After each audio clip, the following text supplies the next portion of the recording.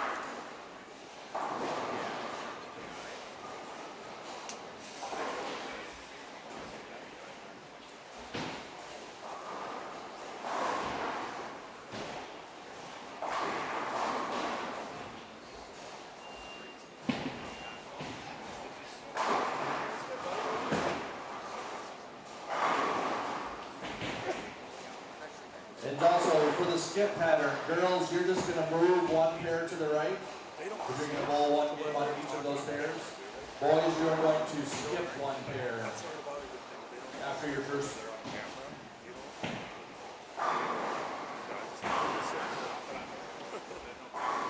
So again, girls, you're going to move one pair to the right. Boys, you're going to skip one pair to the right.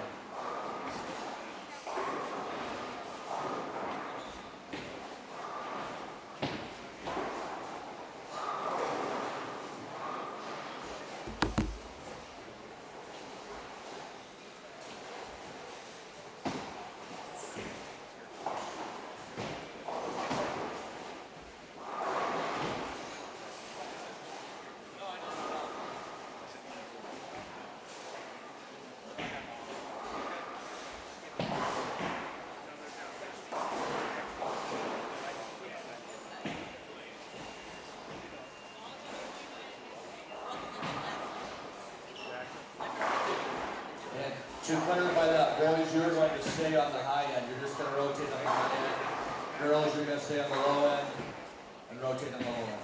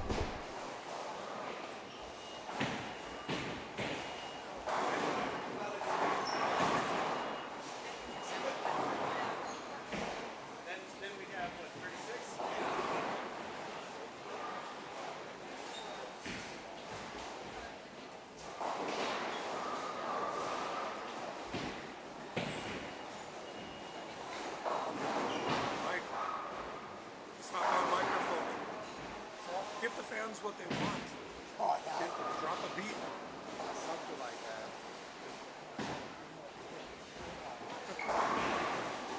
Here over here. Sir, let us know the turntable.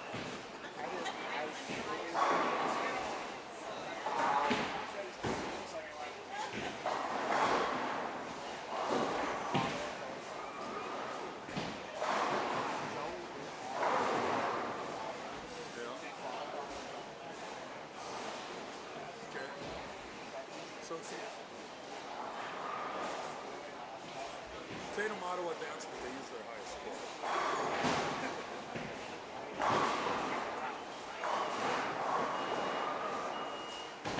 Tatum? No, it should be.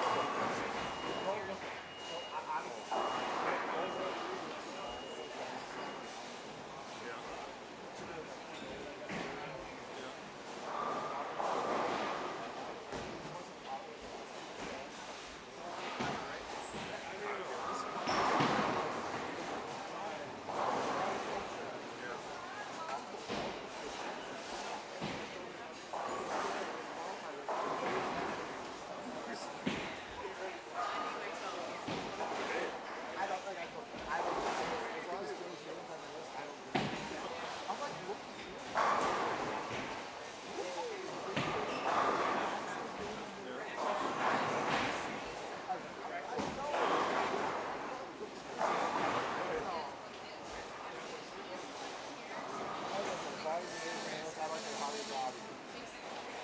I don't know, you guys that live down in this area, I don't know.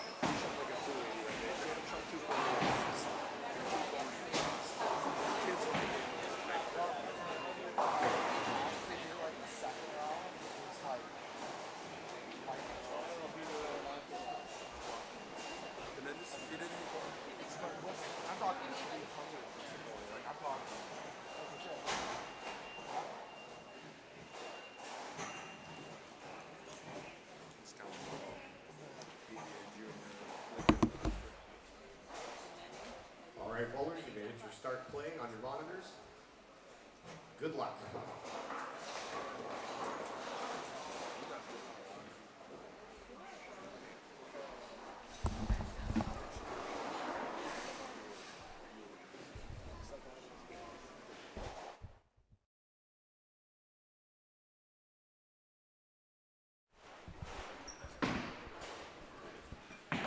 Good morning, ladies and gentlemen. We welcome you back. What a day. What a time, as Drake would say. What a time to be alive. And I got to tell you, what a time to be a youth bowler. With the opportunity to take a piece. Everybody who has advanced today to this point, already before the first ball was thrown, has earned a scholarship check. The only question is what the final amount of that scholarship check is going to be. For the boys, it certainly could be $10,000. For the girls, it could be $5,000. It's going to happen for at least 2 players, one in each division for those checks, and still plenty of scholarship dollars to go around. And we welcome you in. The finals officially underway here at the 2nd annual Iowa Youth High Roller Scholarship Tournament. My name is Neal Williams Jr. alongside Matthew McConaughy, who made the drive back, folks. He's here. And Miss Thelma, I know you were watching. You were the first to comment today. 3 sugars, 3 cream. If I really liked cream and sugar like that now, which I've also kind of squared away a little bit from it.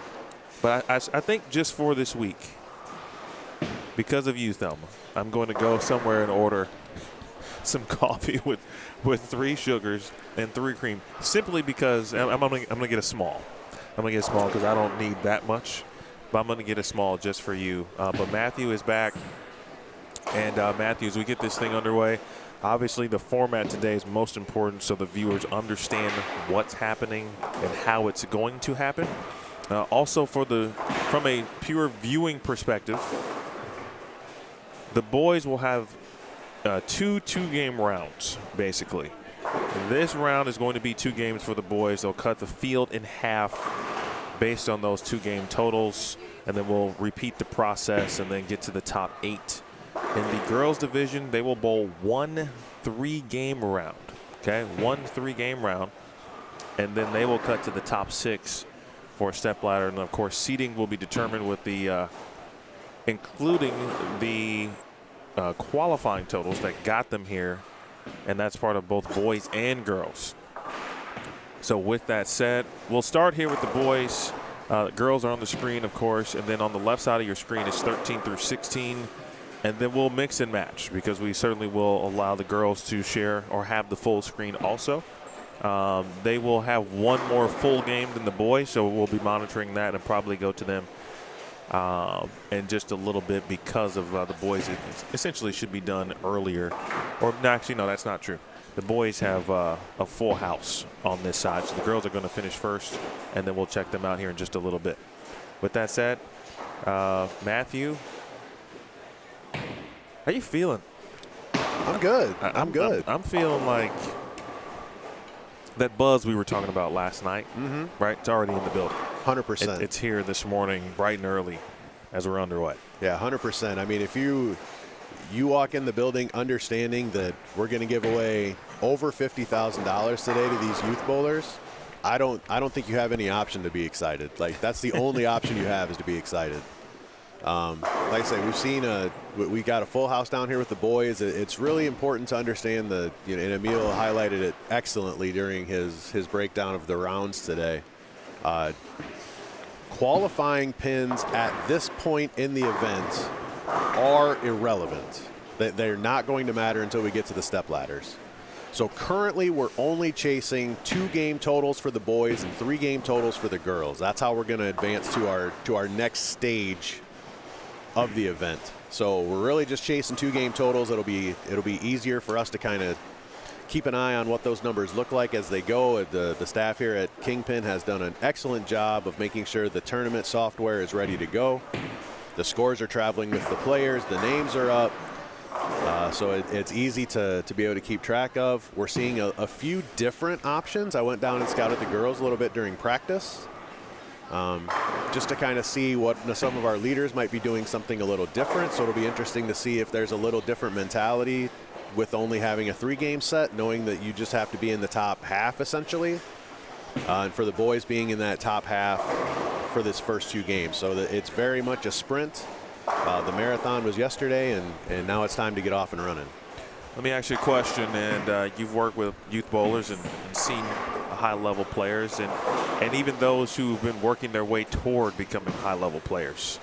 I was talking to someone earlier, a parent, and my suggestions were,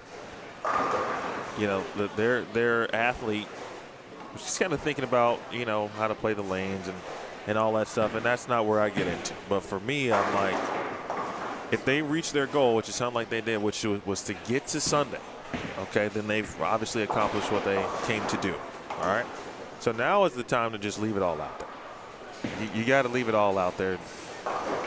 You only got 2 games. Okay. So it is a sprint, but you have to still treat it mentally like a marathon, because you can easily kind of get too fast, too quick in what you're trying to do to make sure you're in that top half and get away from what got you here, if that makes sense. The age of the competitor I don't think really matters. It's the level of experience that does, and the ability to stay present and not get concerned with what might happen or what could happen, positively or negatively. You can see that 2 different ways. You can get really excited about the opportunities you have, and you can also get really nervous and anxious about the things that may have the opportunity to go wrong. So really just understanding that this shot's the one I got to focus on right now. Whatever happens, happens. I can't change it. I can't change the result. All I can do is control my process and control what I can control and make the best opportunity and make the best shot I can every single time. And for these boys, if they make 1 shot at a time 20 times today, that's all you can ask for, is being prepared to make the shot when it's time to make it and stay present and stay focused. There's one of the sleeper picks I was talking about yesterday. Man, Gabe Donath, who is he was pretty solid last night. Had himself a good block to get himself in. A couple players did that. How about JT Grothis bowling 1 squad and getting in last night? Zane Shockency has made his way back. Didn't get a chance to ask him how prom went, but he is back after going to senior prom last night. On your screen, let's see, we've got Jackson Dice, Noah Waters, Josh Weems, Devin McCiski, Brett Biondo, Tyler Paulus, Jackson McConaughy. That is 9 and 10. And Tatum Lee rounds out 9 and 10. And on 11 and 12, we got Tyler Williams, JT Grothis, Henry Vader, Joseph Evenson, Lucas Drisdell, Rush Steen, and of course Gabe, as we just talked about. I think that's it. Then over on 13 and 14, it's probably a good idea to just run through the players who did advance, just so everyone knows. You don't want to assume that everyone got the memo. So I'll just go ahead and run from that playbook real quick. But if you are looking for a bowler in the boys division in particular, they're on 9 through 16, and we'll keep you updated and give you shots of those players as best as we can, especially on 13 through 16. So with that said, let me find my stuff, if you will. Okay, and thanks to Brandon Steen, okay, who was here. We both were here. We stayed a little bit, and I wanted to stay in case he needed some additional help. And he did not need any help, but we did stay long enough to where essentially they needed to lock the building. It was the wee hours when this post was made, yes, so sir. We had to leave. And then he finished the work, but the amount of the double check, the triple check part, had to happen with the auto advances and things like that we were talking about, which did come into play. We did have some folks, as we mentioned. Yes, sir. Get auto advancers, or no, I'm sorry, just miss auto advancers in the squad. Bowled later in the day, had a high pinfall total that ultimately got them in, and then the auto advancers that they did have went to the next people in line, etc. Yep. Okay, so here are the auto advancers for the boys in each squad. Okay, squad 1, Zane Shockency, Jace Budenberg, Austin Olderog, Cole Draven. And that's a good example of a couple players getting in, like Jace and Austin from auto advancers of squad 1, bowling better in other squads. So those auto advancers dip down into the pile. Squad number 2, Chase McVicker, Hunter Steimel, Braden Patton, and Keegan Steingrab. Squad number 3, Brett Biondo, Devin McKiskey, Tyler Paulus, Tatum Lee. Squad 4, Jackson Dice, Joss Weems, Jackson McCauley, and Noah Waters. Those were the auto advancers from the 4 squads. Okay, that got us to 16, and then the remaining 16 include Henry Vader, Tyler Williams, JT Grothus, Joseph Evenson, Gavin Neal, Lucas Drisdale, Rush Steen, Gabriel Dunneth, Caleb Lauderini, Tate Ricart, Dalton Leroy, Taylor Lindner, Drew Winterscheidt, Chase Petshow. Is it Petshow? I'm not sure. We'll get a double check on. Zach Grothus and Sebi Vep. Those are all 32 boys.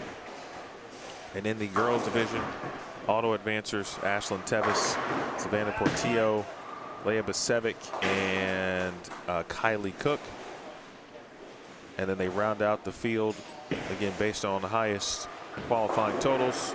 Morgan Morales, Emily Kringle, Kiera Kreuger, Mari Firehelm, Jocelyn Van Allen, Rylan Lessenger, Carly, how do you pronounce Carly's last name? I believe it's Ike. Ike, and Skylar Petz.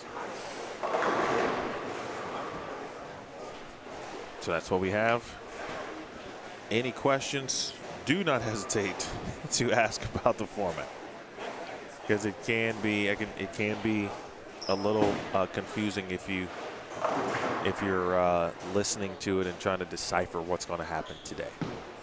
Well, I've read it a number of times, and I still needed to hear it from Coach Steen this morning. So yeah, it's a lot of moving parts today, but it really focused on squad equity and making sure that it didn't matter what squad you bowled, that if you bowled well against the bowlers on that squad, you had an opportunity to make it to today. And that's always an area of discussion amongst multi-squad events. So I think that was a pretty fair format that Coach Steen and the development team for the tournament came up with. It truly is that old high roller megabuck style of qualification. It's pretty cool.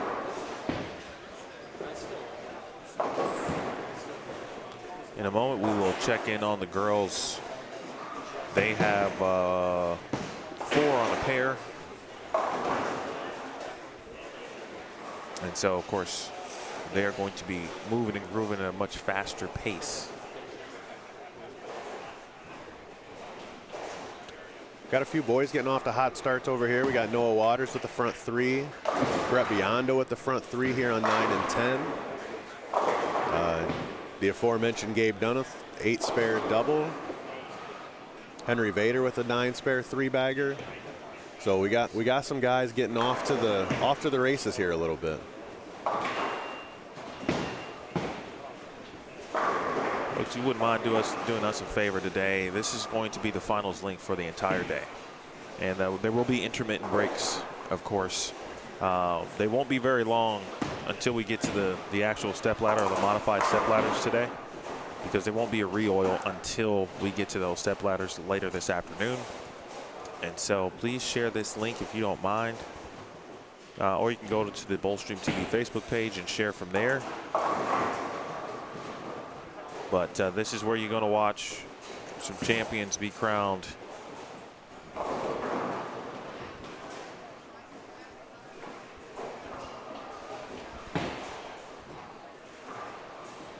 All right, so Matthew, I'm curious, you know, from your perspective after watching what we watched yesterday. And so essentially the boys and the girls, I believe, have been grouped kind of essentially from you know, top 1 to 32, if you will. And you know, sometimes you anticipate certain pairings, maybe they'll play the lanes in a similar fashion, right? And maybe they won't.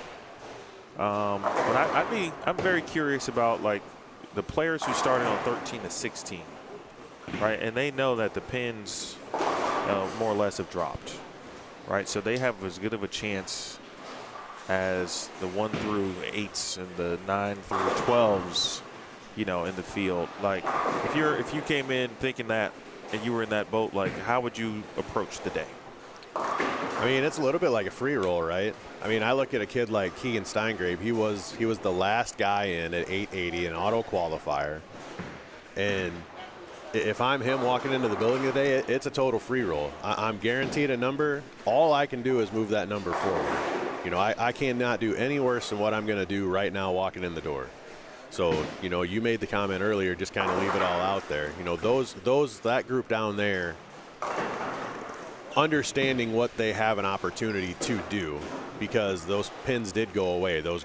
Some of those really nice scores from yesterday afternoon are no longer relevant until we get to the stepladder. So give me a chance. Let me figure out how to get through the first half of game 1, see if I can get a little comfortable, see if I can get settled in, and then really just take advantage of the opportunity that we have.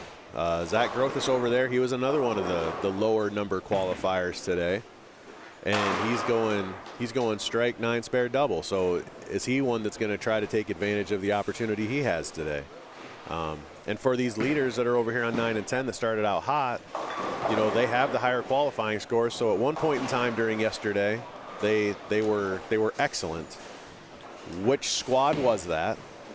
Who did they compete against in that squad? And how are things going to look different today in 2-game sprints versus 5-game marathons, for lack of a better comparison? So yeah, interesting to see what those last few in, how they take advantage of the opportunity they got.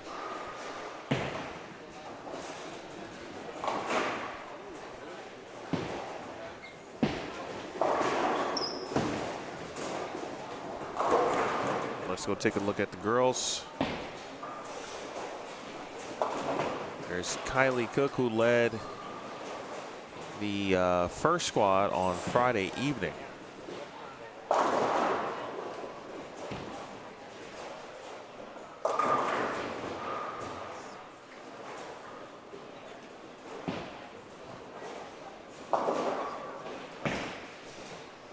Kira Kreuger, Rylan Lessenger, Skylar Petz also on this pair, or in this group at the moment. You see Emily Kringle just to the left. I give Emily a lot of credit because she's been able to kind of get through some difficult starts in some games this week, and then quickly get back into a scoring situation.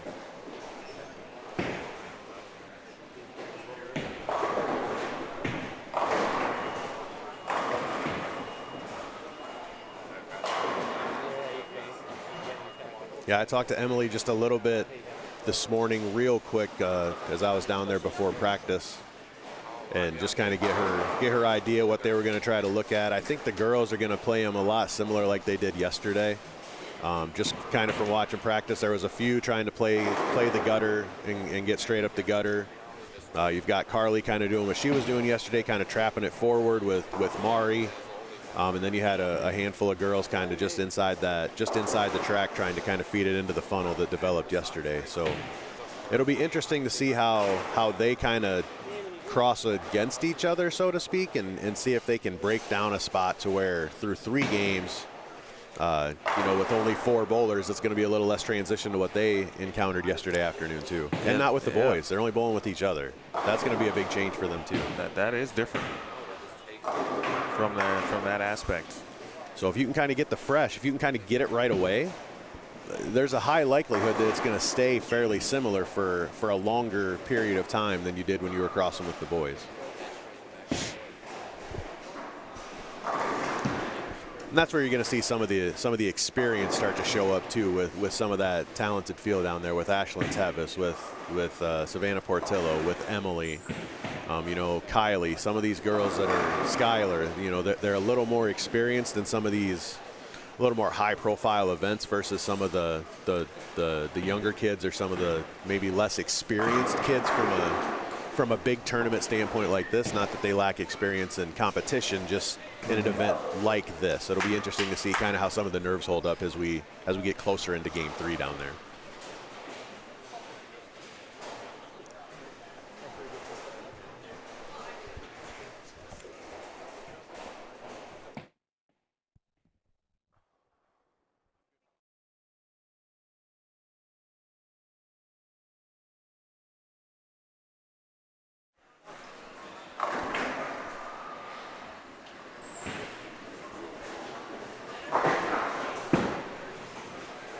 The leaders, if you will, for the girls started on 3 and 4, and of course that's the one pair that we will not be able to get on a regular basis, but that's Ashlyn Teves just off to the left there.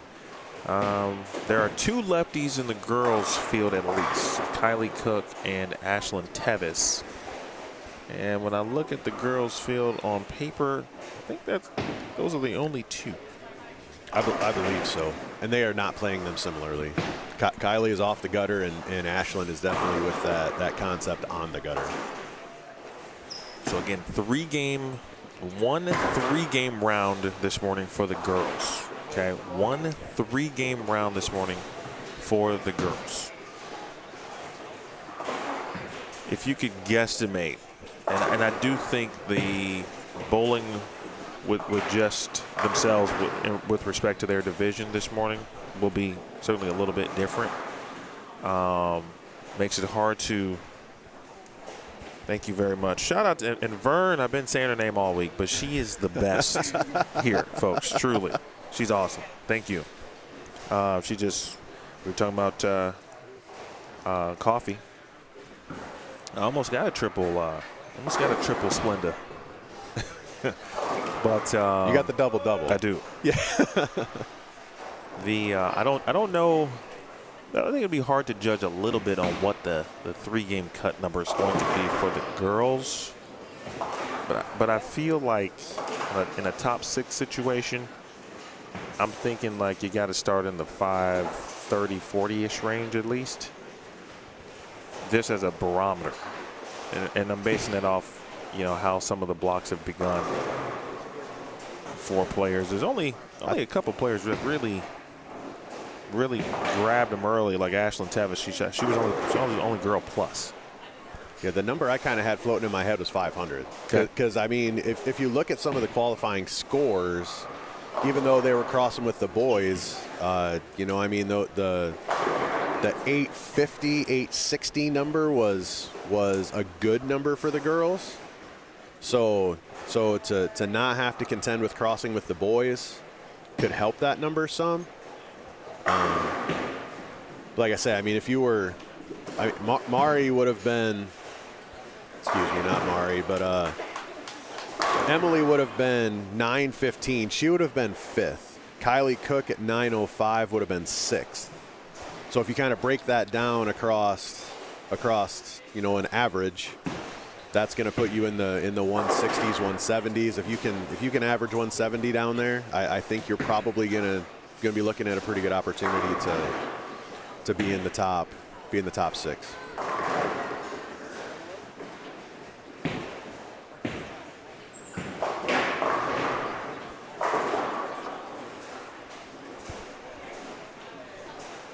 Girls look like they're done through 1, starting to transition to game 2. Yeah, just to give you an idea, obviously you can tell, right, they're going to be moving. Mm-hmm. They're going to be done well before the boys. Yeah, they'll probably get done about the same time the boys start round 2. And then they'll wait for the finals, because the step ladder will be over here in the bay that the boys are in now. They will have a break. And they can kind of plan around it. They can probably go out and grab lunch, be comfortable, come back, relax a little bit, if you will. Yeah, I mean, just kind of working the clock a little bit. It's 8:30 now. They started at 8 o'clock with practice. So say they had a 20-minute game. They're going to have say they've got another hour to bowl. That's going to be, call it 9:45. You're not going to start the finals again for another 2 hours after that. If you're the number 1 seed, you could be sitting for a while before you get the opportunity to compete for a championship probably late morning, early afternoon. Probably early afternoon, I would guess. To be honest with you, and that's just a byproduct of, trying to have a good environment inside. Noah Waters with some carry, but that is very similar to how it would go on TV in some cases, especially for a top seed, right? Because they do have to wait the longest. And but I'm good. I'd wait as long as possible to $5,000. I mean, that number 1 seed is a guaranteed $3,000 check. Yeah, I'm good. I'm good. I want to say good morning to Lori and the Leroy boys. They all put in some work. Definitely did. It was fun to watch them last night. Dustin White's been up and at 'em. I don't want to tell Dustin's business, but when I was up and checking the scores and making sure, trying to share some stuff out, Dustin was already wishing the finalists good luck this morning. We weren't even here yet. That just means he was up checking too. That's right. Well, don't look now, folks, but Henry Vader.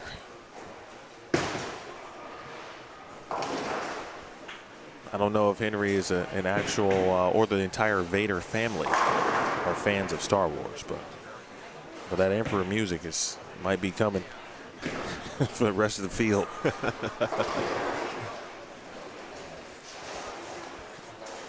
Actually enjoyed playing that song during I was in the marching band in high school. Okay. Yeah, it was one of my favorite songs to play. What'd you play? I was a snare, then to triple tom, then to quad tom player. Okay, nice. And I also was in the jazz band. And I still got to ask Braden Patton, because he did advance today. Yes, I saw that. He did advance about his musical jerseys. Almost made for Joseph. Curious to see. I don't see a lot of players struggling, and struggling meaning first 4 to 5 open type of frames. I think all of these players understood what to do at this point. Just about executing and getting through, right?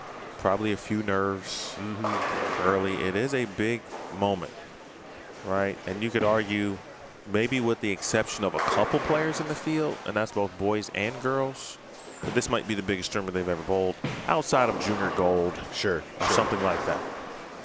But even with Junior Gold, the field is so large that, I mean, even once you make like the first advancers round, you still have to have phenomenal performances to continue to advance. Like, you can almost get lost in the enormity of the field, whereas this, you're literally fighting to beat 16 other boys and 6 other girls. Like, there's some real expectation that come with that, and expectation can drive a lot of different emotions.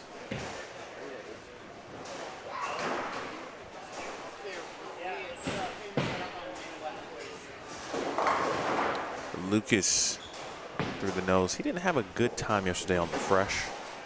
Right, he picked up some 10 pins kind of mid-block too. And that's the other thing to keep in mind. Right, it's only 2 games. And so realistically, you're looking at who bowled the best on the fresh. Right, who gave themselves some opportunities early. Yesterday was Devin MckIski. Rushstein has been, Rush got better kind of as some blocks went on too. But I think yesterday was his best start later in the day on the fresh. Jackson Dice was excellent on the fresh. Tyler Paulus was really good on the fresh, and he was doing it in 2 different ways. Yes, yes. Yeah, he bowled twice yesterday and had 1 game plan early in the afternoon, then he tried something different during last night's block, and it looks like he's using what he did at the 6 o'clock or the 6:30 squad last night for this moment. That's got to hook a ton.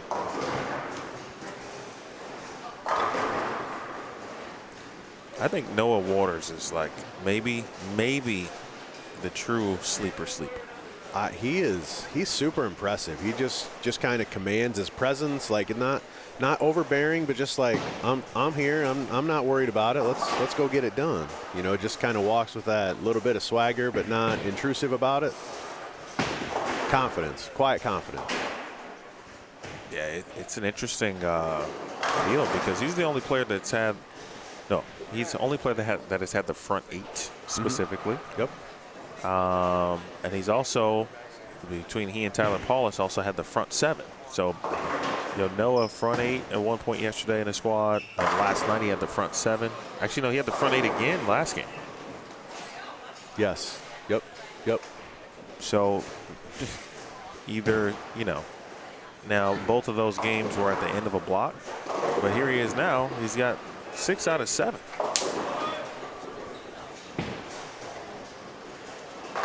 Starting to see a little bit of the frustration come from Mr. Evenson here a little bit. He's starting to press a little bit. You can tell that he kind of feels the enormity of the moment and how to kind of harness that.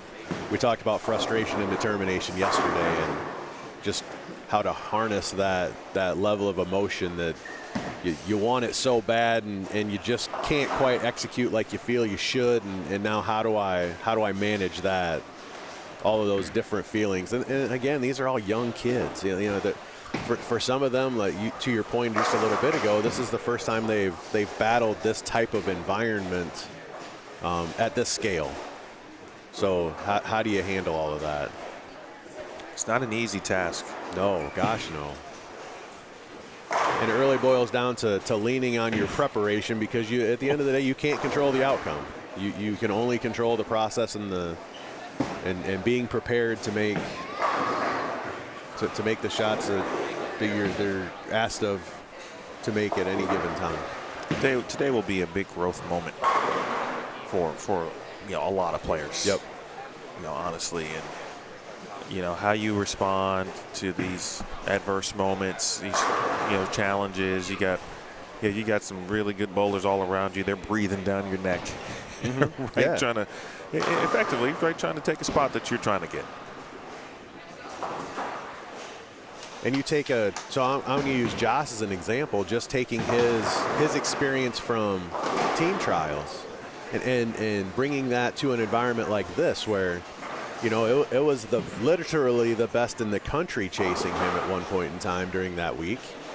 And so now he's kind of looking around, not to be disrespectful to anyone, but I had the best in the country trying to chase me down, and I bring a level of confidence to where we're going to be in good shape. But he has that experience to go back and lean on. Good shot from Noah. He has figured it out, not just on where to play, because I think, again, at this point, the players have probably two ideas on what they want to do on the lanes. I just think, and it's pretty clear, Noah has figured it out on the fresh specifically, and then again, that's what you had to do. Now there's no re-oil after this round, and so with that said, for those who did get comfortable later in a block, their opportunity, if they can find a way to sneak into the top 16, their opportunity to put up score actually might be in the next round if they can get there. Yep, you got to get there. You got to figure out how to manage enough score, because then again, we get to that next 16 and those pins go away again. So now it's another 2-game sprint to get into the top 8. It's kind of like 2 Desperado squads in a way. Mm-hmm. Yeah, just that big eliminator format, right? And for those who just said, what in the world is a Desperado squad? That's a great question. I know it's in your mind, some of you. A Desperado squad is something you typically would find at an event like this on a Saturday, where you've had 3 squads already, and the Desperado is that last opportunity to try to get to the finals or make match play or whatever the format suggests is next. And it's always typically a 2-game total pinfall sprint. And you get those last handful of players who want to re-enter for, I'll say $100, for example. And they bowl 2 games, maybe against 15, 18, 20 other people. And, and however many spots are still available from the Desperado, that's who advances. It's kind of like that. The difference is that Desperado generally happens after squad 3. So like yesterday, for example, we wouldn't have went home. We would have had a Desperado squad. We'd have just kept bowling. And then we would have went home. I might have just slept in the car at like 1 a.m. Desperado last night.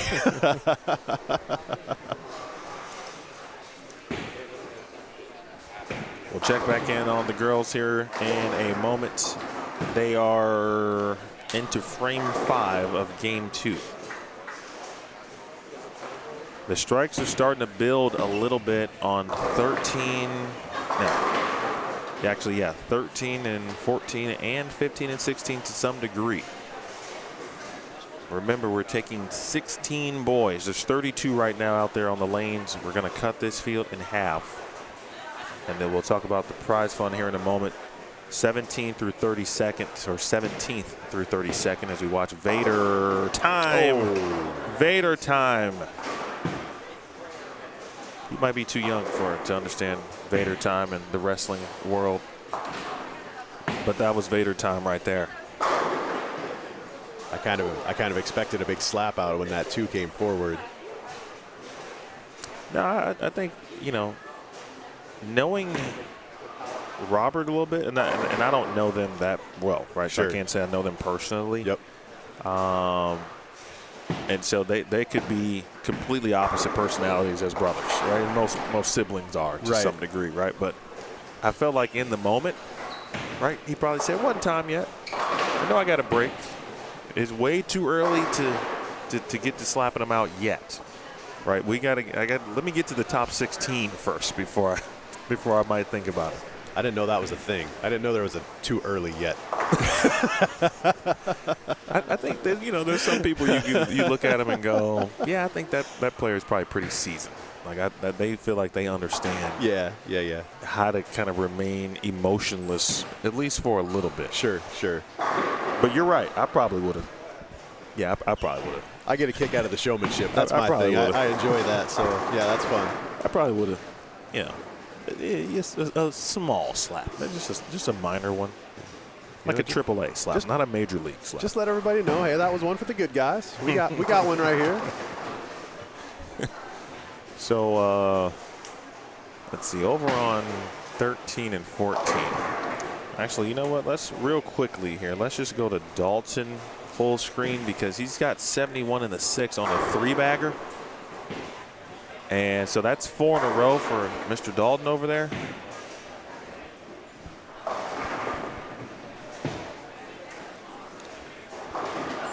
Zane Shockency on 15 and 16. He's working on a 6-bagger right now, too. Unfortunately, he's got 2 9-pin misses in this game, but still has the opportunity to put up a nice score here in game 1.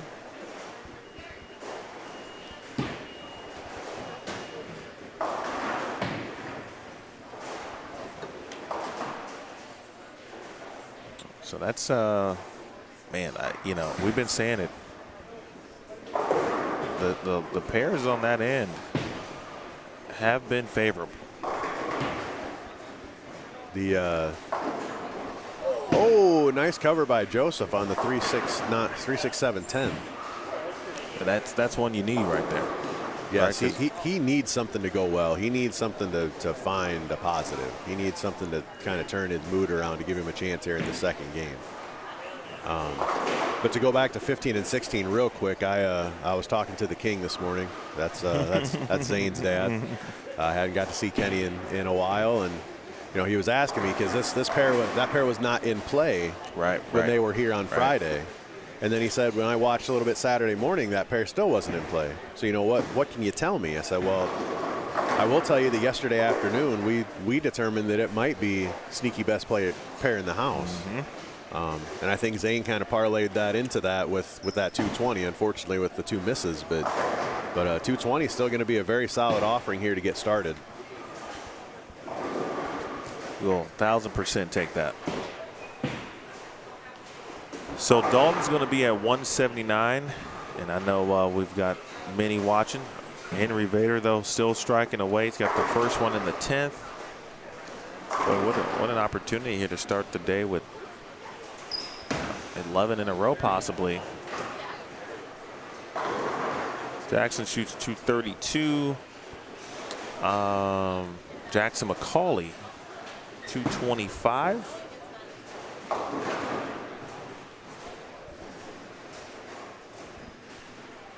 After this Vader shot, we'll see Joss, and then we'll go to the girls as they prepare to Most end up or finish game 2. There it is. What a start by Vader. What a start by Joss. And what did Taylor just carry? Because whatever Taylor Linder just carried, that results in a 6-bagger? Yes, 6-bagger. I'm not sure what it was. You know, he's getting better and better each time he's bowled. Yeah, his name came up a lot last night. We talked about him a lot. Every time you looked at an updated score, he was hanging around. Every time. Yeah, that's the quiet confidence. And I think once he realized, too, the pins were dropping, I think the light bulb went off and said, okay, I got a chance to make something happen here. And unfortunately missed out there on the head pin. Vader, 290.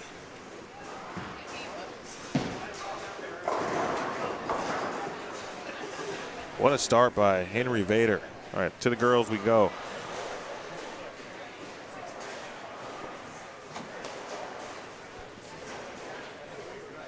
I'll see your 2-game situation. I'll raise you 290. Tyler Williams, that's a huge strike in the 10th there. He missed the single pin in the 7th, open in the 2nd, so he's trying to get to at least 201. He made the finals last year.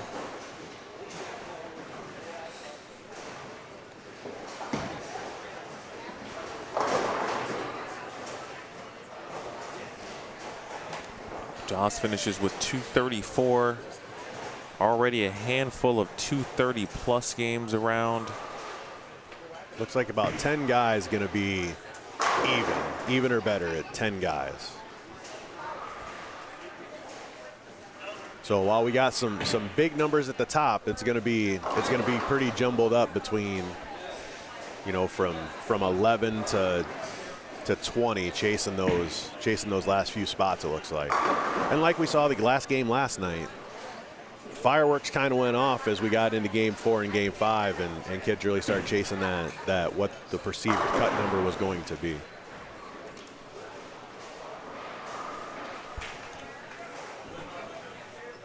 Brett Biondo, bottom right of your screen.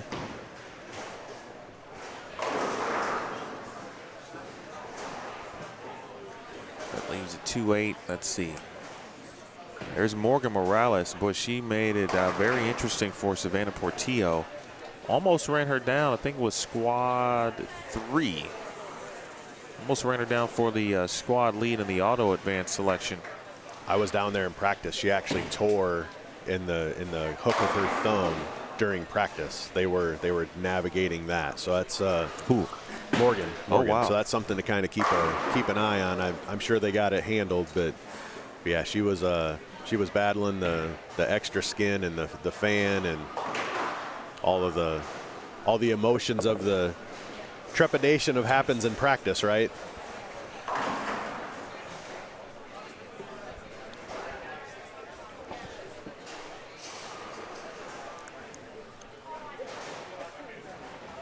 Score is starting to look a little higher here on the girls' side too, and they're moving 1 pair to their right, just as a FYI. And the breakdown pair here is 1 and 2, and it's been that way actually all weekend long. 1 and 2 has been the breakdown pair, and 3 through 16 have been the pairs in play, the competition pairs.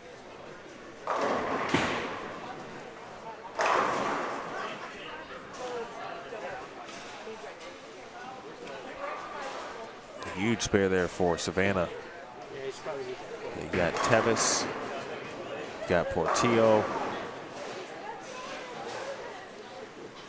Yeah, a handful of girls down there actually with the opportunity to be plus after 2 with a couple of good shots here in the 9th and 10th. Good morning to the Gear family. Devin McKiski, boy, he was lighting them up yesterday on the fresh, on 9 and 10 no less, to the tune of 270. And well, right now he's just trying to get to 170.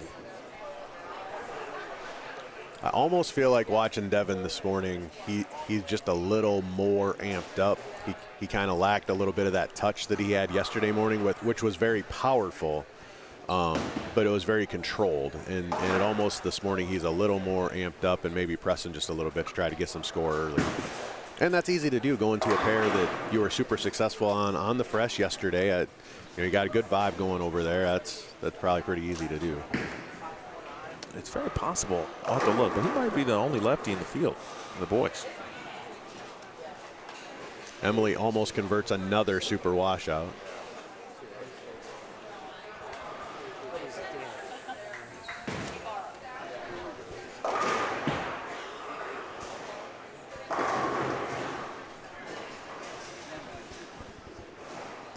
Yeah, if you, and that's the other side of the coin. If you do start a little slow, then you know, okay, right, I gotta have a game. And that's where the ones as they get older, the ones who need games, and I'm talking about, players with gazillions of experience, years of experience, and bowled on tour, all of those things. Even if they didn't bowl on tour, but they bowled all the high level, the mega bucks from back in the day, the true, the tat, those types of things where you need a game to get you to the next round. Can you dig and find it? Hey, you bring up the tat. Just think about back in the day when you would have the high roller working at the same time, then you go bowl the tat, then you go bowl the mini. Like, just the amount of high pressure situations, the amount of money just flying around in a matter of about 7 days. Oh, nuts. All right, Joseph finishes up at 147. Joseph Evenson, that is. So the boys are all done. And the leader in the clubhouse is Henry Vader with 290. I will say, though, even with Joseph's 140, that he's not happy, but he's not out of it. You're 100% right. There is all kinds of opportunity yet. We have seen him strike in strings. So I think there is definitely an opportunity for him to if he can get lined up and get going early and get some of that good feel, he's not out of it yet. Nobody's out of it yet, I don't think. Too much opportunities. There can be another Henry Vader and go fire 11 in a row. There can be. Absolutely. But he's been one of them. That's what opened our eyes to him. Like, yes, whoa. Sir. Every time we look up, he was shooting 250. Yep. And this girls' field is crowded. 370, 370, 340, 320, 380. Yeah, it's going to come down to the 10th frame. 376, 30. Yeah, and we don't even know 3 and 4. But, yeah, it is very crowded to get into the top 6.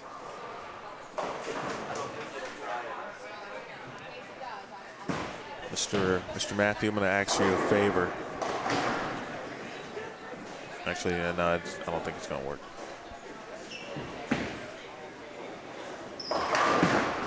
Yeah, it's not going to work the way I planned it. It might. So I cleaned out my backpack because I was wondering why it was so heavy. Yeah. Right. Everywhere I go, my backpack gets heavier and heavier and heavier. I'm also someone who likes to keep,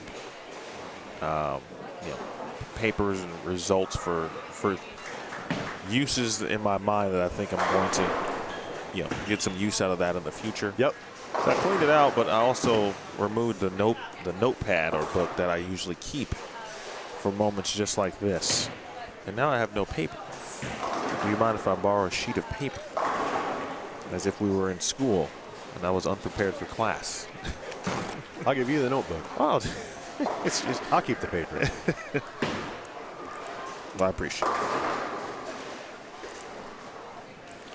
It's big 223 right there from Teves. And again, it looks like she might still be the only player plus.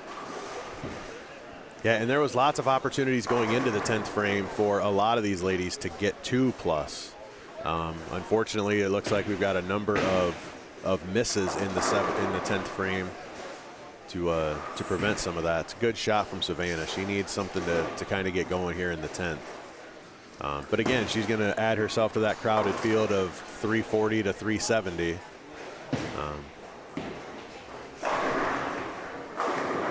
Yeah, so you got Ashlyn at plus 33. Morgan Morales at 387. Leah Besevic at 393. Emily Kringle, 347. Kylie Cook at 320.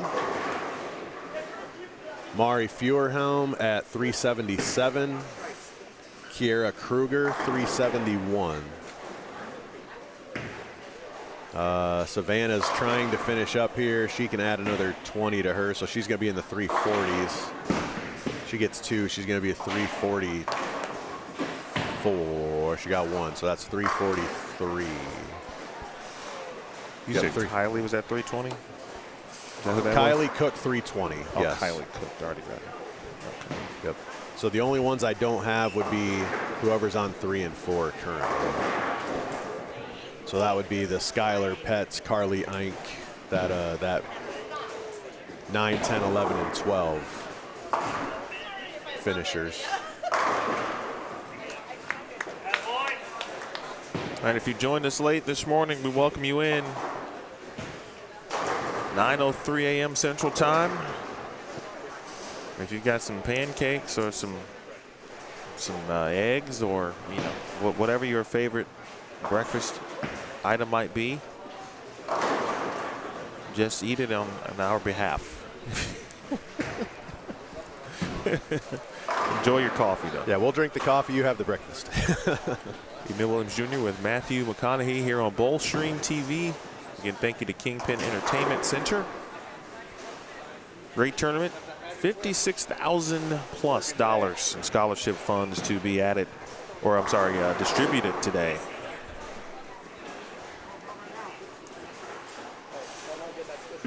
Top prizes for the boys, $10,000. Top prize for the girls today will be $5,000. Again, everyone here, though, has already earned scholarship money. It's a matter of what that final amount is going to be. Also not including the $100 prizes for those who led individual squads. They received a $100 additional. And then there's still the opportunity for someone to get a $1,000 bonus if being the first person to shoot 300 here in the tournament.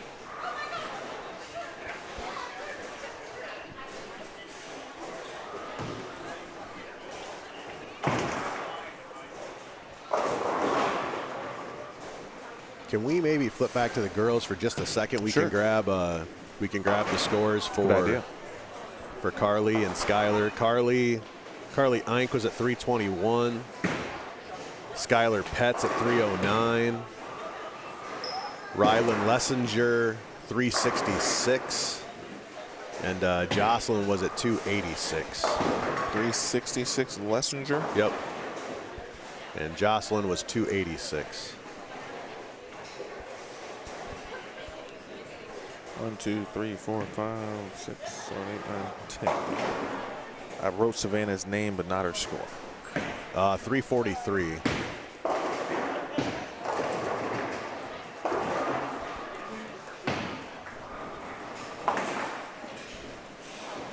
So on that group, we've got Teves at 433. I don't have Teves.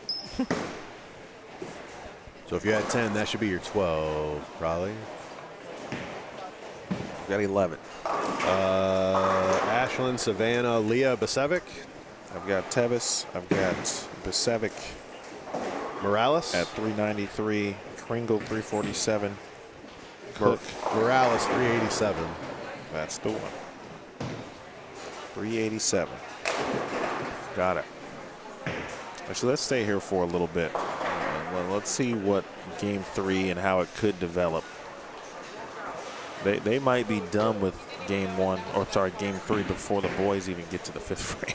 Oh, I think that's a very real possibility.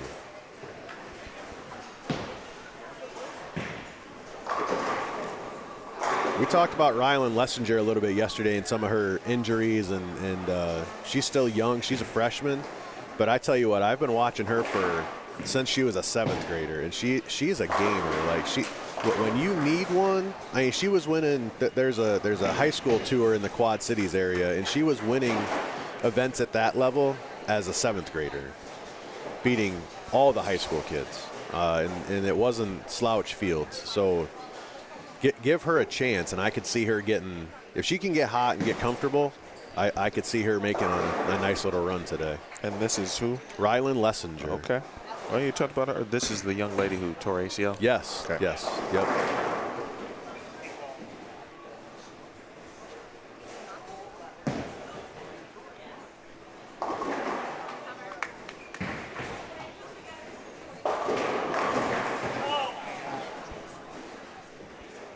Couple of tough breaks over here on the bottom right of your screen, and the family of Taylor Lindner, as they should be, riding on every shot. He did shoot 224 out the gates, though. He's in a good spot to absorb a 7-10 early in the game. Yep. Yeah, if you're going to have a break like that, this is the spot to have that, not going into a foundation frame or something late where it's tough to make up for it. So in the girls division, if I handle my business properly, Ashlyn Teves leading the way at +33. Then Leah Besevic, 393. She's -7. Again, we're taking the top 6. Third would be Morgan Morales at the moment at 387. Fourth would be Mari Firehelm at 377. Fifth would be Kreuger at 371. And sixth at the moment would be Rylan Lessenger at 366. And then Emily Kringle would be 7th at 347. 8th would be Savannah Portillo at 343. I think, is it Kylie Ink? Yes. Carly, excuse me. Yep. Carly at 321. She would be 9th. 10th would be Kylie Cook at 320. Skylar Petts would be 11th at 309, and then Jocelyn would be 12th at 286. So right now, 6th is 366. And 7th being 347. Kind of what we talked about. It was going to be crowded there towards right around the number.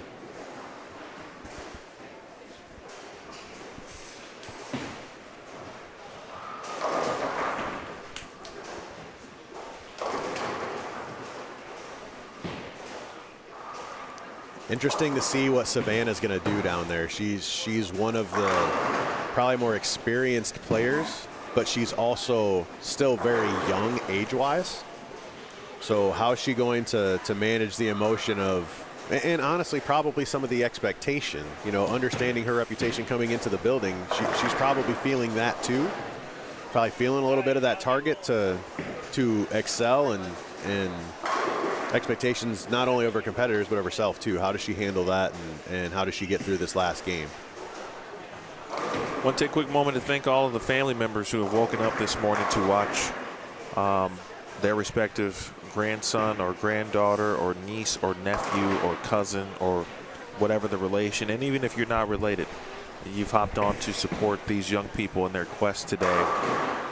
We appreciate it. The Gear family, of course, I'm just talking about today, who's in the chat. Mrs. McVicker, who's been watching all week from Canada, had a watch party last night, which was really cool. Tanya Gear watching this morning. Nana Lori, who was rooting on Morgan Morales, which is fantastic. Lori Vetter's been watching, of course, her son Sebi. And the hubby's been here in the building, didn't get a chance to say hello to him yet. And everyone who has just said a well wish. While you're here, if you wouldn't mind, to do me a favor and just hit the thumbs up on this video. We're going to be live for a while today, and we'd love to get this one trending in the right direction and higher on the live video scale today for YouTube. So through a couple of frames, who do we have on these? Do we have Emily Kringle? I think she's probably on 3 no, and 4. Emily's on 3. Emily's on 3 and 4. Savannah is here. Teves is here. Morales is here. Yep.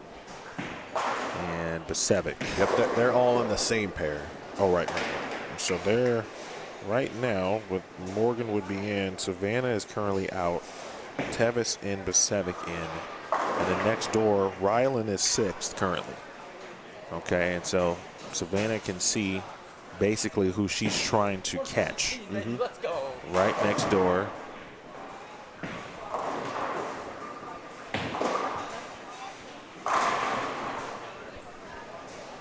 There's some players you got to keep an eye on too because of how many pins or the lack thereof. Right. Separating. Yep. You know, essentially, to be honest with you, 4. You can even start at 4. That's 377. Yeah, Emily's pair on 3 and 4 is going to be. That's We're the going pair. to have to kind of keep an eye on that from a lane talk perspective, I think.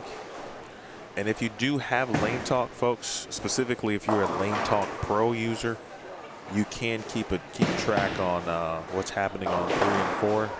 Because Emily, Kiera, and Mari are all in the mix. But to be completely honest with you, I'm not going to go tell you to go purchase a Lane Talk Pro.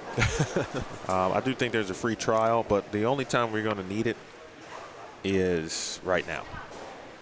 And everything else, you can watch, keep track on like 15 and 16 if you wanted to. If you really wanted to, we got the camera down there for you. I will say there's times this season, during the collegiate season, I wish I had it. And no doubt. I wish I would have had it. It works well at every single college tournament. Yep. No, undoubted. So if you do spend your money on it, it's certainly not a waste. You can get I will multiple assure you uses that. of Yes, yeah. Update on the boys and where we're tracking. They're in the 4th frame. Okay, 4th frame, game 2. We will have a cut in the boys division, and we'll have essentially our final cut in the girls division coming up.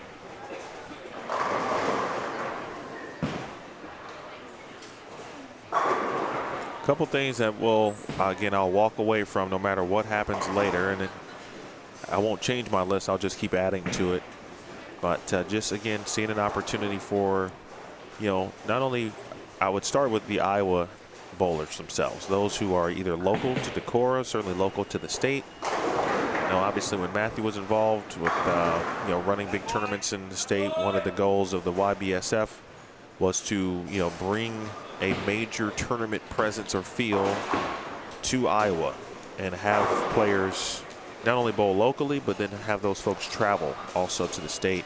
That also has been, added to by this event, of course, and having the state of Iowa be well represented. And then also just the talent levels. Seeing names that I may not have seen otherwise, and maybe you run into someone at Junior Gold, they have a great performance, and then you get a chance to cover them in that light. But now when I see somebody at Junior Gold, I'll probably remember them from this week. Yeah, that was definitely a mission of the YBSF for sure, was to continue to show local kids, again, the sport versus the game and how much high-level competition there really is, and really showcase the talent across the Midwest. And this event is just exactly in that same idea, that same vision. It's pretty cool for Coach Steen and the tournament staff here to have invested the energy and effort and the ability to go find the money to make something like this work. Shout out to all the sponsors to be willing to put up this kind of money for these youth bowlers to come and compete for. That's a testament to what their missions are too. So again, if you're here local and you're watching and you're not in the building, make sure you take the opportunity to utilize their services, or at very least tell them thank you and tell them you appreciate what they're doing for our youth kids out here. It's a big deal. Pruning Rock Products, Perry, Novak Electric, Construction Build Momentum, Ziegler Cat, Matthew Construction, Kroll, Skyline Motorsports, and just truly fantastic stuff. Taking a look at the boys here on 9 through 12, 13 through 16 is in the bottom left of your screen. And just a quick update on those pairs. Rush has started with the first 4 out of 5. Okay, Rush Steen on 15 and 16. Is that Noah? Do you have a Noah? Noah's on 13 and 14. He's got spares 3-bagger. He just keeps. Wow. Jackson McConaughy 7-out 3-bagger on 13 and 14 as well. Hunter Steimel.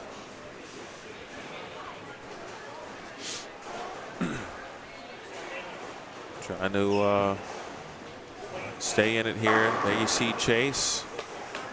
He's been fun to watch here. Representing Winnipeg and the great country of Canada. Our neighbors to the north. Dalton.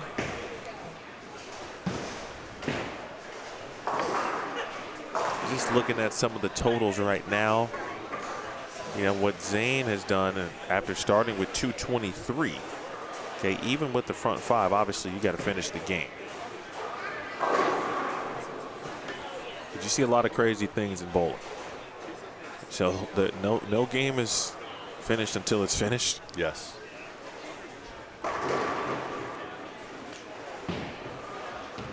That's where the preparation and the experience comes into play. Leaning on your process and staying in the moment and staying present and just throwing the shot that you have to throw, not worrying about the one that you have to deliver after that.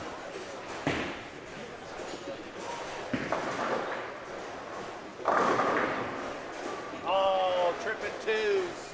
Carries like you. Carry just like Matt. King Kenny, gee whiz. Zane hits it harder in one set than I hit it in a whole week. Me too. It's the same way. Well, I believe Zane's rev rate. Zane's rev rate is probably higher than all three of us combined. Combined, yes. Yeah, total it up. Make sure you tell King Kenny over there when he goes to whisper in your ear, we could still hear him. You're right. So don't want to get him in trouble. It's not really a whisper, right? Yeah. don't want to get him in trouble.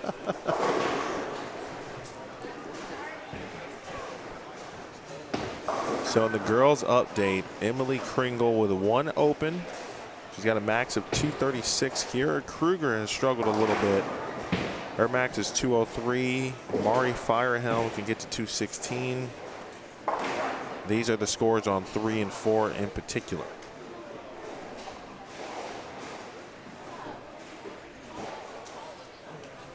Ashlyn Teves struggling a little bit on that high end.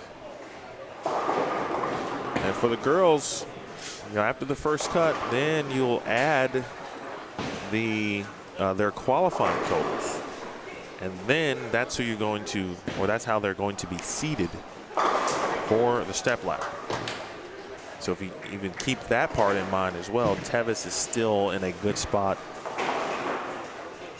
assuming, of course, where she keeps her positioning in the top 6, and even if she falls out theoretically of this lead right now through 2 and nearly 3 games, because she was the only player to go plus.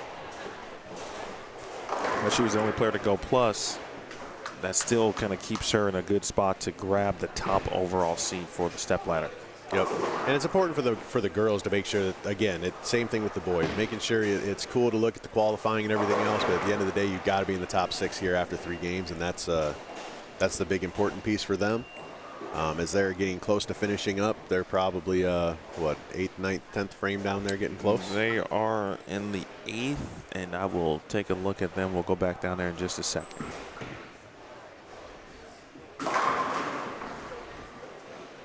I have seen a lot of junior gold jerseys worn this weekend, too, which certainly lets me know that,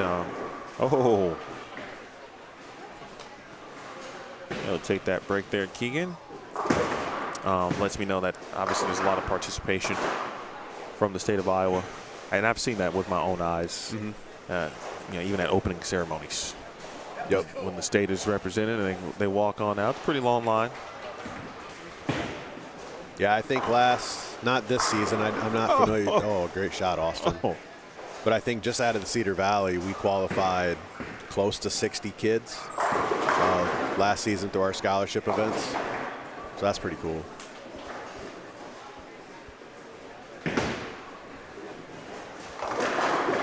Noah's still down there doing Noah things. He's got spare 4-bagger.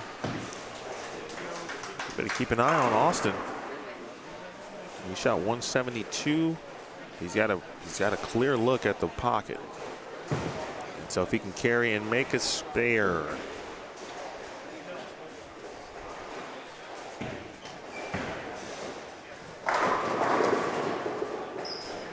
All right, over to the girls, down to the time.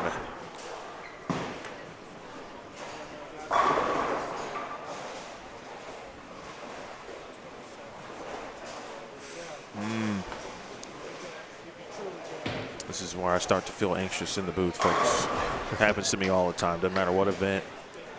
But the longer the event goes, as we get more to the important rounds, can't help but feel, something similar, but just in a different way than the players are feeling. Well, Carly was close. And that open there might be the one. Meanwhile, Ryland here. Getting that 5 pin out might turn into a big deal if she can pay it off and make the spare. That's going to be giving her a chance to get into the 570s, it looks like. Zane, by the way, just left a 4-pin. So still, no one's going to get a $1,000 bonus from Skyline Motorsports through this round. All right, so Morgan Morales is finished at 572. All right, here we go. 572. That sounds like a winning or an advancing score. Ashlyn Teves is done at 586. Didn't finish well, but that's going to get her there. Leah Besevic up with a double here. She's going to be able to get to the 550s. Good shot.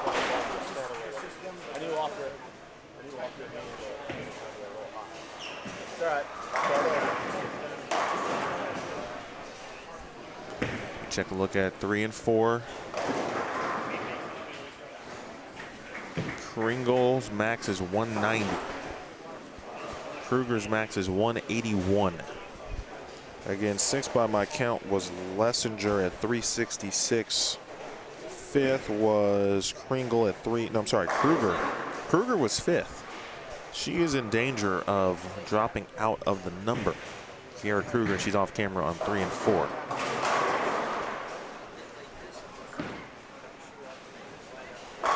The mood in the building has gone from excitement to a little bit of somber. And you can tell the players who know now that their tournament weekend is probably going to conclude here with this round. Carly's done at 462, so she's out. Leah Besevic finishes 559.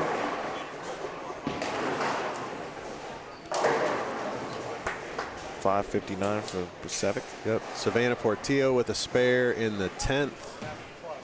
Shoots 204 for 547. Oh, that might be huge. 547.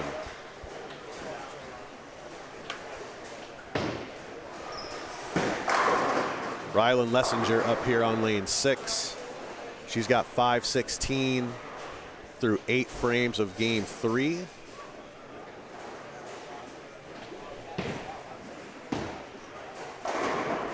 That's going to go Brooklyn. Doesn't carry, leaves the 3-6. Now that gives her a possible 188.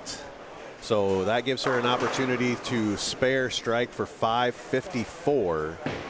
So she needs to make this spare to stay ahead of Savannah Portillo. Well, Emily Kringle shot 156.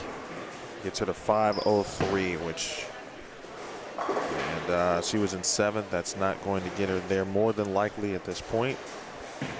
Kreuger finishes with 537. All right, so that's a big spare by Ryland. Ryland's at 534. She's got a spare, so that puts her at 544. Count will keep her ahead of Savannah at 547. So Ryland has a possible max of 554.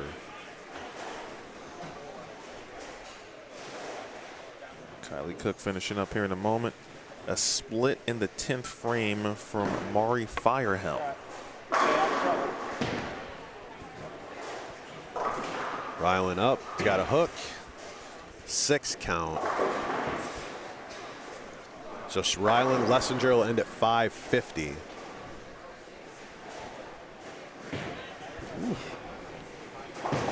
Yeah, that could be big to stay ahead of Savannah.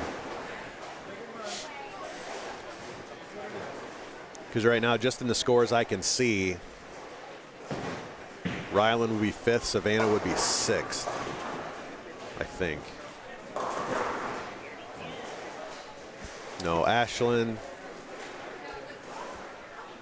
then Morales, Besevic, Lessenger, Portillo, and then whatever we have on 3 and 4. I'll go back to the boys quickly, but 3 and 4.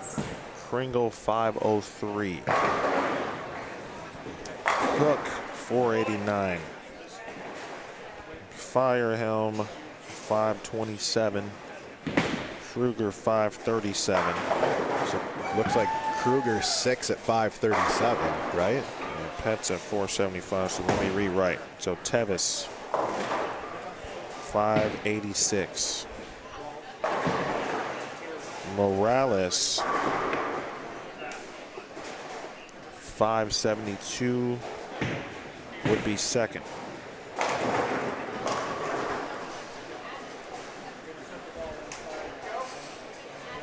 Then, boy, there's no 560s. No other 570s? Okay, so we got to go to Leah Besevic at 559.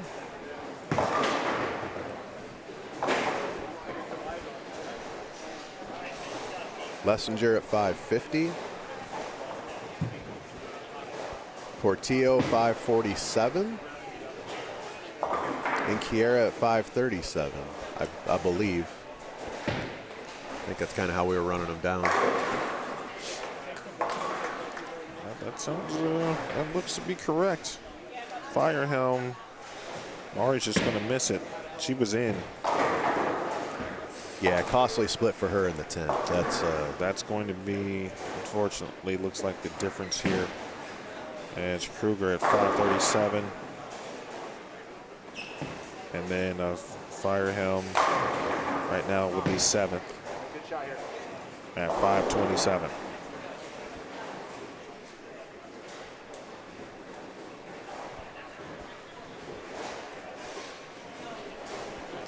That was a fever pitch right there.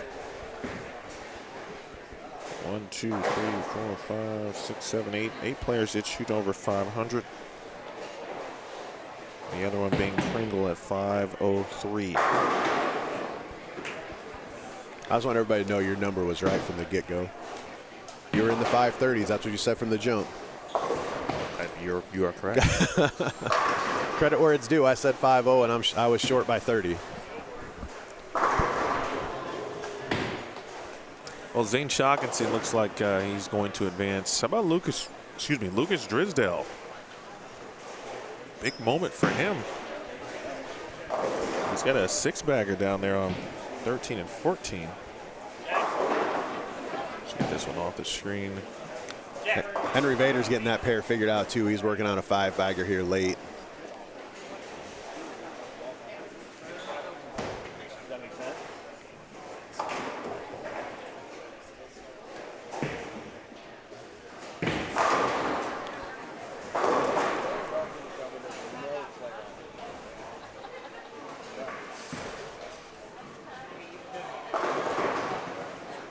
Brett Biondo and Devin McKinsky getting lined up here too. Brett's working on a 5-bagger. Devin's working on a 4-bagger. Yeah, the boys situation. Too close to call. Kind of like last night where the strikes just kind of mount up and it's tough to, you know, there's too much score left, too much wood left.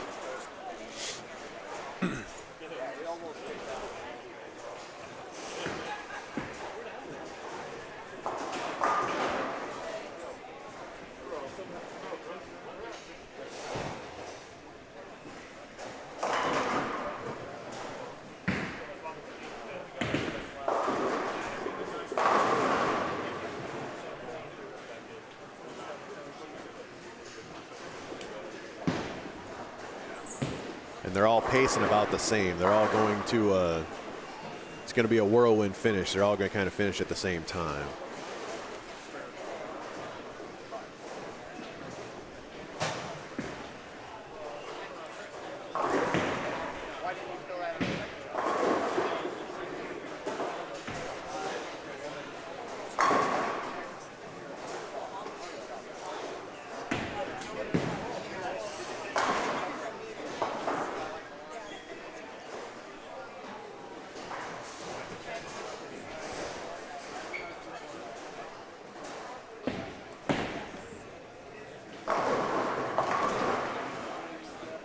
Again, we're cutting to 16 boys. And there are several on strings. Lucas, by the way, was on 15 and 16, and he struck again.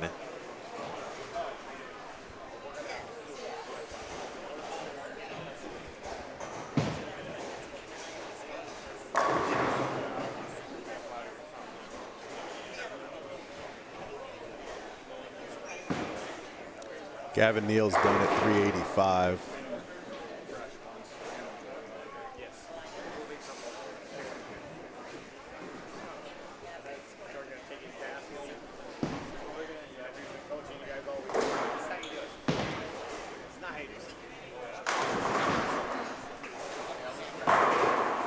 Lucas struck again. Huge shot, and boy, Henry Vader just took it to the lanes today. He started with 290, and now he's going to finish in the, or one more puts him in the 250s.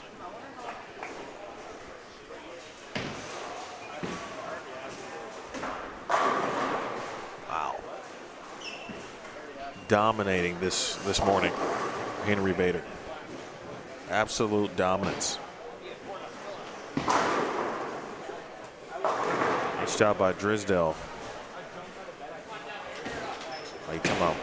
Again, needing a game, right? That's a Futures Team USA member right there in Drisdale. Needed a game and went out and got himself one.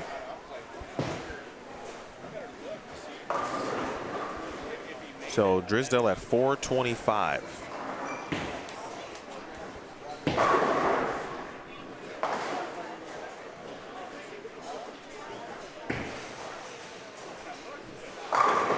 Henry at 544, which is crazy to say out loud. 544 for two for Henry Vader. I think he's going to advance to the next round. I don't know about you, man. Not much of a sweat, I don't think. No, it might be close. I don't know. I don't know. It's not how, it's how many. You never know.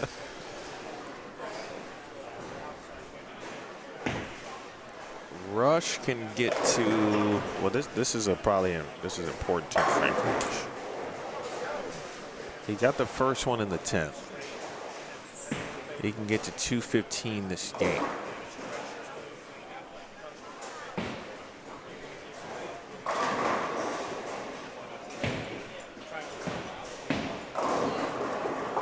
Tyler, just celebrating his birthday yesterday, he's going to be in the 180s.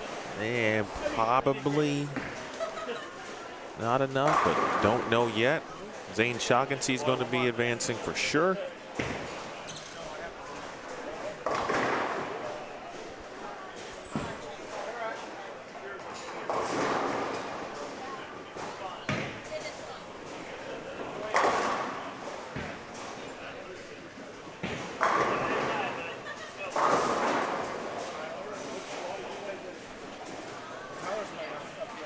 Rush got to 4-0 something. 408 for Rush. Brett Biondo, he's moving in the right direction. They still got a 9th and a 10th frame to go on 13 and 14. Go back over here to 9 through 12.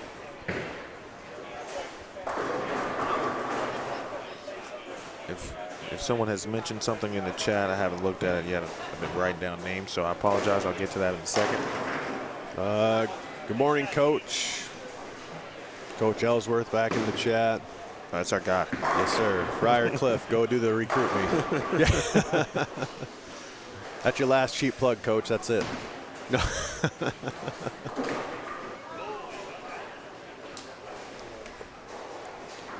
Osteen, 408. Lucas Drisdale, 425. 425, yep. Henry Vader, 544. Tyler Williams, 385. Just in case, there are 2 people tied at 385. Keep that in mind.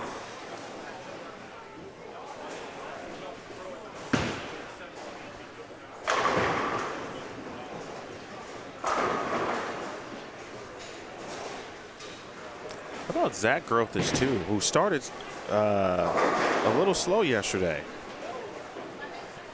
Bowling with his brother last night, again in their only squad, and they both advanced. Give them a lot of credit for that as well. Taylor Lidner, 394. Oh, that's a good one. You know it's going to be close.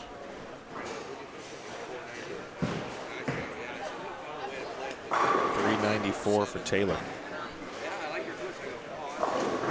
Who was oh, that was Drew Winterscheidt, probably.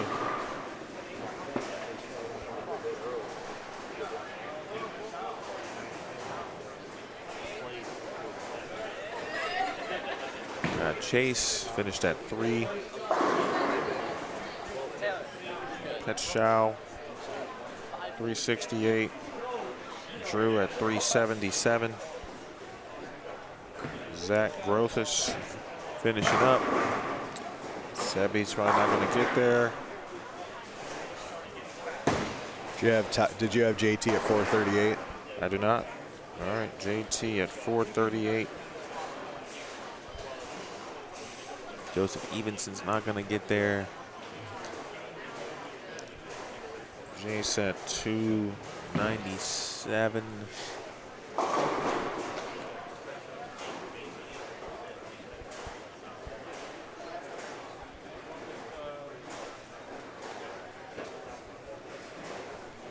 Egan got to 305.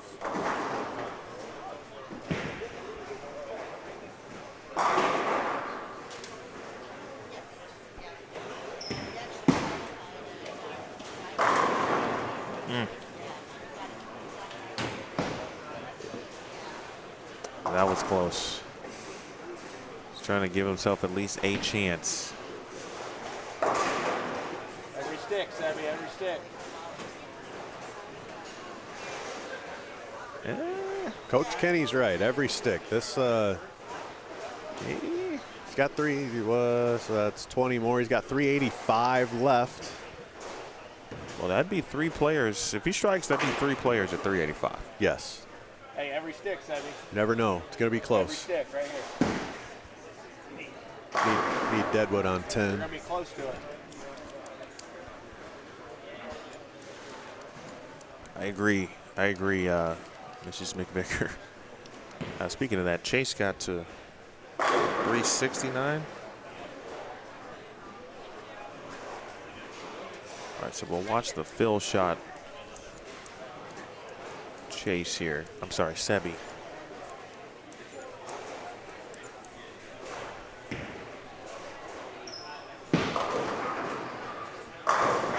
Leaves the 2-8 for 383 for Sebi. That might be the number.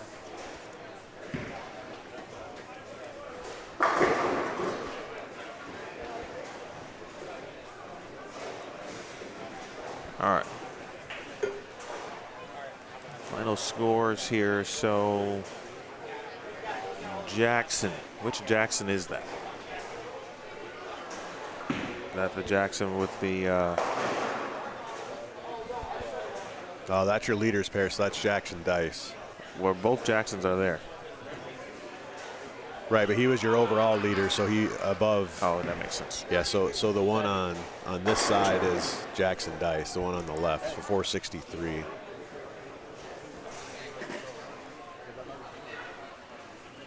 So that would make Jackson McConaughy 378.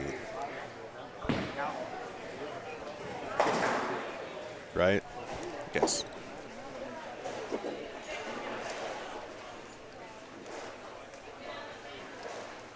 Josh finishes up at 442.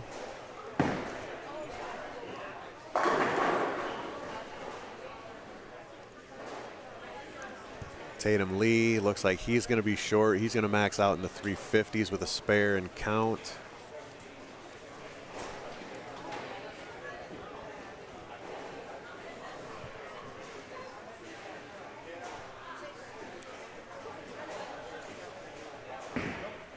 Austin Olderog at 376.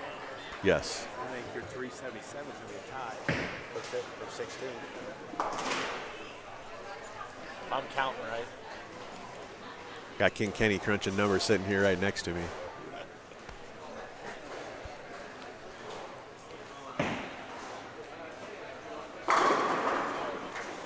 Brett Biondo is going to be in. He's going to be in the 460s with a strike here.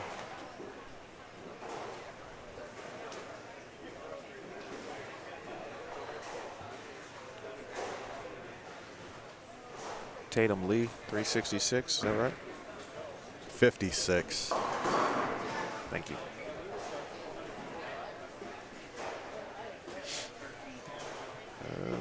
Let's do a reef. Uh-oh. I didn't want to do that. Noah Waters is going to be in soft. He's 418 now, so he's good. I've got Gabe Denoth at 402. That's correct.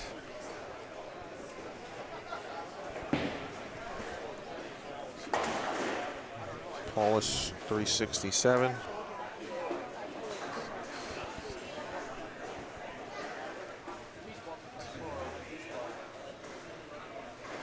We've got 11 scores right now, plus 400.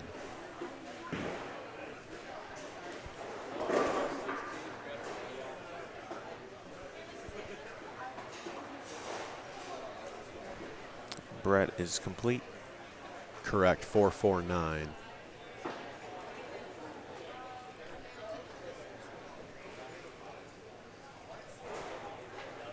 Noah finished at 427. How many scores I don't have are for Tate. Nice for Devin. Devin's max, of course, max score individually was 247. Tate, who are we missing? I don't have a Tate score. Tate Richard. Yeah. I believe he was on 9 and 10. I think that Tate is probably going to be 413 right here. I don't have a Caleb. Okay, that's 9 and 10 as well, 328. Okay.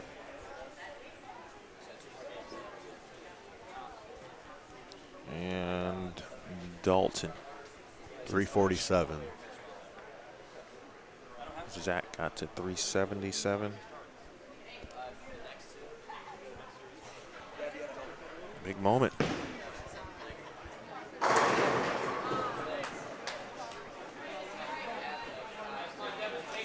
And way to bounce back. Yes, that puts him plus 400 as well, or plus.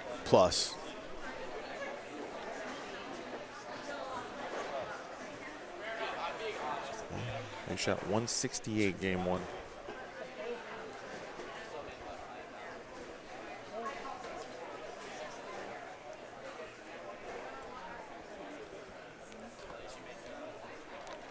So 12 scores at 400 or better. So that leaves us the next 4 to make the top 16.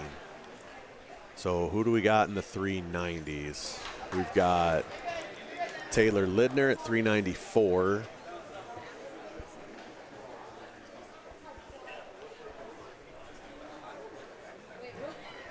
That's the only one in the 390s, so that's 13 is 394.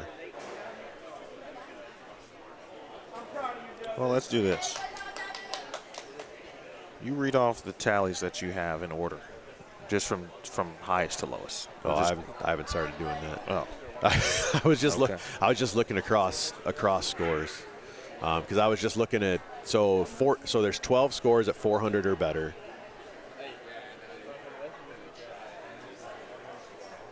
And then Taylor's at 394. There's no other 390, so that's 13. so I'll do one bet. Do the old highlight. Sebby, I think you're 16. If I'm counting right, that's really good. Vader's in. Shockency is in. Brett Biondo at 449. JT Grothus at 438. Jackson Dice 463. Josh Weems 442. Noah Waters 427. Jake Richart 413. Rushdeen 408. Gabe Denault 402. Lucas Drisdale 425. Devin McKiski 403. I think it's going to be a tie at 377. Oh, sorry.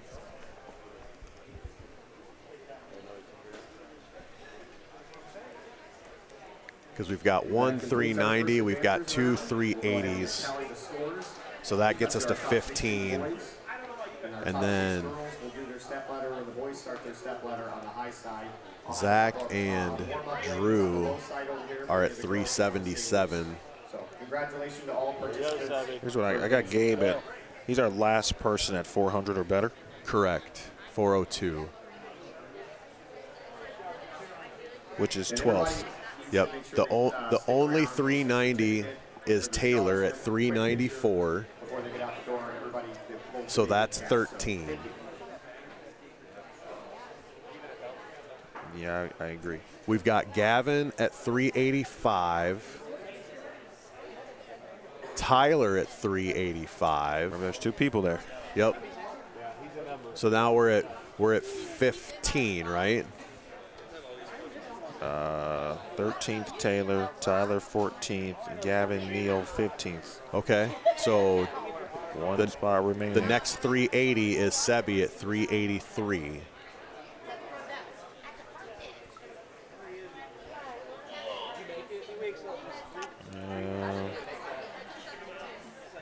That might be it. I think yeah, there's no other three. There's nobody between 385 and 383. So I think Sebi's your number at 383.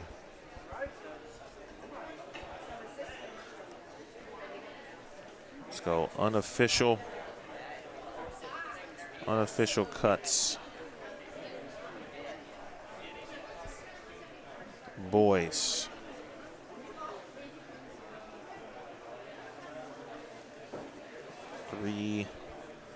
What did we say? 383.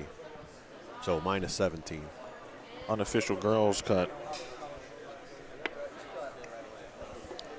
Kiera Kreuger at 537, I think, if I remember right.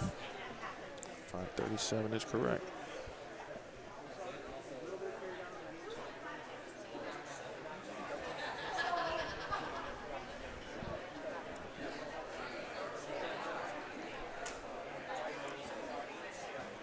All right, let's see. So again, unsure. It's always unofficial until it's not. But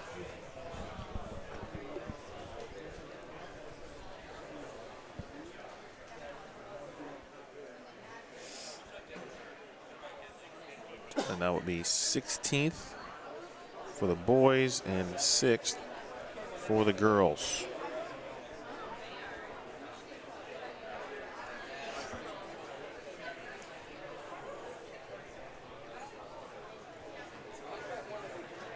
Make sure I'm going to run through it again. How's our chat doing today? Did they get in on this action too? Nope, doesn't look like it. Just just being nervous, which we can appreciate. Like Emil put it very, very well. That you know, it's always a little nervous, little anxious, trying to. You don't want to deliver poor information. You want to deliver it right, but it's fast and it's quick, and you want to try to get it out too. So kind of that combination of being accurate as well. So that's why we've got a number, and to Emil's point, it's unofficial until it's official. I've been wrong before, but and I'm just being honest. It's going to sound away, but I've been wrong before, but it's because we had bad information. Yep. Not. If there's anybody from home that's watching this, they know exactly what I do, whether it's sectionals, whether it's state tournament, whether this is what I do too. So yes, it's sometimes you can be wrong, but it's normally because the information you have is incorrect. Or there's a score missing. Yes. And that happens sometimes too, especially if you're following Lane Talk, which I did here just to grab a couple other numbers, and if that goes away and it went away on the score monitor, then you're waiting for that number and you just don't have it. All right, bowlers, we have our scores for the next advancers. Here it is. On the boys' side, it took a score of 383 to make the top 16, so 383 for 2 games. The girls' stepladder score of 537 and up for the top 6 girls' stepladder. Those 6 girls can take warm-up. They're going to have a battle, and we're going to start the step ladders at the same time. So the girls are going to stay loose on lanes 5 and 6 over here. I'll have them on, just a pin setter only. You can throw some shots and stay loose. The boys will get your, the top 16 will get your names up in just a moment and get you started here as quick as we can. And just a reminder, all participants need to come pick up their certificate from the desk, from your cash, get a quick photo before you get out the door. Thank you very much for participating in the tournament and safe drives home.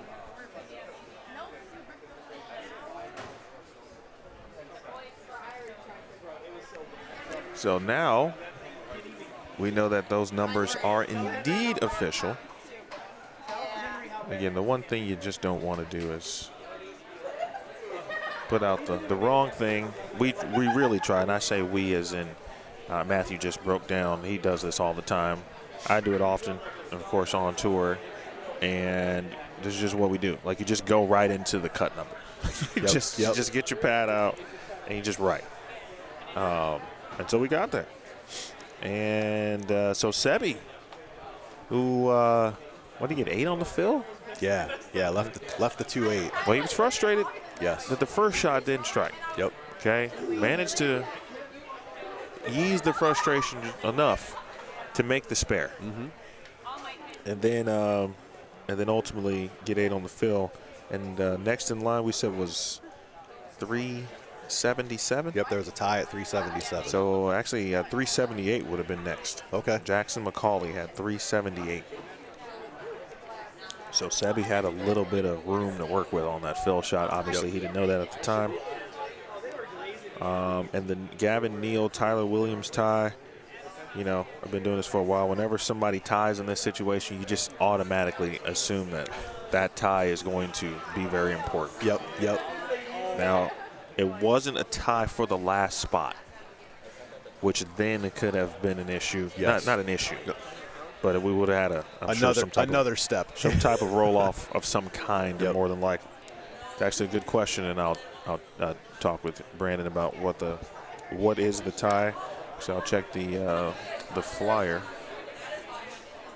right now. It's in the rules. I was perusing that yesterday, and I think there were some info about ties, as there generally would be. So what did you think about this opening round here for both the boys and then kind of the final round, if you will, for the girls prior to their step ladder?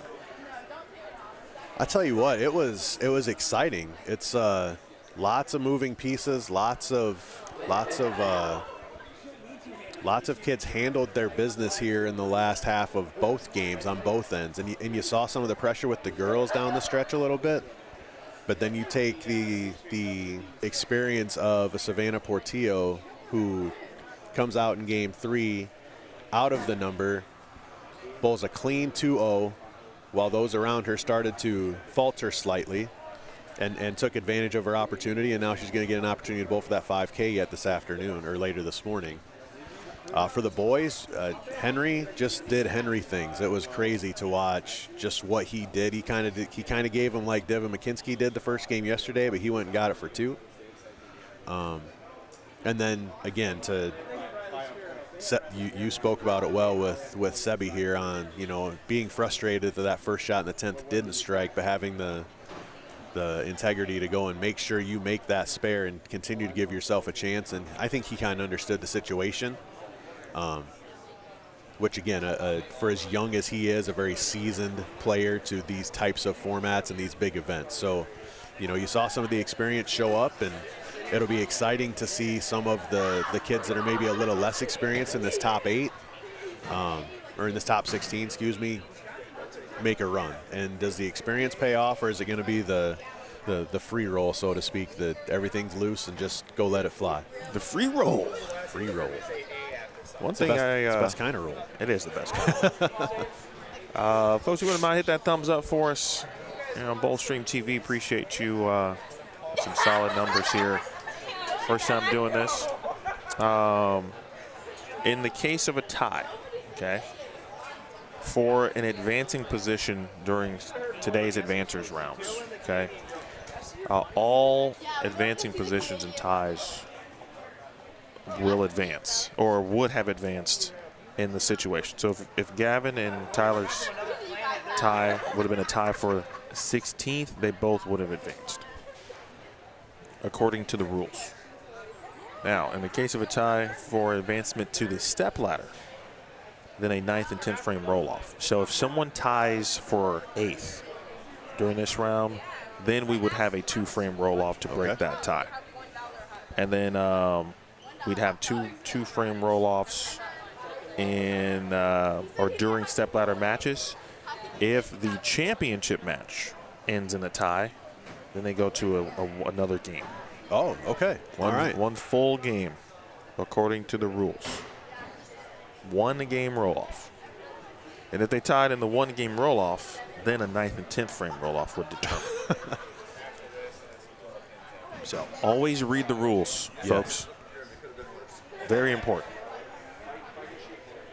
And I don't think we're going to be wasting much time getting round 2 going for the boys. No, we're going to get rid of the scores again. It's another 2-game sprint to make the top 8. That's right. And I'm going to make one adjustment. So if you wouldn't mind to refresh the viewers on how the format rolls now. Sure. And you just started it with that, and I'll be right back. All right. So again, like I say, we the girls are done currently. The girls have completed their 3-game round 1 in the finals. They have now cut to the top 6. So they will bowl a modified step ladder, just like you'd think TV 1 through 5. Just add 1 more match, so they'll have a 6-player step ladder. That will begin after this second round for the boys of 2 games is complete. So we just had the top 32. 2-game total pins, cut to top 16. That's where Sebi's our number at 383. Now those top 16 will bowl 2 more games. No pins carry over at this point. It's another 2-game sprint to make it in the top 8. So once we get through the top 8 after this 2 games, that's when our qualifying scores come back into play. So your seeding for the modified top 8 step ladder is your qualifying score plus your 4-game total today ranked in order. So whatever your qualifying score was from yesterday plus your 4 games today, that equals a number. We rank them by those numbers in the top 8 after this last set of 2. Again, like I say, I don't want to say convoluted. It's just a lot of moving pieces. Kind of clear out for We're going to turn your lanes Quentin on here. for 5 minutes of warm-up here, and then we're going to bowl 2 games. We got to the top 8 step ladder. You're going to skip 1 pair to your right again after the first game. All right, so center operator Quentin Bolin explaining to the bowlers what's going to happen now, kind of like we just talked about. We're going to get a little bit of practice here for our top 16. 2-game sprint, we're going to skip 1 pair to the right as we move. Everything's happening in this higher bay, 9 through 16. If you haven't been with us at all this weekend, there's 2 sections here. There's 1 through 8. On the low end, then there's a nice little social area with a couple of pool tables and some air hockey and some high tops and such. And then another bay over here, 9 through 16. So all of the boys action this morning is happening over here on 9 through 16. Again, appreciate everybody checking in, everybody watching. Appreciate the activity in the chat. Again, Samantha McVicker, absolutely. Appreciate having you with us all weekend and having Chase and Ashley here from Canada here this weekend. Yes, thank you to the sponsors. It's a great event. It's a ton of money for these kids to bowl for. And I don't even know how many of them are excited about the money. I think it's more about winning the title, and that's what it's all about. So again, just to update, we got about 4 minutes of practice left. Then we're going to get into a 2-game sprint for these top 16 boys. Top eight total pins after 2 games are going to move on to our modified step ladder with the opportunity to bowl for a chunk of $50,000 today. Just to kind of go through the prize fund a little bit, for the girls that have been eliminated, the lowest prize you're gonna win this weekend is $250. 7th place is gonna pay $500 for the ladies. So on your $150 entry fee, everybody's gonna almost double their money for sure.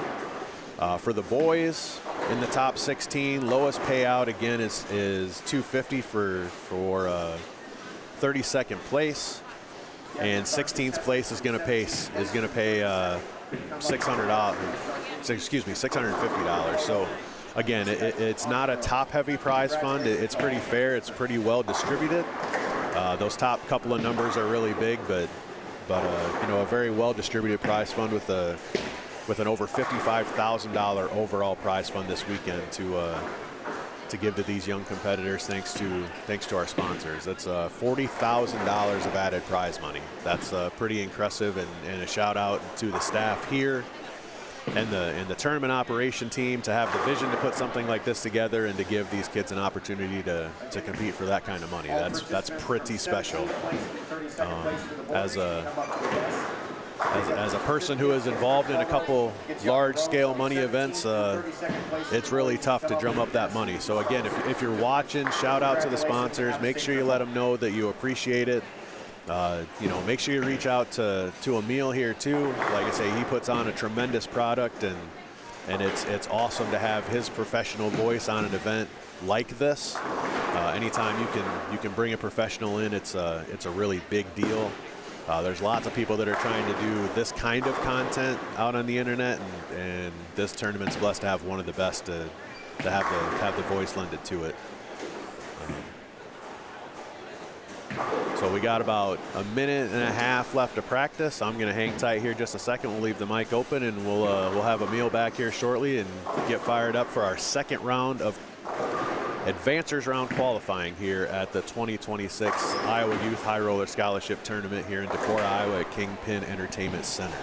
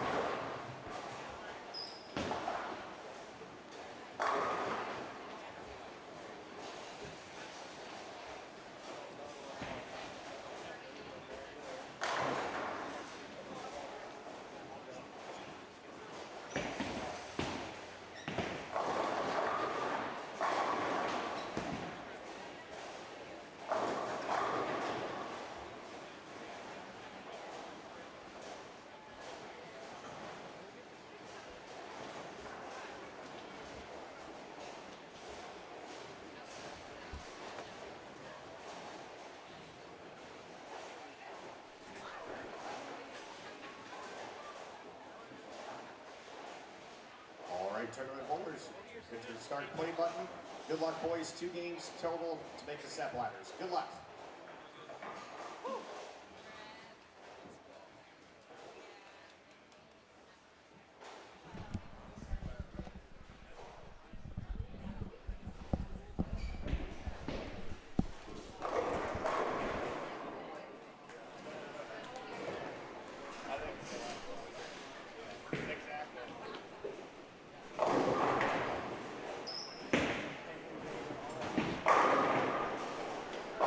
All right, everyone, we are back again. Just to kind of recap, this is round 2 of our advancer session this morning of the 2026 Iowa High Roller Youth Scholarship Tournament. What you are currently watching is a 2-game sprint for our top 16 boys. No pins carry over at this point. We are just looking for the top 8 2-game totals out of this group of 16. They have already completed on one round this morning of a 2-game sprint. We do have a girls section of the event. They are completed currently. They have their top 6. They are currently waiting for this round to end so we can start our step ladders together here on the high end of the building.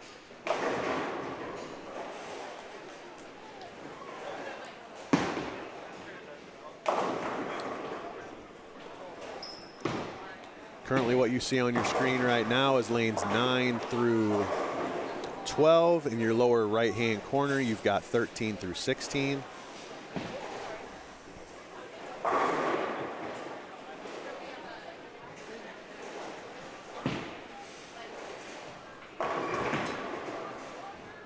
And again, top prize this weekend for the gentlemen is going to be a cool $10,000 given away here later this morning. For the ladies, we're going to give away a top prize of $5,000. So lots of money to give away yet this morning, and it'll be exciting to see kind of how we end up with this another 2-game sprint to get us into our top 8.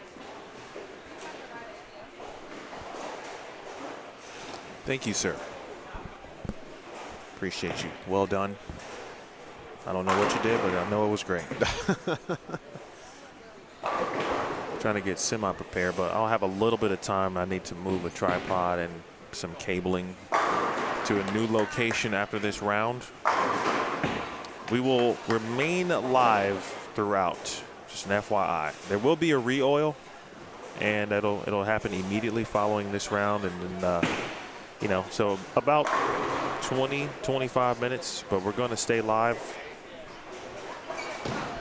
and we'll have an approximate time at that point. The first mistake of any kind, I think, from Henry today. Toss one in the channel, of course, and left a little bit of, or left count out there, excuse me.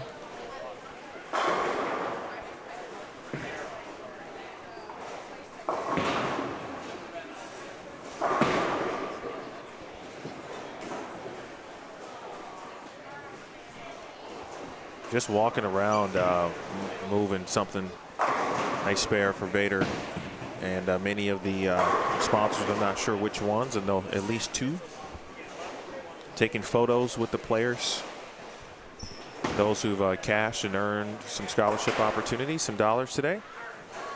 Everybody who advanced today, of course, I'm sure Matthew talked about this already, made money.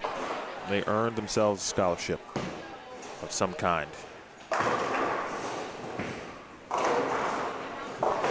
Now the situation, we've got some games on these pairs.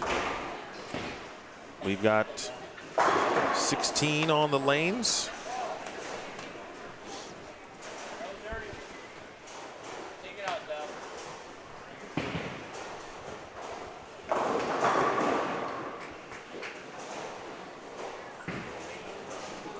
Even for someone like Sebi, right? He's got a good chance of anybody now making this thing, as he was the number at 383. And I was looking down as that strike. I'm like, oh no, he might not get there. And then I looked right, and you go, he might. Oh, nice pickup. Drisdale started a little slow, and then he shot 258 to get to 425, and that was more than enough to get him in.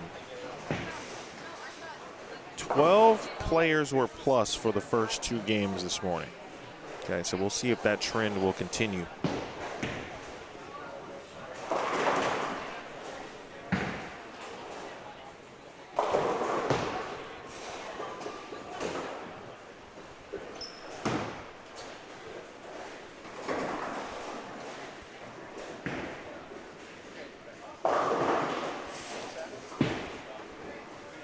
I had a prize fund sheet. I don't know what I did with it. We ran it down a little bit while you were moving some stuff around. 16th place is going to pay $650 for the boys. The ladies, 7th place, which is the first eliminated spot right now, is going to be $500 with a minimum cash of $250.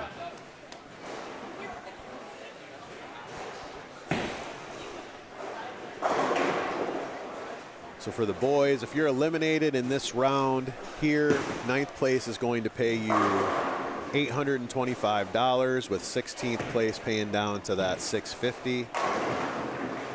So if you make it out of this round, you're guaranteed $1,000 for the boys, and for the ladies that have already made it out of this round, they're guaranteed $750. So that's what is that? 11.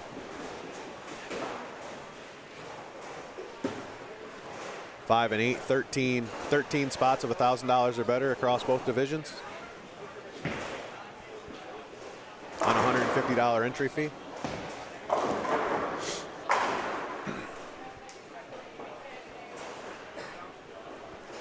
Yeah, and you know, this is, again, without the sponsors, right? They added $40,000. Okay, $40,000 the sponsors added. This could have just been a traditional, if you will, scholarship event with, you know, maybe limited added money, right? And still have some scholarships and such, and it still would have been a fine tournament.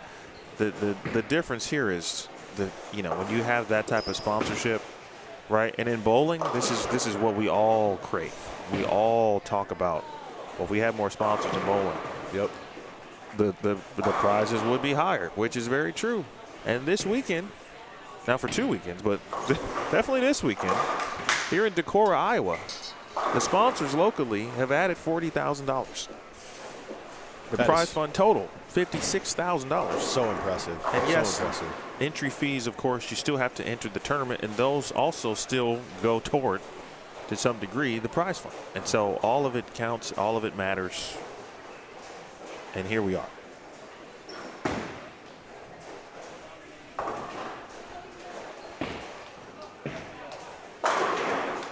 Also important to note too, last year there was no girls division, and so I know a lot of folks kind of wanted to fight and make sure that the girls had their own division, because they did have to bowl with the boys and against them throughout the entire time.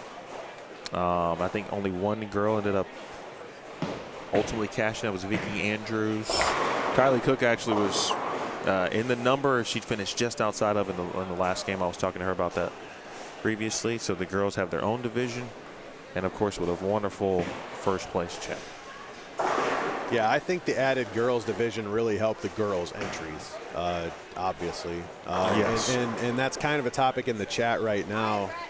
Appreciate Coach Dirks getting in the chat here and watching a little bit this morning. Scapegoat 4324. As the father of a daughter, I would love it to always be the same, right? That's the way I would love for it to work, but the economics of the situation don't always allow for that to happen. Coach Dirks explained it really, really well with the number of entries and equitable not being equal, and he's 1,000% right. While we would love to make it even, unfortunately sometimes it just doesn't work that way. Just based on the number of entries, it's tough to do that. And from even a tournament director standpoint, you sometimes even over supplement a little bit to the ladies to make sure that you can generate more entries too. Which if you're talking about equitable and fair, that's not necessarily fair to the boys. to take some of their entry fee and give it to the girls. So that there's a lot of different ways to slice that up. But at the end of the day, we're not going to look a gift horse in the mouth. We're super excited that the sponsors here awarded a $40,000 added prize fund and given an opportunity to win.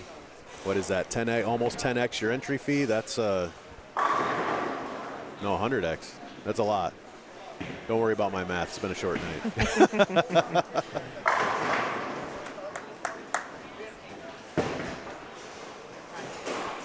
Looks like there's a little bit more pep in the step of these young people, and because they know they're 2 games away from having a chance at 10K. 100%. There's not a lot of red circles either, but there are a few on 11. And 11's been kind of tricky all weekend, though. 11 and 12. For as good as we thought 9 and 10 was, and then getting to see 15 and 16 in action yesterday afternoon, last night, and then here again today. Nice cover by Lucas. I have never seen that made that way. That's why he's a future Team USA'er. Wow. He just tossed a backup ball to 9-10. He made it look like it was easy. The lack of fear that so many of these young players have, it is like it's so easy. It's just something I do all the time, right?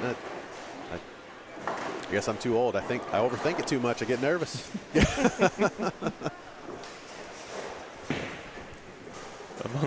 I got to show this again. Watch Joss's shot here. I mean, look at this.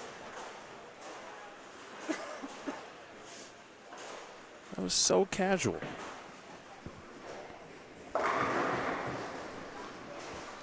Just fire it in there.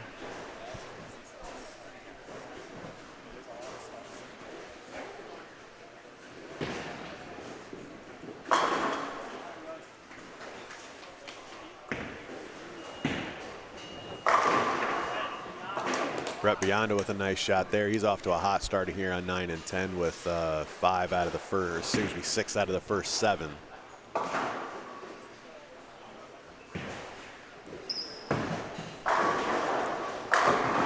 This group on 9 and 10 will have the luxury to not catch 11 and 12.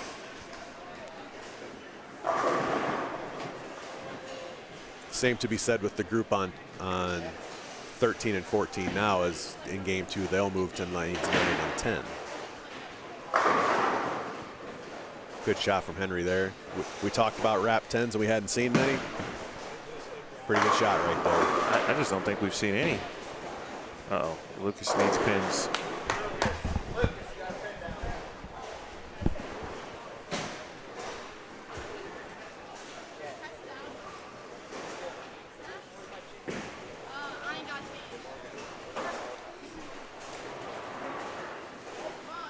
Sebi with a big finish in the 10th frame in our first advancers round today. Off to a nice start down there on 15 and 16.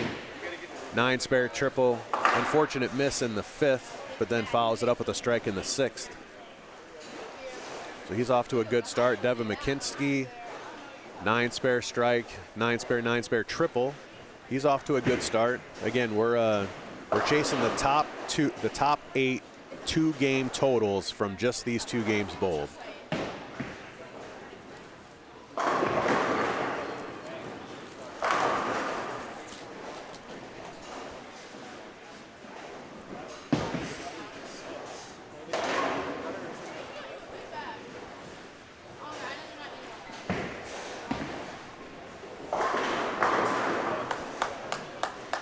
Good shot by Zane. Zane's hot here on 9 and 10 too, kind of continuing what he started last set, following up his 490 with 7 out of the first 8 here.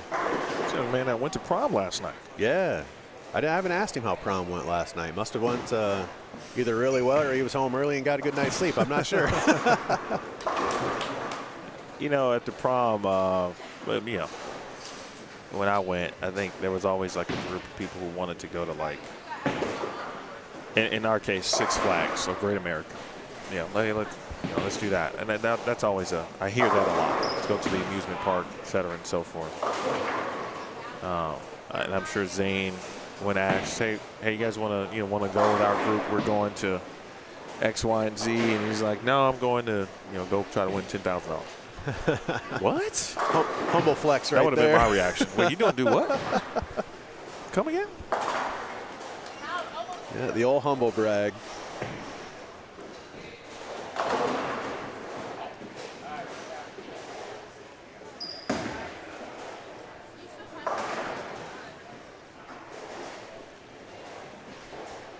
The comfort level with the backup ball. Right? We didn't talk about this yesterday, but I mean, that's the second or third time I've seen it just here this morning. Just casually just get up and throw it. And I mean, Jackson just got done throwing a backup ball at the 4-8. Like, what? That doesn't even cross my mind. I mean, I've seen enough bowling certainly to know if you are a two-handed bowler, you have to have the backup ball as a tool in your bag. Have to now. There's no, I'm thinking about it. No, you got to go practice that because your Anthony Simonsons and like Julian Salinas, who many people may not be aware of, but who's a fantastic collegiate bowler at SCAD Savannah. He's now on tour as a rookie. His backup ball is on par with Anthony Simonson's, and that says a lot. Yes. Oh.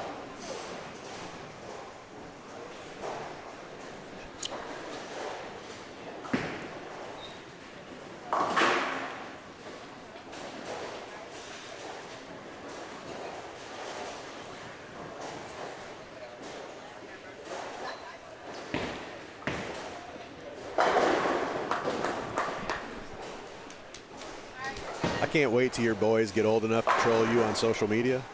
Is that what's happening right now? Oh, 100%. I said 6 out of 7.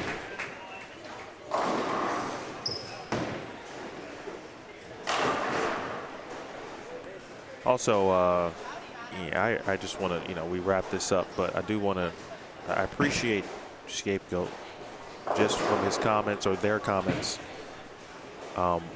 with respect to equity, right? I appreciate that, and I also appreciate their willingness to accept the information. Yes. Also, those are two things sometimes that get misconstrued, especially the information acceptance Yeah, part. no, it was great conversation. It really was, and you can have conversation and remain respectful. Like, we're not going to get into life lessons and how we are in the world right now, but that doesn't always happen. So yeah, appreciate that for sure. Hold on, Josh Weems. I was left the whole time, and not a time you needed that one, big dog.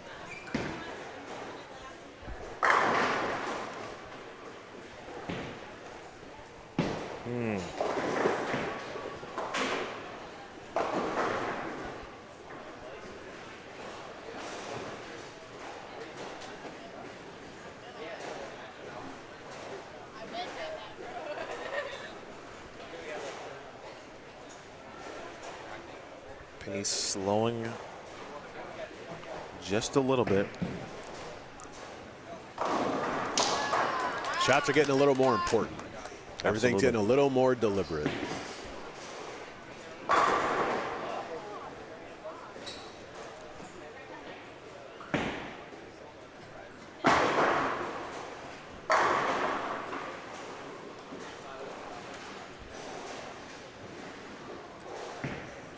Top 8 after this 2-game round will advance to the modified step ladder. We'll get into that in a minute with how the matches will go. But the seeding will be very important. Seeding, and then how the players are seeded. It won't only be from the 4 games total that they bowled this morning. You'll take the 4 games and their high qualifying total that got them here. We'll add all of those pins together, and that's how they will be seated. Brett Biondo with a huge double in the 10th frame. He was cooking, of course, until that 4-6. Does not allow that to bother him. He's going to be in the 240s. What a start. Shockency, meanwhile, at least in the 240s already as well. And 9 and 10 being good to people again here this weekend at Kingpin Entertainment Center.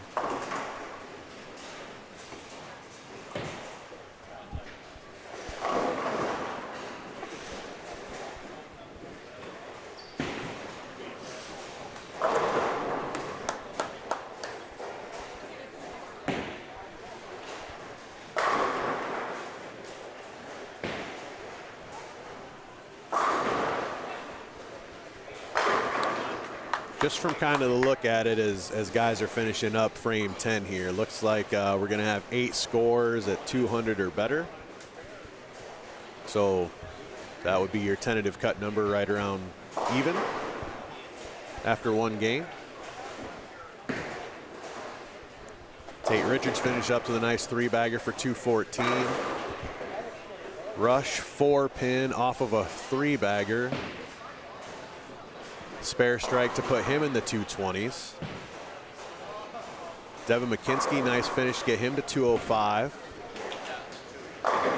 Shockency, no doubter. Phil ball goes for 256 for Zane.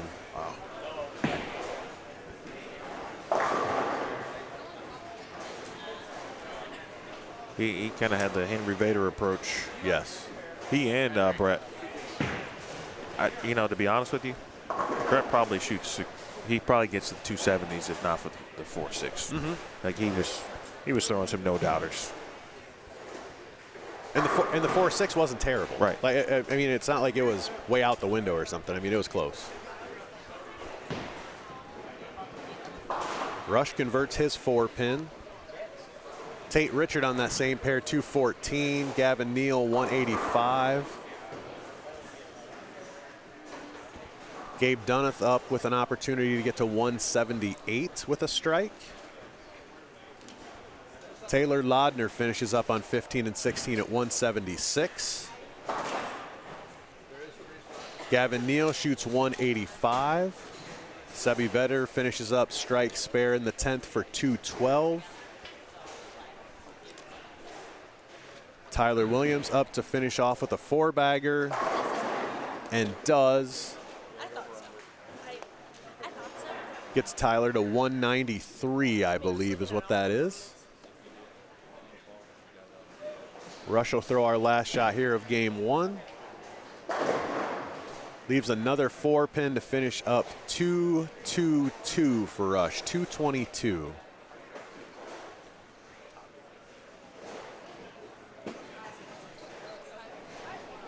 So as we kind of thought, we have 8 scores at 200 or better here through game 1.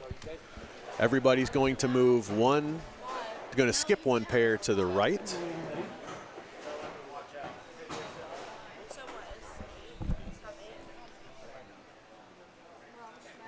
And we'll get everybody moved and get everybody located, and we'll fire off with one game left in this sprint to see who's going to make our top 8 to make our modified stepladder yet this afternoon. If you are just joining us in here, really appreciate everybody watching, everybody interacting in the chat. Make sure you hit that thumbs up in the video. That helps the stream, helps the channel generate more interest, get out in front of more folks. Doing our best to kind of keep up with the chat, and so if you have questions and that kind of stuff, we'll keep running down what the format is and the score numbers, and this game's going to get a little interesting with the amount of strikes that we can throw. It's running down that cut number is going to be a lot of fun right here.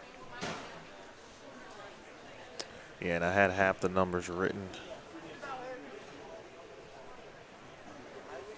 So Taylor Lindler shot 176. Sebi got to 212. Tyler Williams got to 193. Gavin Neal got to 185.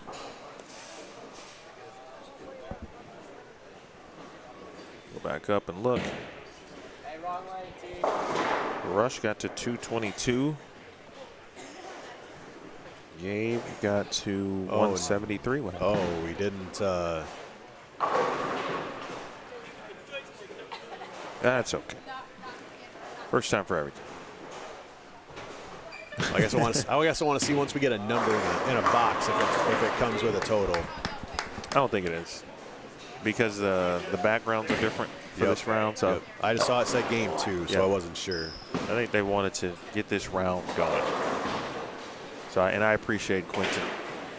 And they came in and did extra work. Unfortunately, they had someone on their crew not show like they were supposed to, so they had to do some extra work this morning. Sure.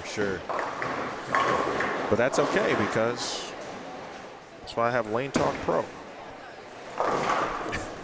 Well, and you did good, because you wrote down the numbers. Now I was going to count on a 2-game total to write them down. So there you go, pro. Hey man, pro in the amateur again. I've seen everything. I've seen everything.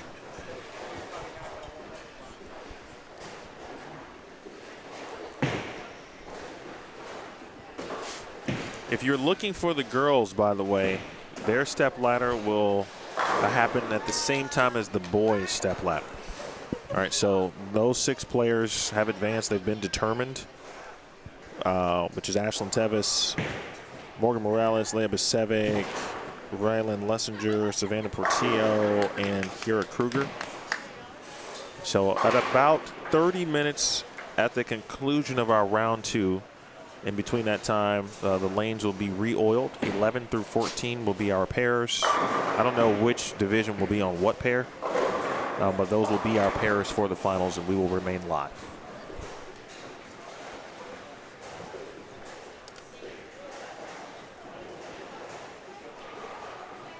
We've already been streaming for 2.5 hours.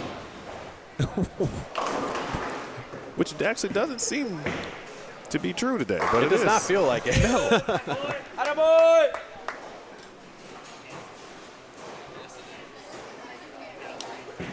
I still can't believe that what the players bowled for me. Like, I just think about it from the look how far, and we still got a long way to go as a sport, right? But there were very few youth events that you could win $10,000 at. Very few, or even 5 for that matter. And one of them was the North Point singles. For some of our older individuals in the chat who know what I'm talking about. North Point, I believe, I think it was North Point Insurance. It's kind of right after Junior Gold in the maybe 2010, 2009, 11-ish era. That's not the only thing, of course. I mean, and this is a national event, but right, developed locally. Right, if that makes sense. It's not put on by a national governing body.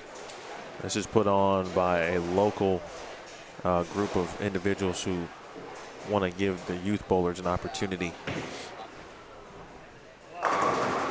to kick off their collegiate careers in the best way possible.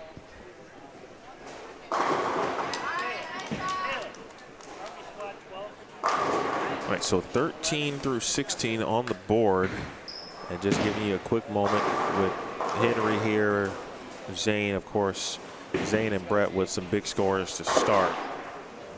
But players who might try to make a run, they're going to be on 9 through 12 right now on the bottom right of your screen.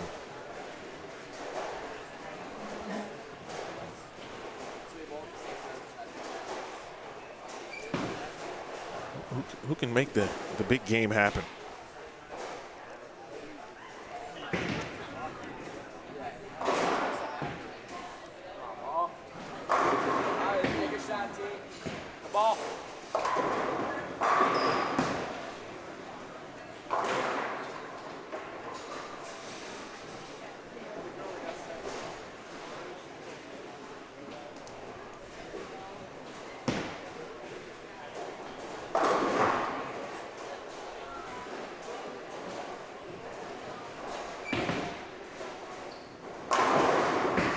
Hello, Coach Turks, too.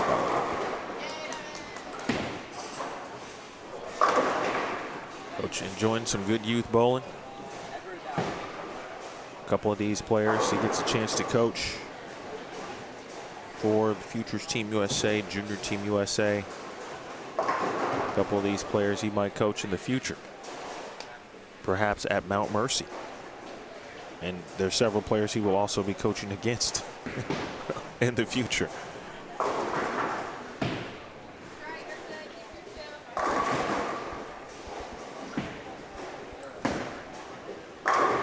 There's a mathematician to my right, folks, hard at work, rewriting his names and numbers. Hold on, Sebs.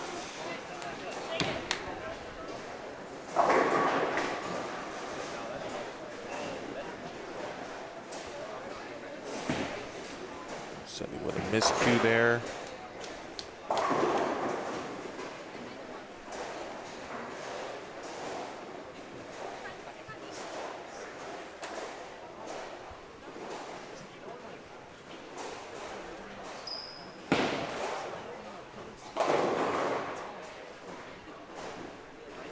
Tyler Williams has started with the front three. He's on 11 and 12, bottom right of the screen at the moment.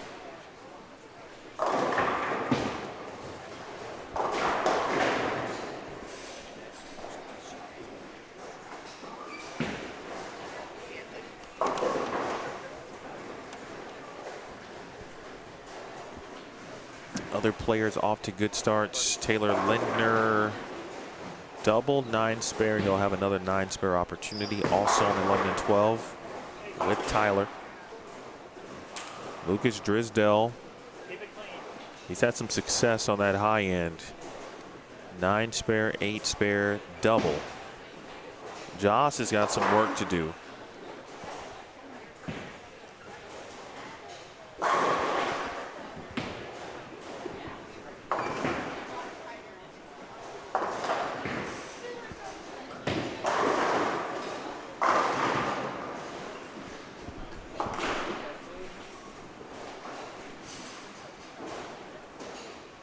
Yeah, so current number after game 1 is Jackson Dice at 205. That's tied with Devin MckIski.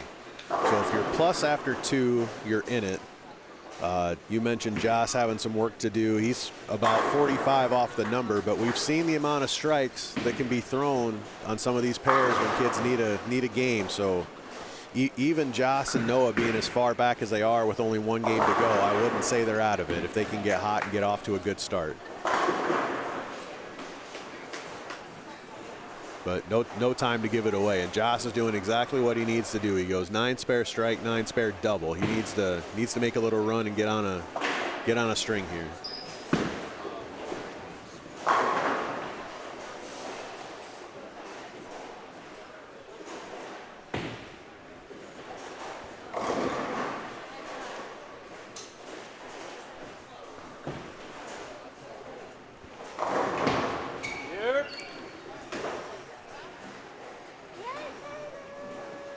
He just missed a single pin. He's actually got 2 opens now on the right lane. And looked like he had maybe some footing troubles.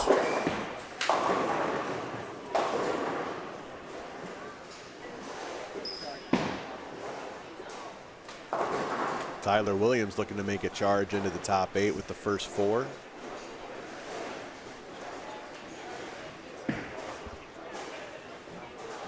Make it first 5. Big shot.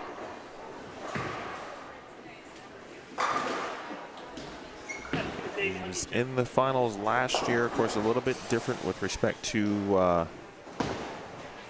divisions.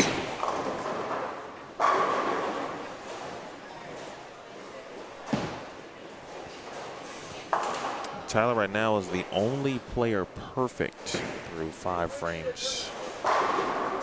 But Drisdell on the move. And as Matthew just mentioned, Joss doing the same thing.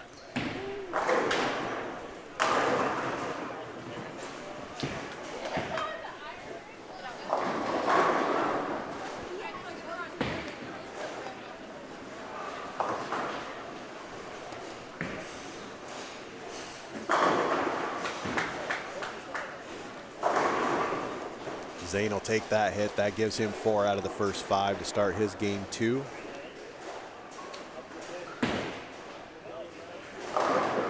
Tate. Oh, give me a 2-pin right here. Nice double for Tate. What does Sebi just make? 210? 210. Everything huge at this point.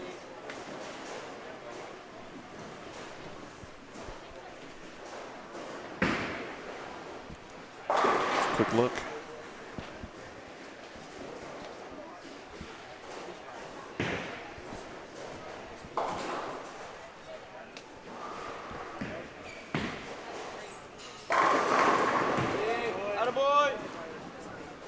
Henry Vader falling in the 4-9. Oh, big shot here, Taylor.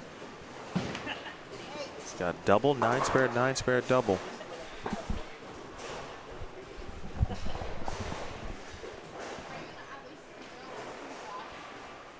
So last year, Tyler finished 13th. Let's see, Lucas Drisdale advanced to the finals last year. Tyler Williams did. I'll run through that list here in a moment. Here is Tyler, full screen. Bang.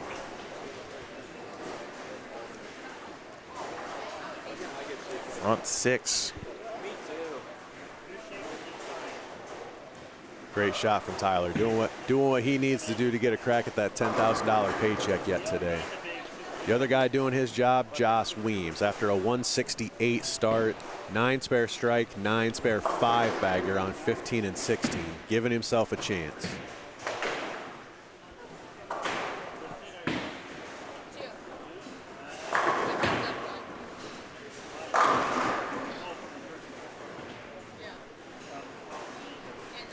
Other players did who are bowling, who advanced, I should say, to the finals today.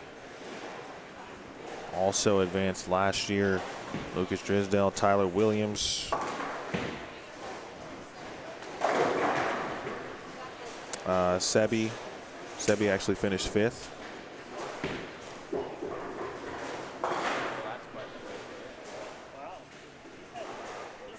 Rushteen also advanced. I mentioned Tyler Paulus, Joseph Evenson, who bowled, he was in the first round this morning. JT Grothus also advanced last year and cashed.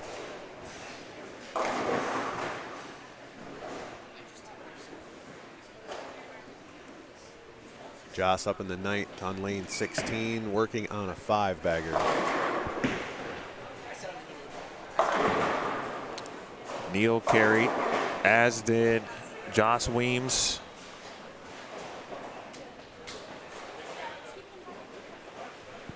It feels like a gotta have it for Joss a little bit. That pair's going to be done first too. They're going to post their number and going to give us a good barometer of where we got to go. Zane continues the hot streak. He is inching that closer to give himself a check mark. Yes. Of advancement. The Sharpie. Sebi still trying to cook. Lucas got a huge break in the 9th. He can shoot 237.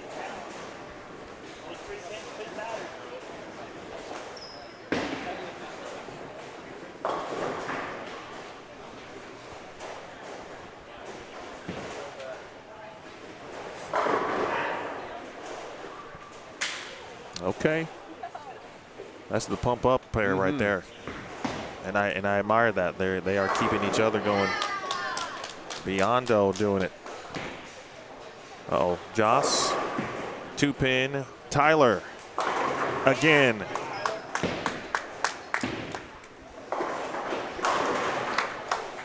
MckIski trying to give it his all.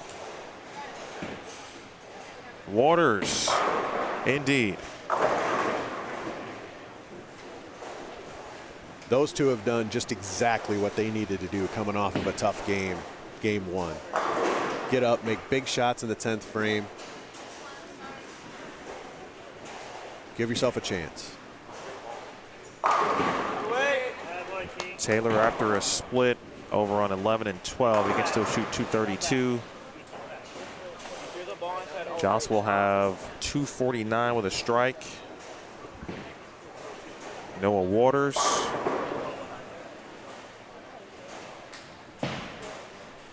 $215. Yep, 215.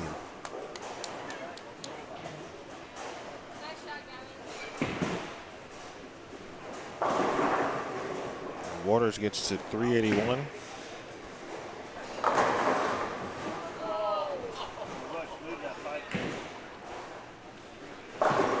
Tyler trying to cook still.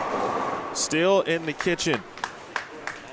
His birthday was yesterday, but he's trying to give himself the best gift he can give him. And he is dead locked in with focus. Sebi Vetter. Big double late. Joss finishes with 249. He gets to 417.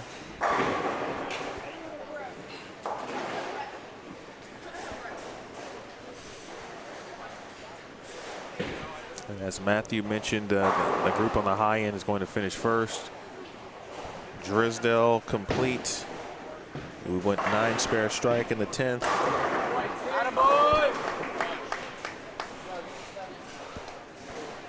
216 for 399 for Drisdale. Jackson Dice, a little bit of a, they can get to 189, and Dice had 205 to start the process. Henry Vader's in a little bit of trouble right here. He's got 118 in the 8th, working on a strike. That's something we would have anticipated saying based on his start. Shockency. Zane about to try to shoot 290. Book him. And he's in. Meanwhile, Tyler looking for 9 in a row. 7-pin. A couple players who have gotten to 8 in a row now, including Tyler. Still, Skyline Motorsports off the hook for a $1,000 bonus for the first 300 game. That was a good shot, too. That could have went.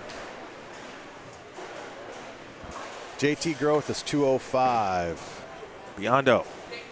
Bang. Oh, this is fun.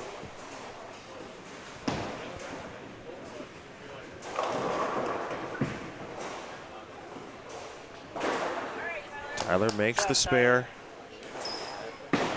JT got to what now? 205 for 398.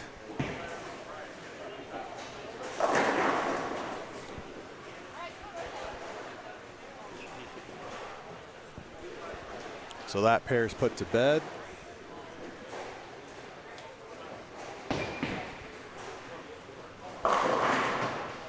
Again, 8 will advance, and then we'll add their qualifying totals for the proper seeding.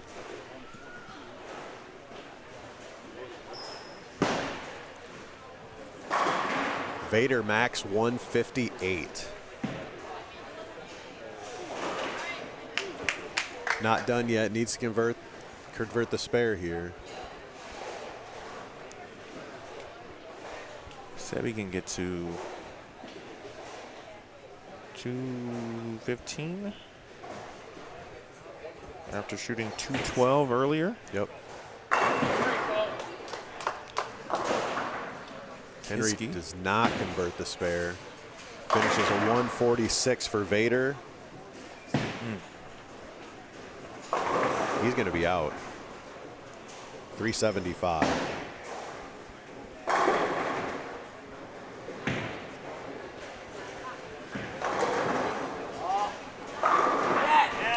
Lindner. He's coming. He's making a charge.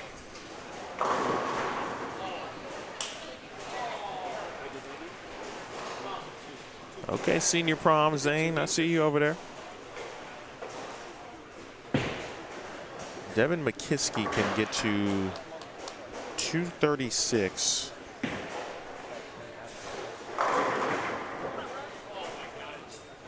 Which would get him to 441.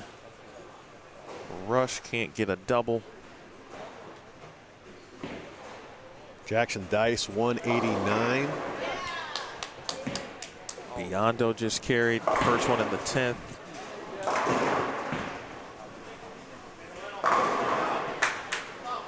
Dice gets a 394. Taylor Laudner here for 221 with the spare.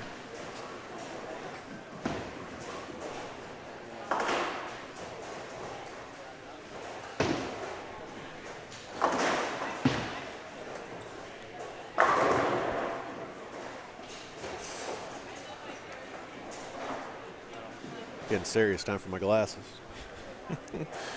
You know, it's funny, I do the same thing now. It's a good spare for Laudner to get him to 221, 397 total.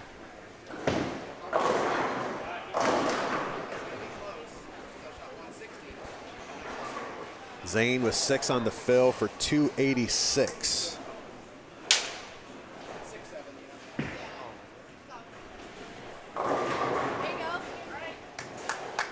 And at 542, MckIski strikes Tyler, who shot 193. That's in.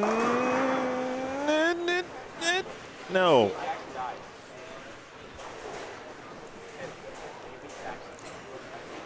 Gavin Neal, 216.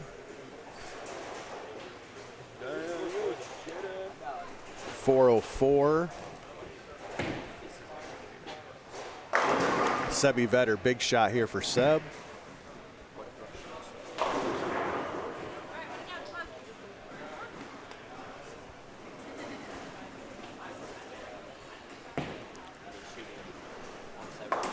Spare for Tyler. Biondo at 458. Dice 394. Apologize if you said that already. MckIski again. Trying to make it as close as possible.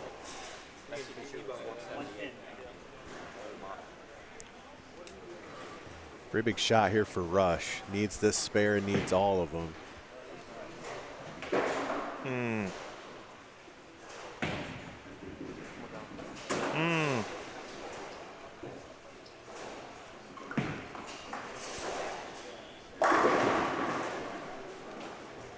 Sebi 416. Good game, Tyler. Rush 389.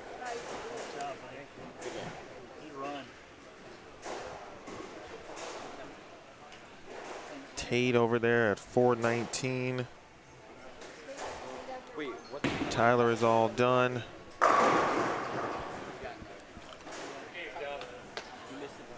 Missing. Evan gets to 235. He's in at 440.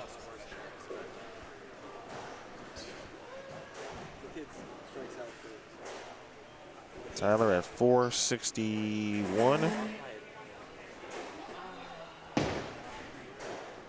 Zane is 1.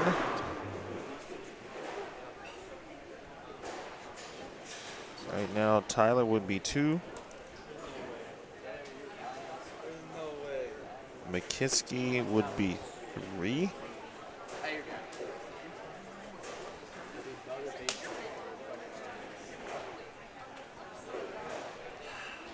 I'm sorry, Brett Biondo would be 3. Yep, 458. MckIski would be 4.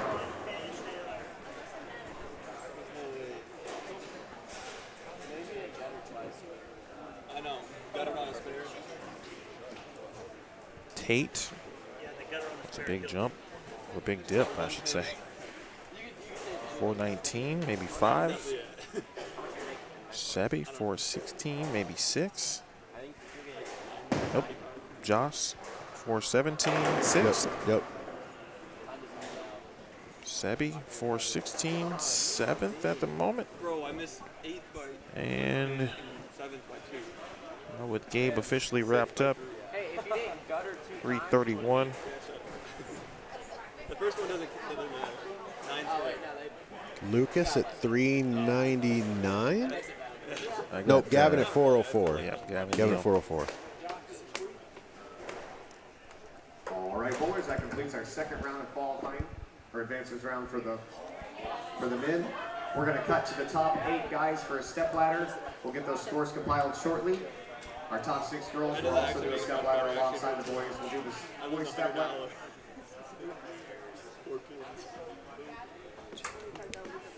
Yep, we'll use 11 and 12 for the boys step ladder, 13 and 14 for the girls step ladder. The lanes will be redressed for the step ladder finals.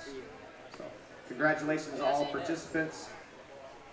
For the finishers of 9th through 16th, make sure you stop by the desk here shortly in a few minutes. Make sure you get your scholarship certificate and a quick photo. Unofficial cut number. And also remember to return your score sheets into the desk as soon as you can. Thank you. To the step ladder. Gavin Neal, unofficial, at 404.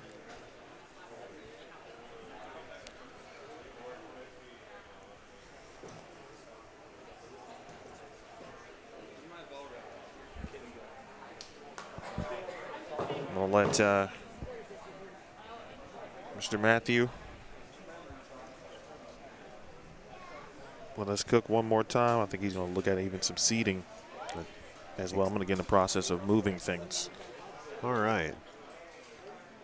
So just trying to kind of take a look here and see what we're going to look at for seating for the boys for the qualifying totals.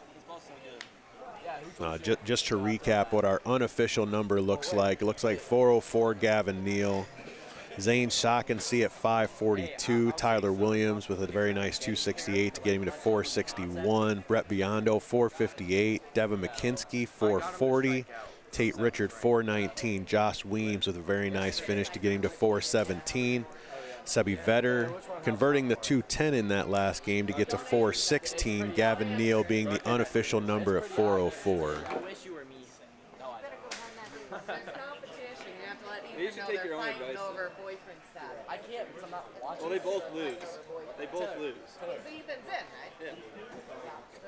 On the way back home, I'm going to be watching the live stream. I'm going to be yelling at myself for all the bad things I did because I can't see. Right? See, maybe if there's like a video monitor, I can watch myself at each shot. People did that at junior gold. You can do that? No. Well, we're going to try to make it next weekend, so hopefully we'll see you. Bye, Taylor. See you next weekend. Thanks Because for you guys coming, are going to guys. make it. Yep. Hopefully. Oh, did Dylan tell you this?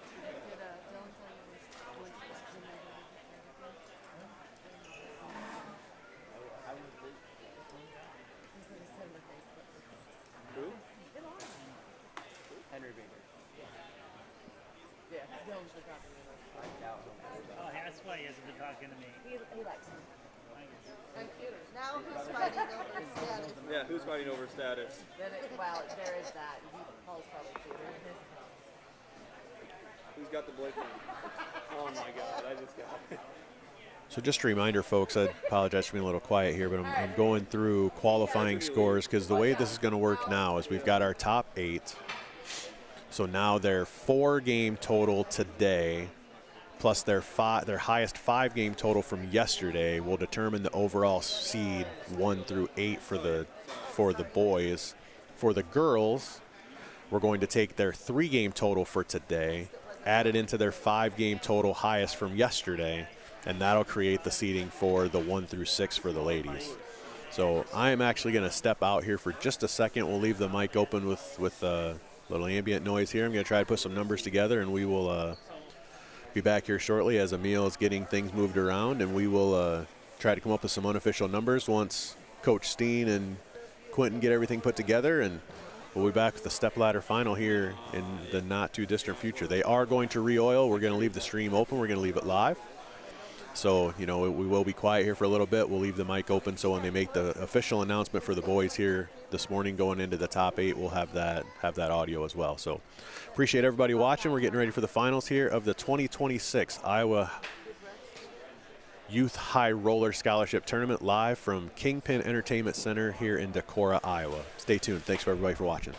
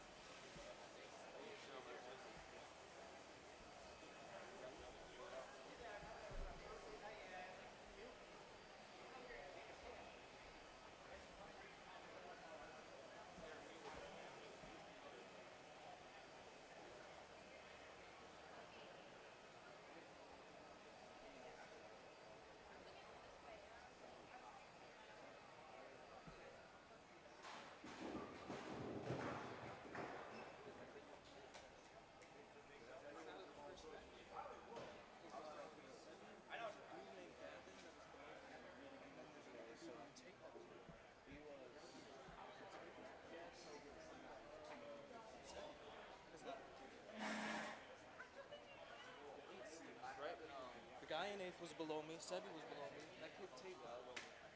Which means at lowest. You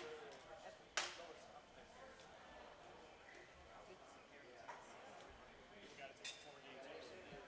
I haven't had this. I'm 174.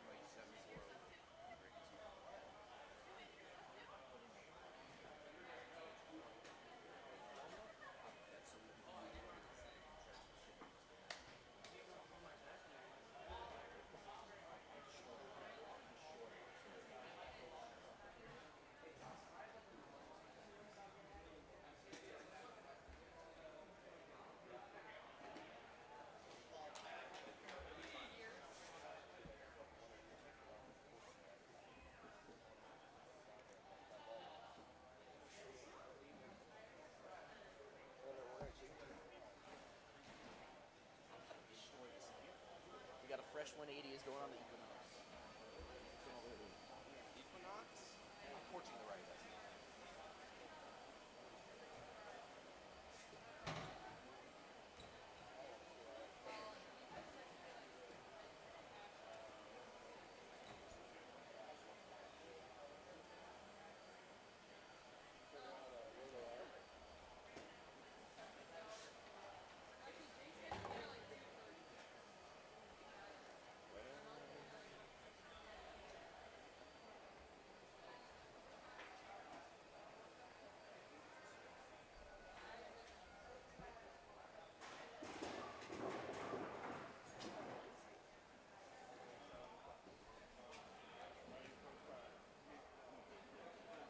All right, bowlers, it took a score of 401 to make the top 8 step ladders for the boys. We'll have the boys step ladder on 11 and 12 after the lanes are dressed, the girls step ladder on 13 or 14. And this does count as in between rounds, so if you want to make surface adjustments, go right ahead.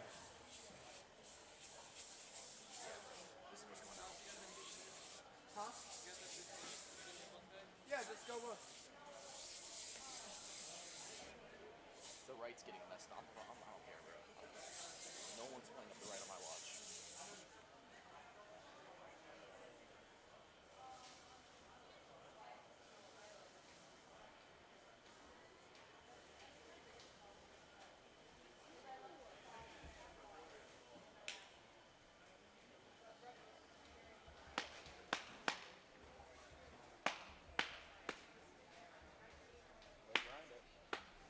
After that 160. I'm gonna jump off the bridge. I'll do it with you. Didn't you shoot like 540? Hey, he doesn't want to let friends hang it. It's just a long play. He knows. I don't even know what place I'm in. I don't know. I wanted to ask Brandon. He's doing work. I just want to see before I finish. So match play. Josh, you know what you was total? Well, I went, let's see, I went 120, what?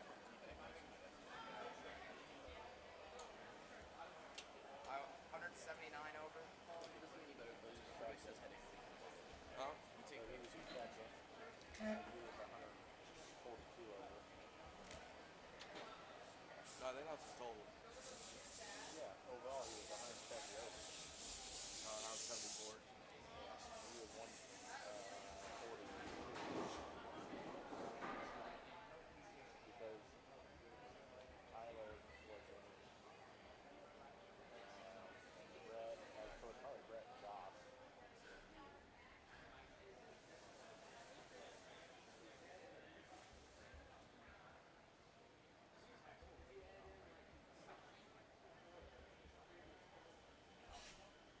The only one would be that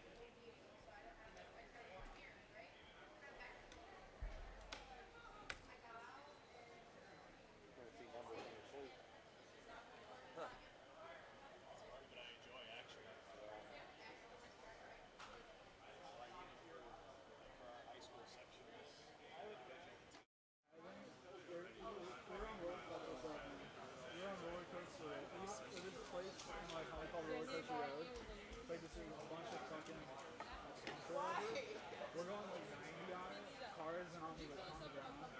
We're having a grand old time. And then we had to turn around and go back. He did a fucking U-turn in the middle of a red. I don't know how. He just a girl. I'm thinking I'm gonna touch this. I thought she was gonna say something completely different. I thought you said you were gonna touch somebody.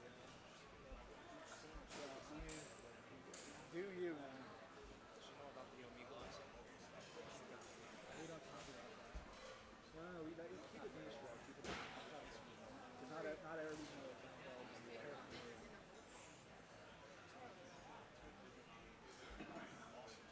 I lost my phone again. Did you really?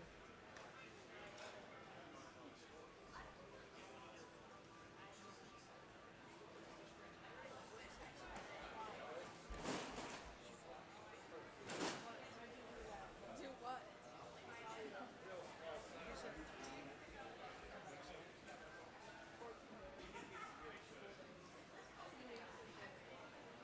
What? 4 days?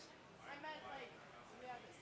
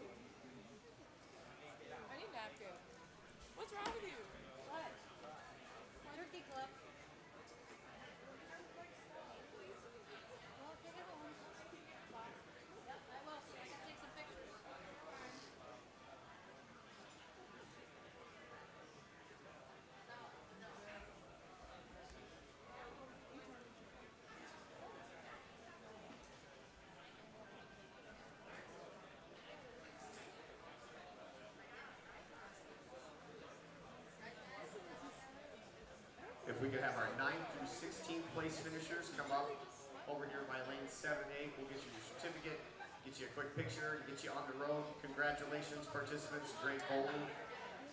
We'll get your step ladder going here shortly, guys. So 9 through 16 participants can come up here over here by lane 7 to Veronica over here in the blue shirt. Get your certificates and get a quick photo. And thank you so much for bowling, and have a safe trip home, guys. How you doing? Good, good. Nice I always bowling. think this is so cool. You guys get this set up. Nice bowling, man. Thank you. I appreciate it.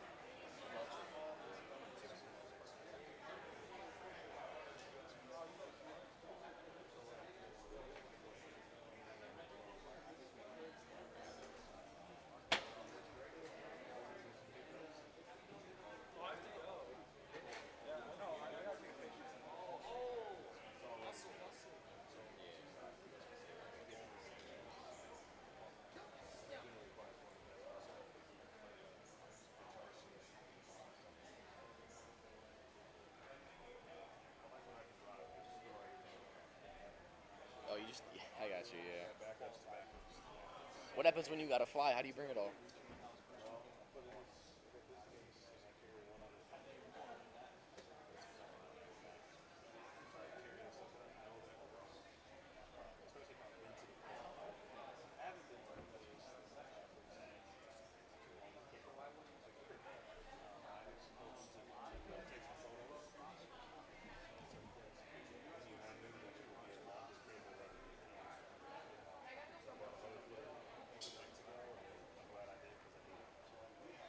Yeah, it's just cool, yeah. Good job, Emil. I will.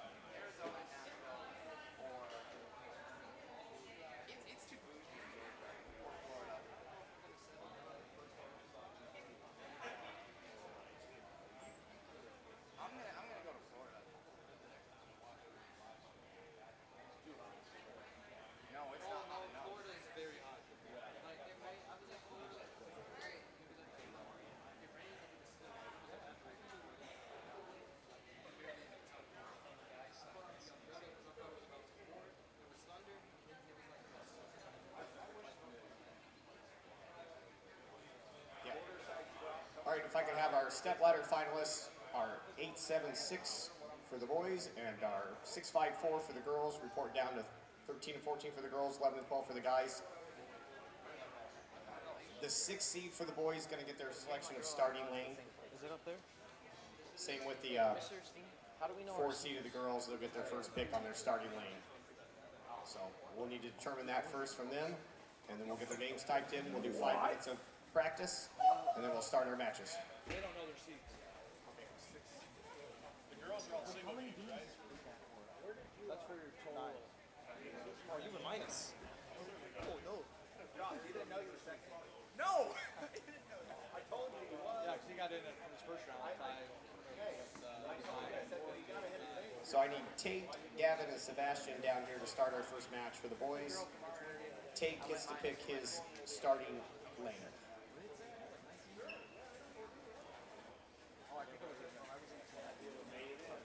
Okay, I'm done. You what? I said I'm done.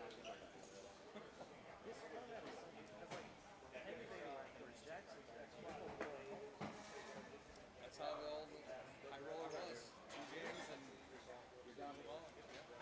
Just keep staying in the top half until you get to this one.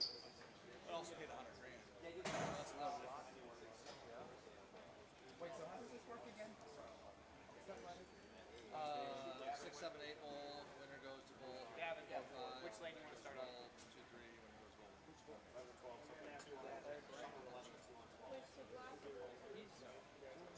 Is there a warm-up pair? Yes. 5, 6. 5, 6. So I just wait for them. I'll say wait for them. There is a warm-up pair. 5, 6. Okay, thank you. Is it on? Should be on, yes.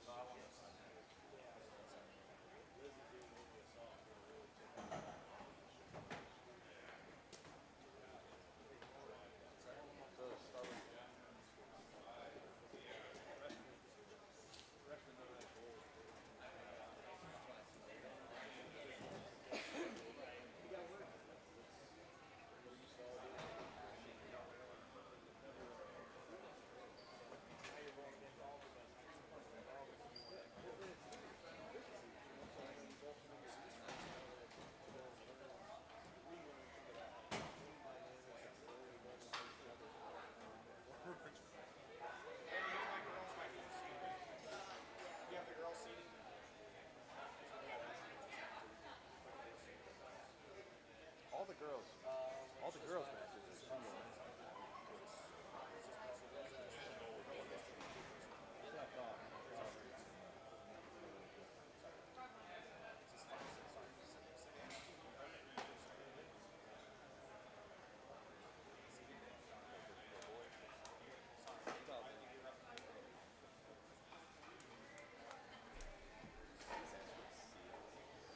He's got the sheet. I need started Savannah, Portillo down here on 13 and 14.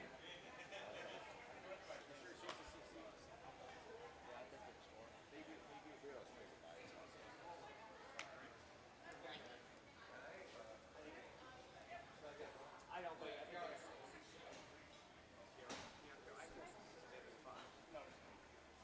You're gonna lose your water bottle. I don't know where my phone is, so. Actually, where your water bottle is, that's gonna fall out of your head. I don't even know where my phone is either.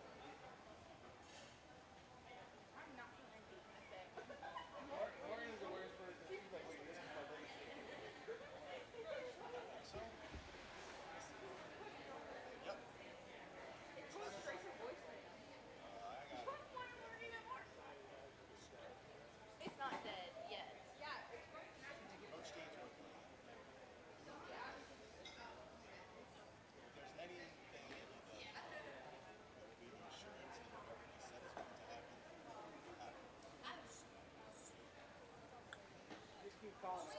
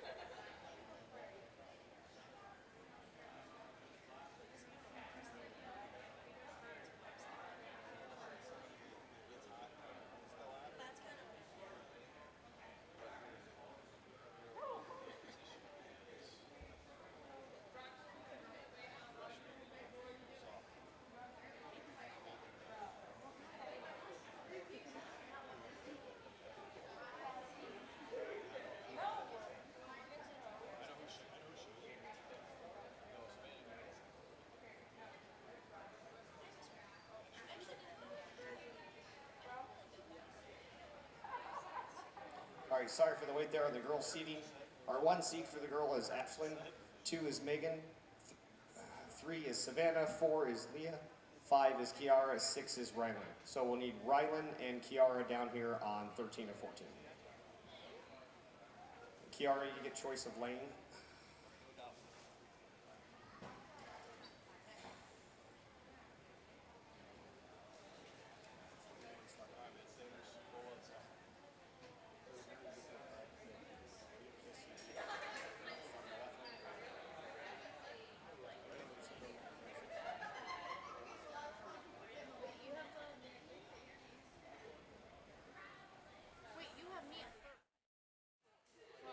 not official. Whatever they got is what they what is what is.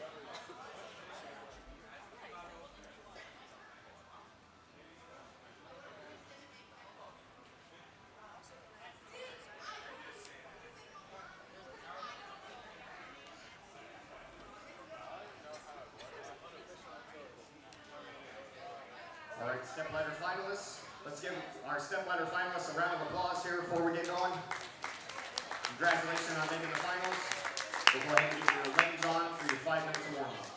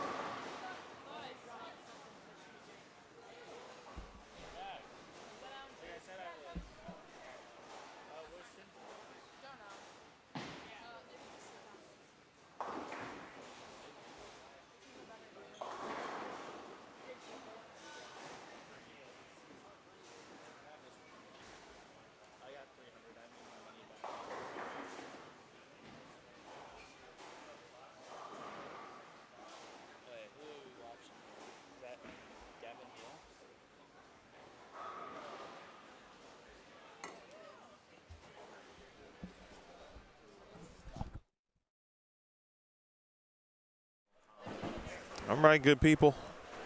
It took a little bit, but here we are. The opportunity knocks.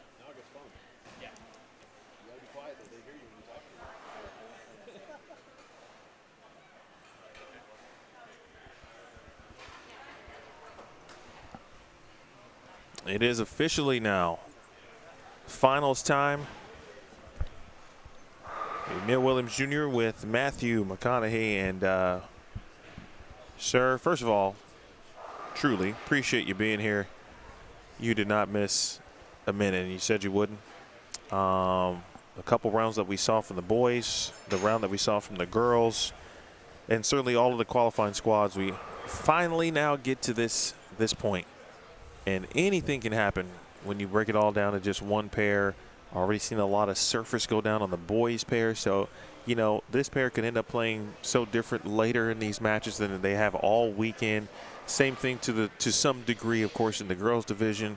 Man, how do you stack all of this up and come up with what the players and the viewers might see here this afternoon?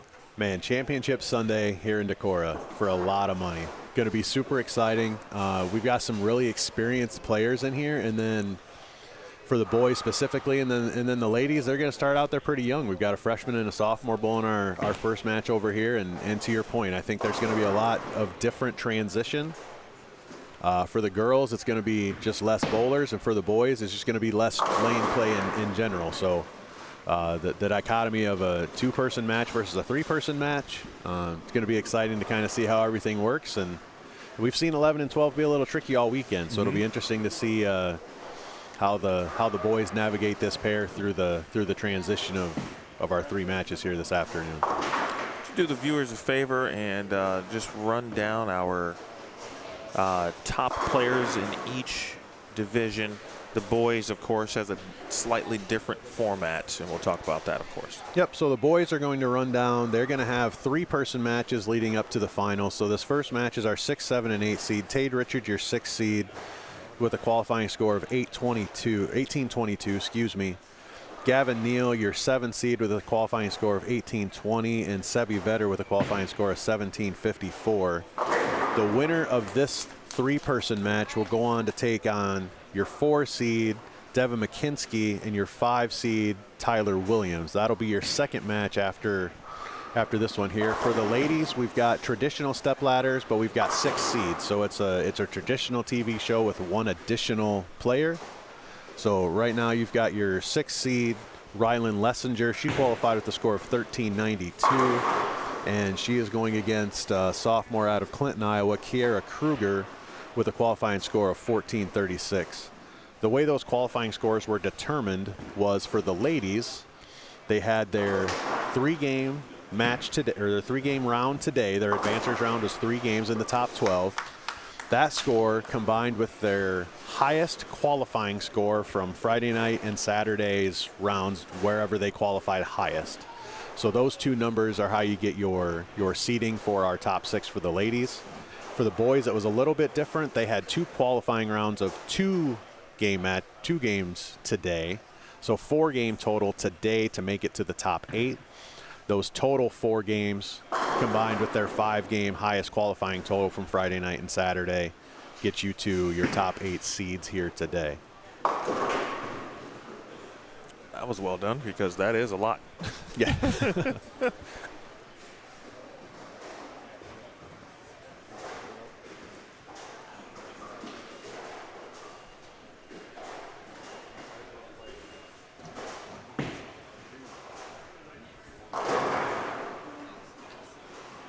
Always interesting in the 1-game scenarios.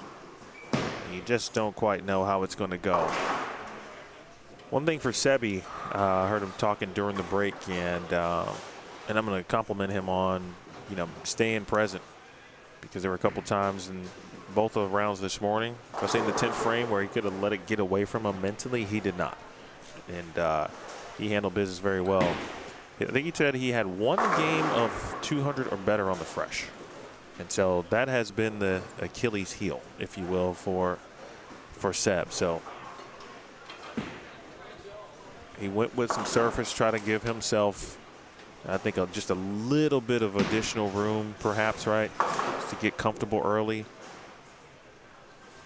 Meanwhile, Ryland and Kiera, we've been talking about Kiera all week, and rightfully so. She bowled several squads, so I got a chance to see her multiple times. A really, really good up-and-coming player. And then, of course, the same thing with Ryland. And give her a lot of credit, obviously, returning from an ACL injury. And looking forward to starting a physical therapy career, as we mentioned, because of her injury via softball.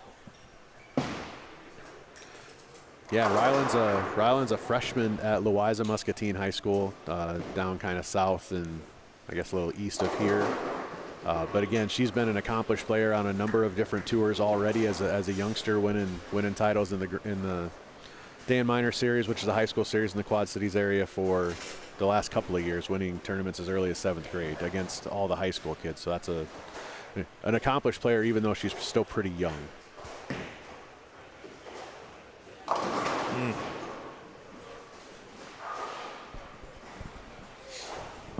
Seb's trying to get some going. Just talked about what he's looking to do, and besides winning, but just find a consistent ball reaction on the fresh.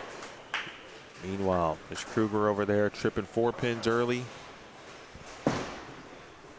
Good match brewing between them, but Kreuger strike, spare, double to start. Lessenger double split, and he makes that twice, does Sebi. He made the 210. I don't remember if it was on the same pair. It might have been. I think it was. Yes, it was on this pair. He made it in round 2 this morning. On lane 11 specifically.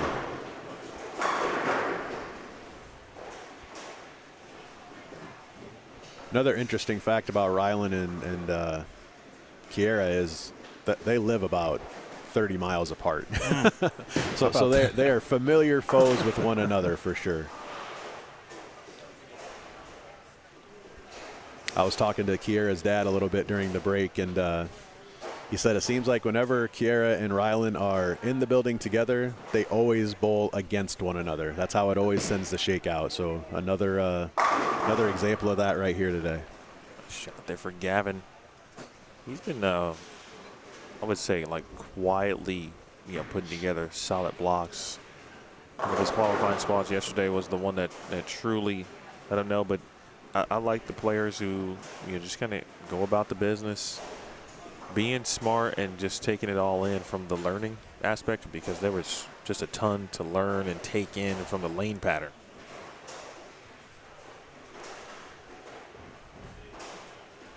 Yeah, and just talk a little bit about the regionality of this particular event with the large prize fund. We've got 3 states represented here in our first match against the boys. We've got Tate Richard here from the state of Iowa. We've got Gavin Neal from the state of Missouri, and Sebi Vetter from the state of Illinois. So just speaks to the outreach that Coach Steen and the tournament staff here were able to generate with the large prize fund and an interesting format to give everybody an opportunity to bowl well.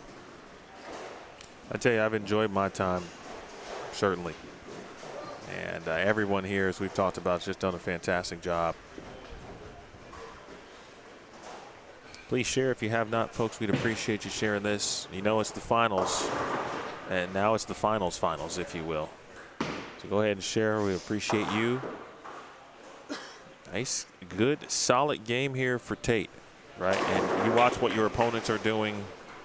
Obviously trying to figure things out on the fly. Tate leaving himself some makeable opportunities, and he is taking care of that by making set spares. Again, Neal, Vetter, Tate, and Gavin will get 2.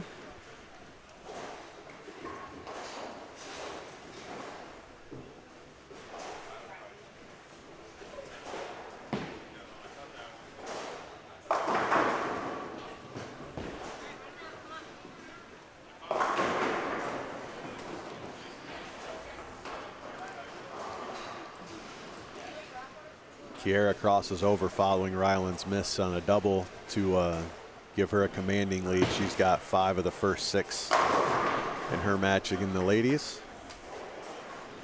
Nice shot by Tate there. Gives him a double following 3 single pin spares in the 6th.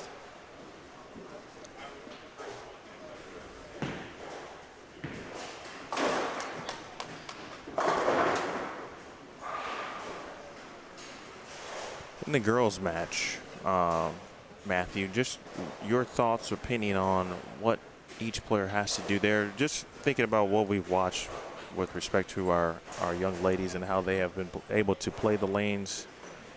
I think some players certainly have, again, gotten better over time as the lanes start to develop. The fresh truly has been proven to be very difficult. It's super touchy. It's a matter of getting the ball to read in the correct portion of the lane. And I think that's something that Rylan is struggling just a little bit with. She is, in my opinion, just a little bit left of where she needs to be. We've kind of talked throughout the day that, really through the weekend, that, you know, kind of between 6 and 9, there's kind of just been that strip that where it just didn't really develop. You had to be inside it or outside of it.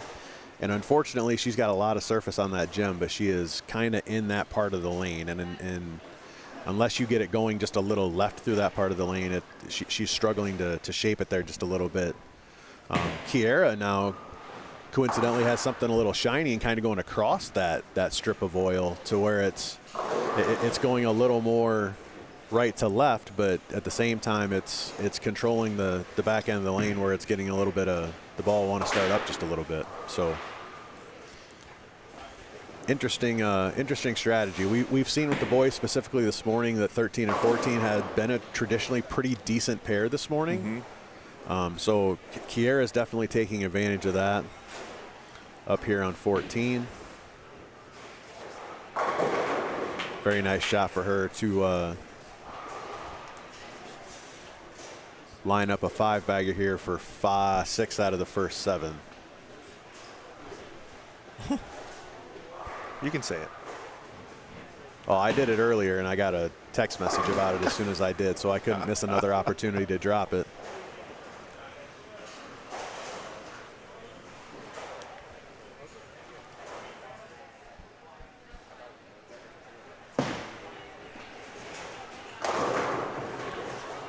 Folks, if you've watched for the first time, I think for everybody, but specifically for the boys, they figured out after, you know, kind of rush steam, let everybody know as Miss Kreuger putting in work over there, she'll take that you could play to the right.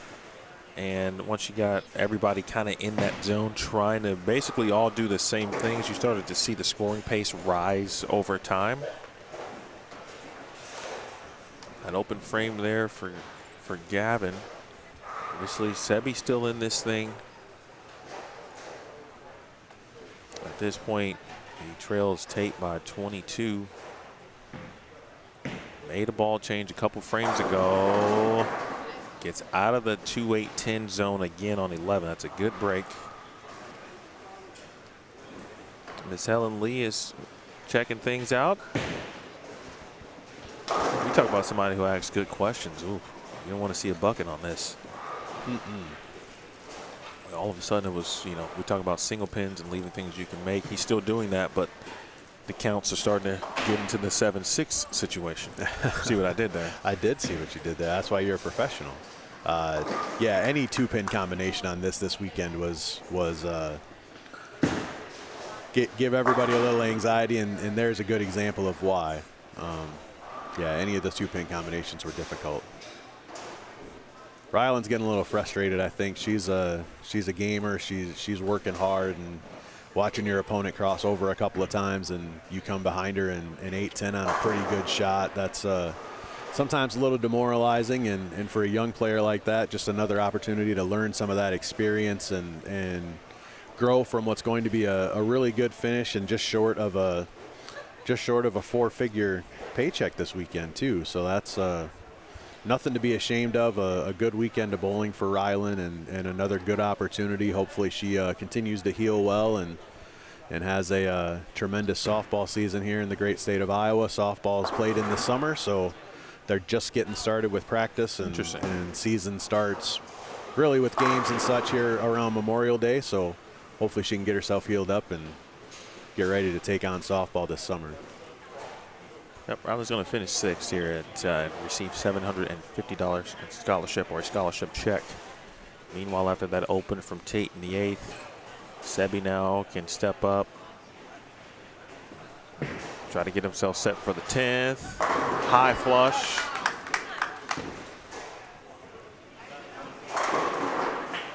.204 is the max for Sebi. Big shot here for Tate. Will help him out. Maybe on the 4, no.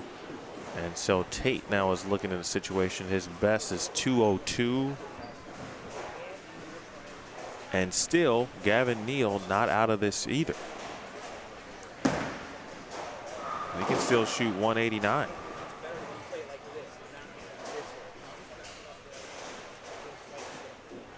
Either Sebi or Tate open in the 10th frame. And if Gavin strikes here, he could be in business when he gets to the 10th frame.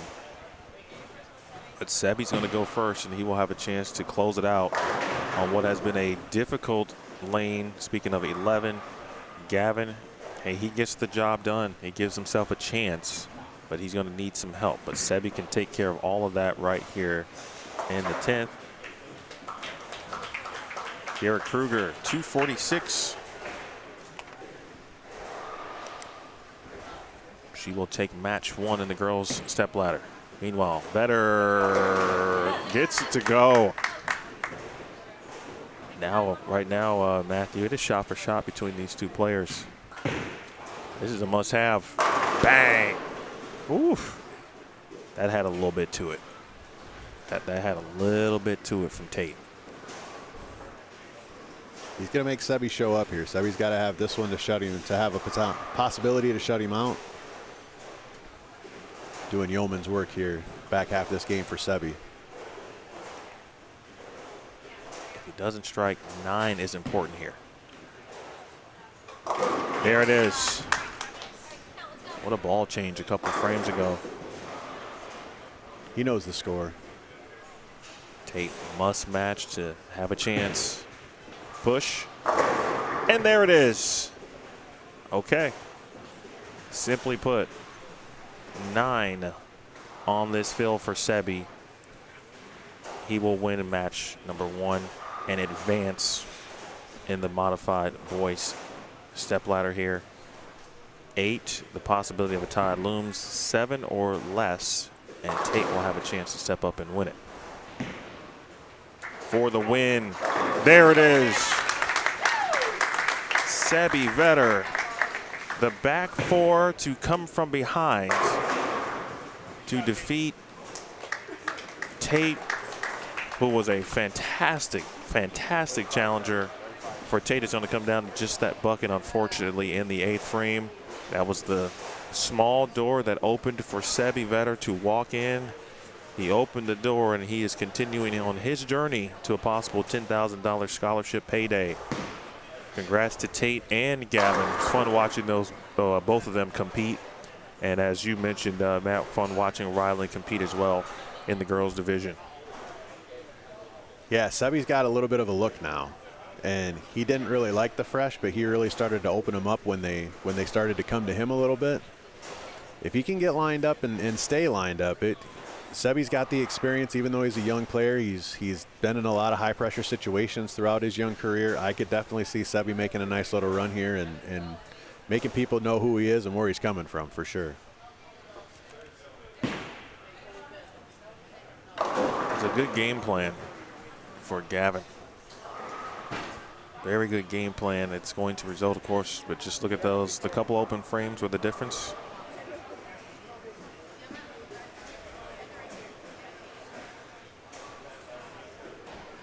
So Vetter will advance in the 6, 7, 8 match. And then for our reviewers, Matthew, Sebi will advance to face whom? All right, congratulations to Kreuger and Sebastian Vetter for winning their matches. Coming in here is another trio match for the gentlemen. Place finisher, Gavin Neal, $1,000 scholarship. Congratulations to him. Nice job, Gavin. $1,000. Place finisher, $1,100 scholarship. Congratulations to Tate Richart. Great bowling, gentlemen. Great bowling. Tate Richart gets 1,100. Gavin, Then 1,000. Lessenger gets a $750 scholarship for her 6th place finish. Congratulations to her also. So coming in next in our next match for the boys. On to bowl Leah our number 4 seed. And Sebastian moves on to bowl Devin and Tyler, our 4 and 5 seeds. Incoming bowlers, or all bowlers, we get two warm-up shots on each lane, guys. All right, as spoken by Quentin Bolin here, Back in practice, load up here. filling us in on what's going to come on next. We're going to have another trios match here. So Sebi Vetter, winner of your 6-7-8 match, is going to take on Devin MckIski, your number 4 seed, and Tyler Williams, your number 5 seed. Overhearing tournament operator Quentin Bolin, bowlers coming in will receive 2 shots on each lane. So Tyler and Devin will each get a total of 4 shots coming in here. For the ladies, Kiera Kreuger is going to move on to face Leah Besevic, and that's in your 4-5 match. All of the ladies' matches are going to be single matches. The boys' matches will be trio matches until we get to the finals. So Leah will get a couple of shots here. And then our boys will get a couple of shots here each on each lane, and they will get fired away here in short order. Again, you're watching the match play finals of the Iowa Youth High Roller Scholarship Tournament live from Decorah, Iowa's Kingpin Entertainment Center. We'll be back shortly with more stepladder action.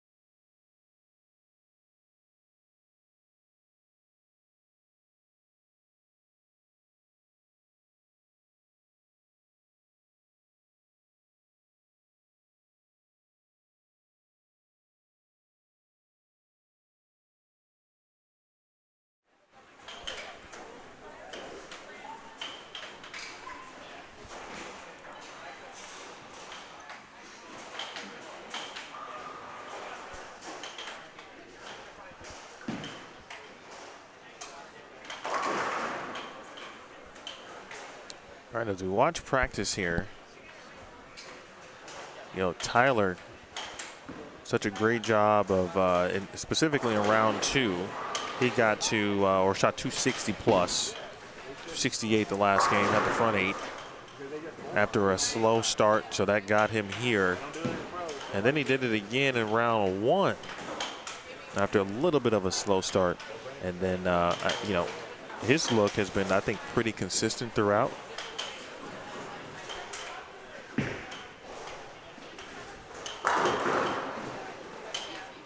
And from a consistency perspective, you know, Devin is the lone lefty. Could be an advantage. He really liked, he really liked the fresh yesterday. You know, especially early. He really liked 9 and 10 in his first block. He fired off 270 to get his round started. Interesting to watch Tyler. He got going pretty well. You know, today, this morning he got hot. Had a couple of really nice games to propel him into this number 5 seed.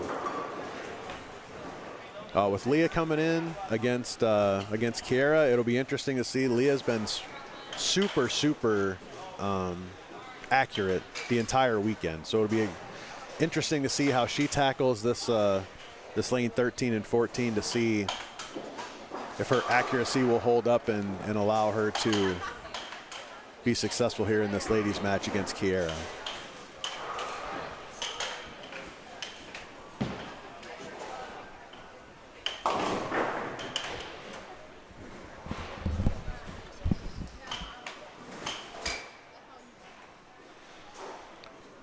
Just getting finished up with practice here, waiting for Coach Steen and Quentin to get everything lined up, ready to go with our with our matches here. Again, we've got a trios match for the gentlemen. We got our 4, 5, and 8 seeds. Sebi was the winner of our first match. Sebi shooting 204 over Tate's 202 and Gavin's 178. So Sebi moves on to meet the 4 and the 5 seeds, Devin MckIski and Tyler Williams. And again, Leah Besevic comes in as your 4 seed. She'll take on Kreuger. Kira had a very nice 246 to win game 1 over Rylan Lessenger. Besevic's going to get things started. And Leia's at that point in her career where there's just not a ton of you know, events that she hasn't won. It was funny, I was just talking to her dad, and I believe at the what is now called the Youth Scratch Championships, if my memory is right with respect to Pepsi. She had a semifinal item to get to a top 16, I think. She won that by a pin, and then lost a match the following week also by a pin.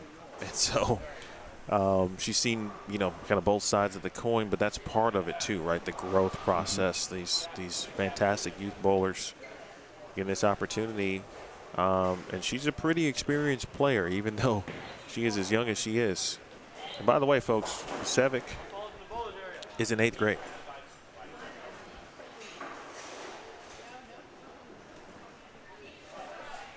Kiara just a sophomore. Got everything that the players need, which lanes they want to be on. And MckIski's going to go.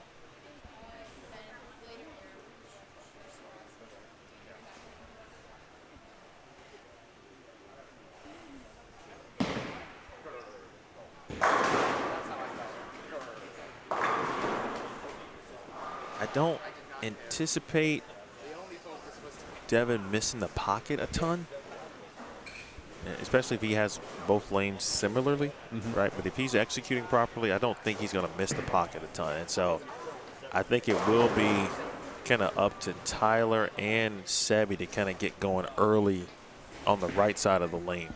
Yeah, give Devin just a little bit of pressure and make him show off some of that touch. You know, he's obviously, you can watch him and understand that he has a lot of power, and Coach Tony Hall recruiting him to Rock Valley, you know, a tremendous JUCO program. You know, you can obviously see his ability to be successful, but he's going to need a little bit of touch at the bottom to make sure he can get to go through the pins and carry those corners.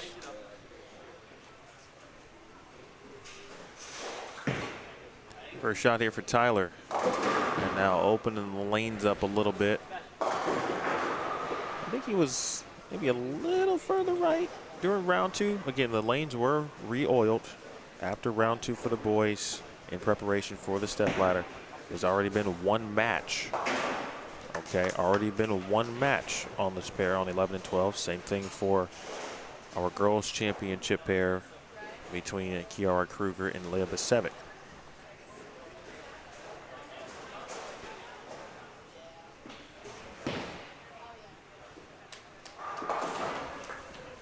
Nice up and down there for Leah Besevic here. Strike 9 spare to start. Leah was a part of the Elite Youth Tour White Sox Day last year or 2 years ago at this point. Good shot there for MckIski. Leah, I can't remember if she either brought out the lineup card. I think it was the lineup card. She brought out the lineup card on that day, and that jersey is a part of that. That's so cool, the relationship that Deander has established with the EYT and the White Sox to get a lot of kids a really neat opportunity that they wouldn't normally be afforded. That's a cool relationship and cool to see. Oh, right past the 9-pin. Goodness.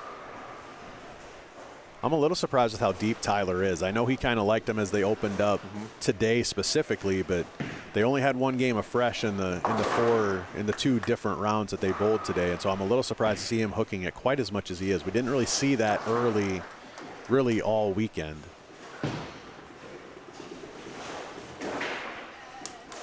He'll take care of that spare That jersey that I was talking about, that one looked to be custom from Leia. Not, I did see someone in their White Sox. I think Zach Grothus was wearing his EYT White Sox Bowlers Day jersey this week. He had a cool looking like Bulls jersey too. Red and black color. Yeah, that was the one. Oh, that was the one? Okay. Yeah, that was sharp. That was good looking. Even for a Chicago team, that was good looking. Well, just wait till we have a Bears Day. We won't be inviting you, Skull. Wear my purple everywhere I go. Yeah, it's just going to be hard for the right-handers to, if MckIski is handling his business, I think whoever is going to be in these matches against him, obviously starting with Tyler and Sebi, are going to have to outstrike him. I would agree with that. Sebi made a little bit move. Looks like he made a little bit of a move to the right with that concept. Be interesting to see if he can get going. Now that was interesting from Tyler. He went away from the EJ Jackal and went back to, I don't know what he threw, but it wasn't the Jackal that he had been throwing.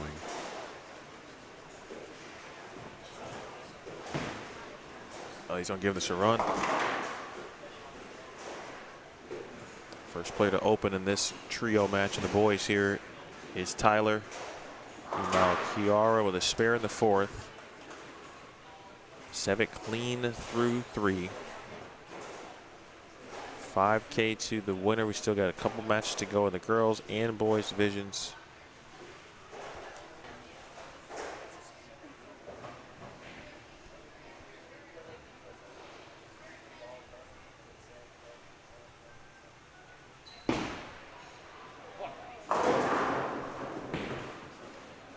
Dad in the background. Ask that thing to hook. If you joined us late, Sebi Vetter. We had a late opportunity after Richart missed a bucket in the 8th frame. It allowed Sebi to step up, strike out for 204. He threw the back 4 to do that, to shut out Richart and, of course, Gavin Neal in the process as well.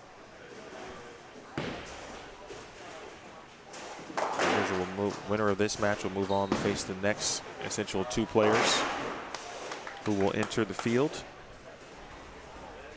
The next highest seeds include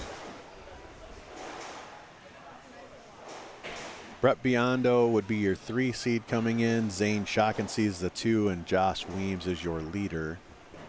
For the ladies, we'd be looking at Savannah Portillo coming in next, followed by Morgan Morales and Ashlyn Teves, your overall leader for the ladies. Looks like we watched Tyler all of this morning, essentially. Yeah, maybe I missed it. Maybe he wasn't throwing the Jackal on the left lane, but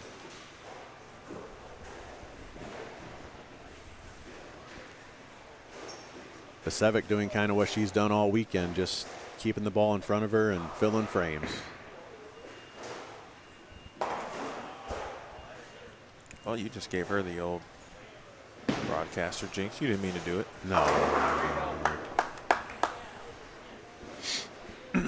Both Sebi and Tyler trying to improve on their overall finishes from a year ago. Sebi did finish 5th last year. Good shot. Big 3-bagger.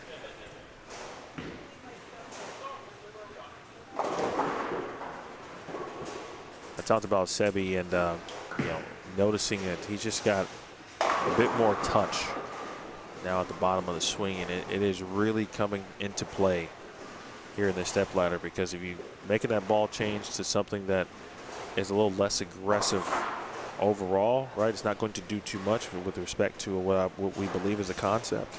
So he's got to be soft with it to get it to do what it wants and for it to read where he wants it to read. Yeah, and that's something that I think Devin kind of struggled with on the last time on this lane. Was I think he just gassed it. You know, it didn't maybe. I don't think it was a matter of not catching it, but he just didn't allow it to have touch because it was just so firm. And that's kind of been his miss this weekend is when things get important, he gets just a little quick with it. Now that ball is considerably softer than the last shot on this lane, and it read in the right spot and got the 7 out.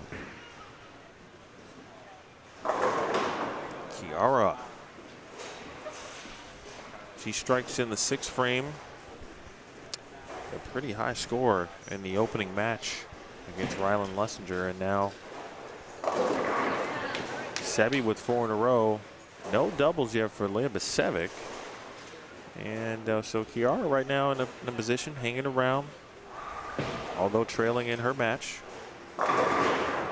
7-pin will not fall for Tyler.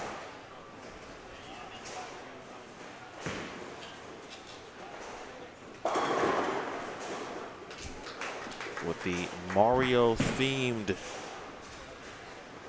jersey is for Tyler with Wii Bowl on the front. I enjoy that very much. Have you seen the new Super Mario movie? I haven't. Okay. I haven't.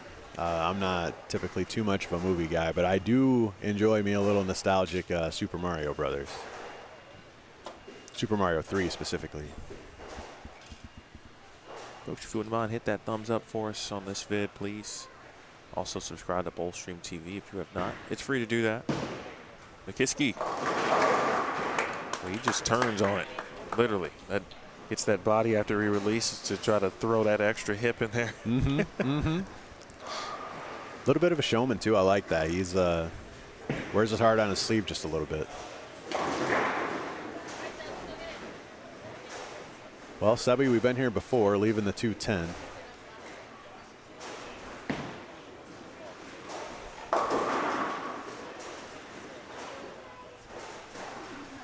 Yeah, we're trying a couple of things here.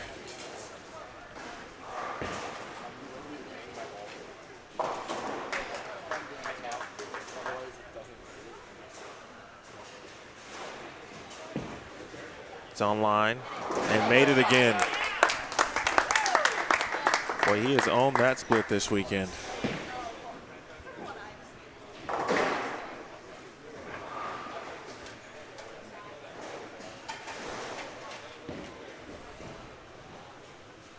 Kreuger able to roll the 2 and get the 7 to fall. So it's her first double as you watch Sebi.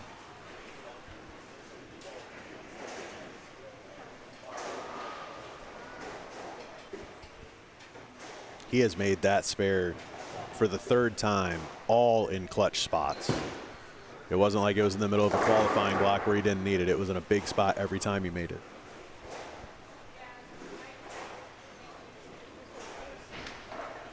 This one could be the one. Right now it's a 1-pin situation between Sebi and Devin. Bang.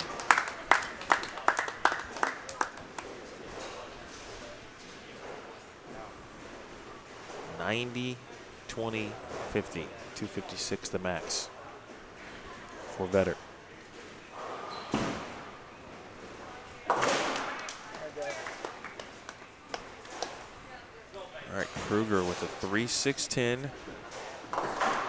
Takes the 6-10, so a few opens here for the sophomore.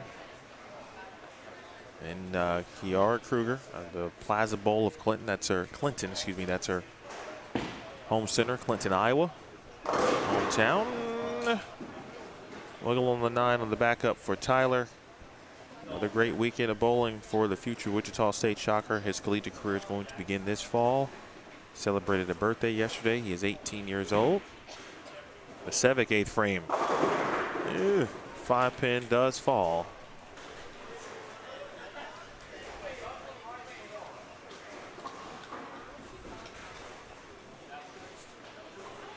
$178 the max for Kiara Kreuger. And Besevic right now pacing in the 180s. That's, she goes spare strike, spare strike.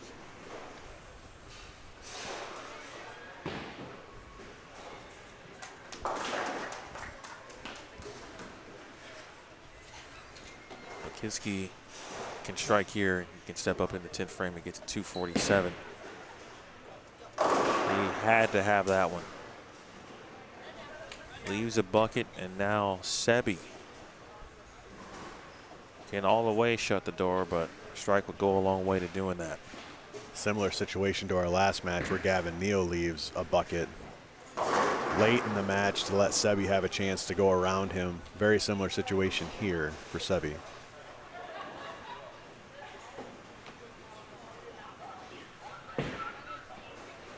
Sebi gets the brook and the break.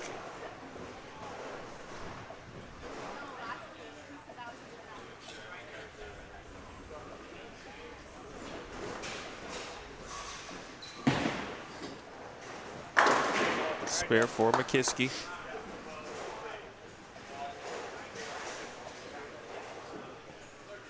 This one not over yet.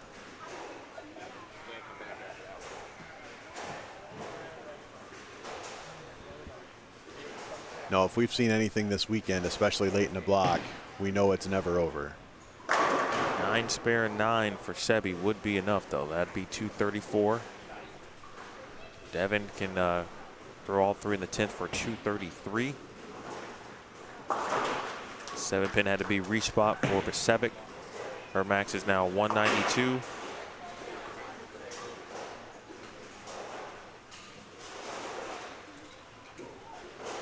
So here it is. We'll see who's going to go first. Sebi went first again, basically, or I'm sorry, earlier in the opening trios match.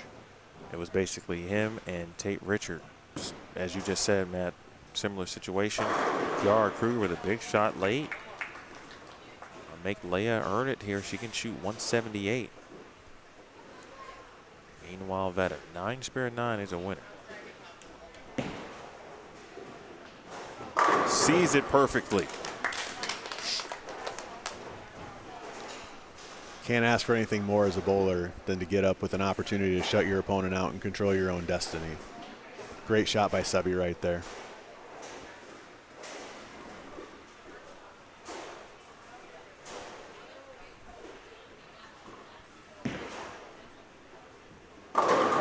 Kind of take a little bit off of it, throw it right up the middle.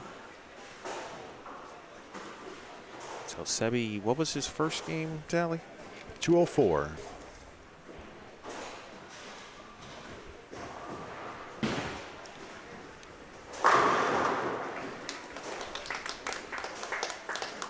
Good bowling.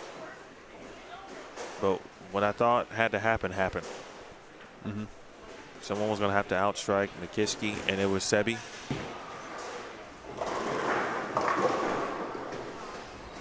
And Devin had a tremendous weekend. Tremendous tournament for him. Going to finish in a 5th place finish for him.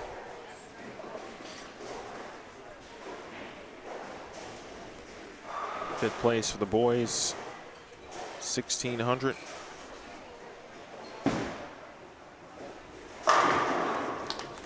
No, excuse me, 4th place finish. Tyler will finish in 5th. Devin's going to finish in 4th.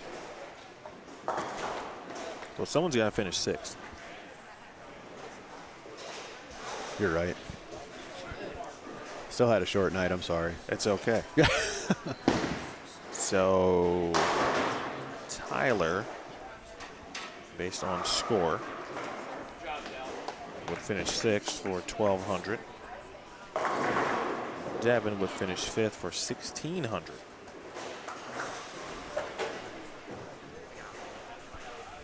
$157 for Kreuger. And Leah figured out a way to get 6 pins in 2 shots. And stay behind the foul line while doing it. She gets 7. And that's an advancing round there.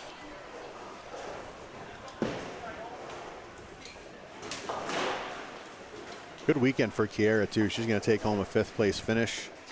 Leah's going to move on to bowl Arkansas State commit Savannah Portillo of Central Michigan in our next match for the ladies.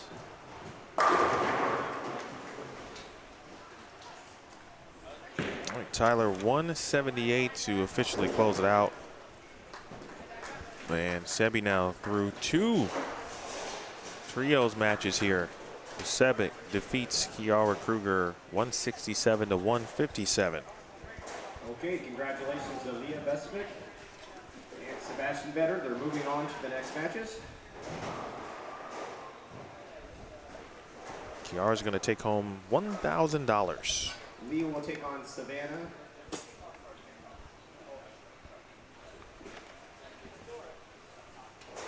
And then Sebastian moves on to bowl Joseph Zane. Joss. Quentin Bolin handling lane oiling. PA announcing.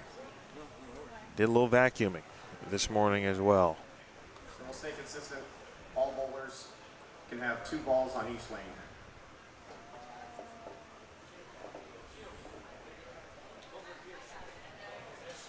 So Zane Shockency enters the fray. Joss Weems enters the fray. They're going to play right where Sebi is playing. Might make things a little bit interesting for Sebi. He's kind of got to be on guard. He threw 1 shot on the fill and kind of made a bump left just to get an idea. And he might do that again. Tyler Williams in 6th place, $1,300 scholarship. And congratulations to Devin MckIski in 5th place, a $1,600 scholarship. All right. If those 2 would come over here. Tyler getting some more money. We'll get you your photo op, checks, and certificates. Thank you guys. Good bowling.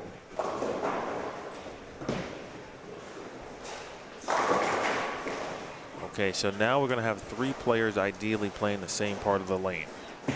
This is where now it really gets tricky.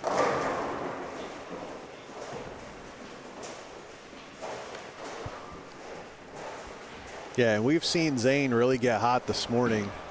Had an excellent round 2 of 540 for his 2-game total, the 2nd advancers round this morning. And that was on a little bit of a transition pair, very similar to what he's going to see now. It'll be interesting to see if he can get off to a hot start and continue that hot run that he got on through the advancers round this morning.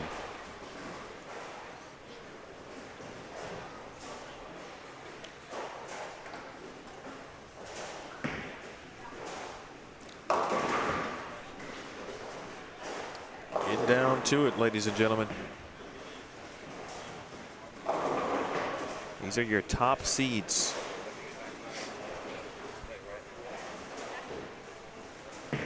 Joss, the top seed. Again, this is after the addition of their respective qualifying totals. So qualifying total, that's 5 games, and both of their 2-round, 2-game totals from this morning. In the boys division in particular, and in the girls division, they also added their highest 5-game qualifying total, which got them here, along with their 3-game round that they had this morning. Interesting to see how Savannah will play. We've been talking about Savannah. Uh-oh. Well, she won't be able to get a good read on that one.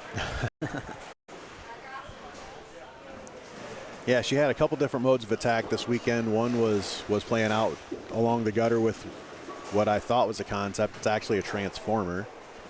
And then she had another block where she started more middle in with a roughed up hyperdrive. So it'll be interesting to see which way she wants to attack them. And I think some of how Leah wants to play the lanes might come into play a little bit with her strategy. There is no defense in this game, but at the same time, if you have the opportunity to have a good look while still taking something away from your opponent, it's definitely something to take a look at.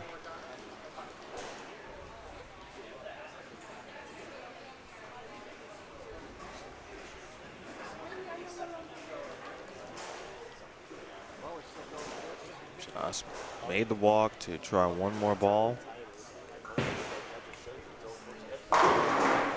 Good idea too, but because again, you just don't know when everyone's playing on top of one another here.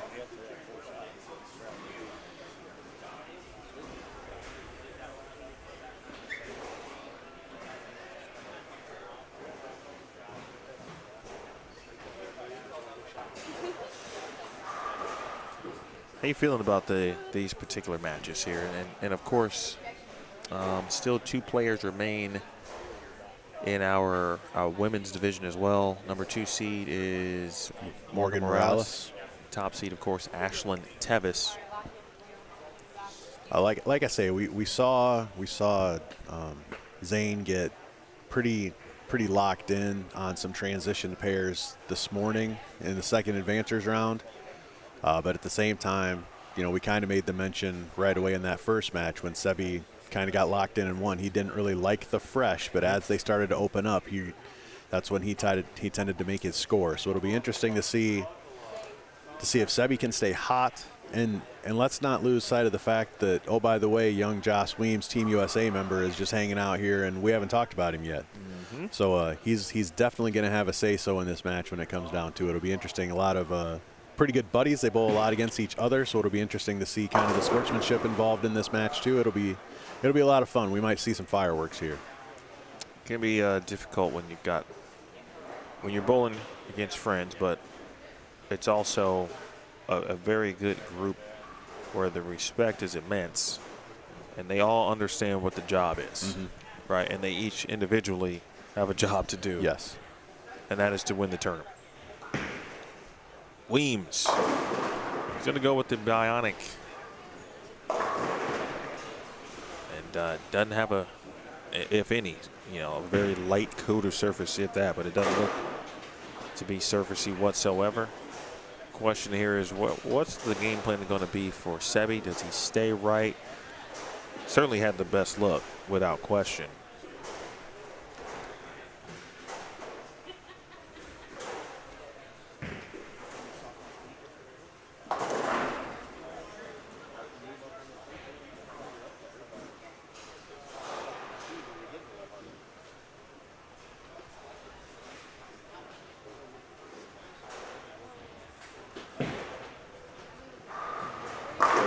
The right decision. Excellent shot there by Sebi. It's almost one of those ideas where you kind of dance with what got you here, right? I mean, how long do you stay with that? Well, until it doesn't work. Yeah, and I think he'll know. Right, and obviously he's throwing it well, and so he would know instantly off his hand if it was a good shot and if it does something that he did not anticipate or expect.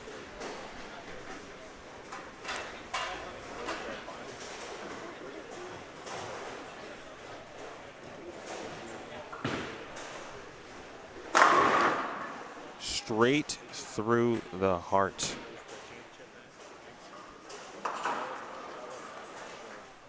What a shot there from Josh Weems.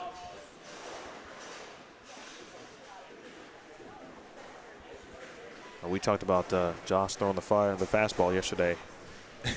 And hasn't stopped today. One of my favorite movies, Major League. Give him the heater, Ricky. That's exactly what Josh has done. And the adverse of that is Sebi being very nice to it again with touch. So you get the ball to see the pattern of where he needs to see it. And then right there, of course, to Zane. See the differences in styles, too. You know, Zane a little bit more compact with respect to his footwork and approach. Still getting the job done. Besevic with the Greek church. Interesting use of bowling balls here in this men and boys match too. Josh is in the bionic, Sebi obviously in the concept, and Zane is in a scuffed up twist. So I mean, three very different levels of bowling balls with three very different shapes, all getting in the pocket and figuring out a way to strike. It's a testament to the pattern for the weekend. The entry performance twist. Yes. Is that what you're talking about? Yes. How about that? Yeah. Portillo through the nose, and I don't know if she feels good about that particular bowl yet.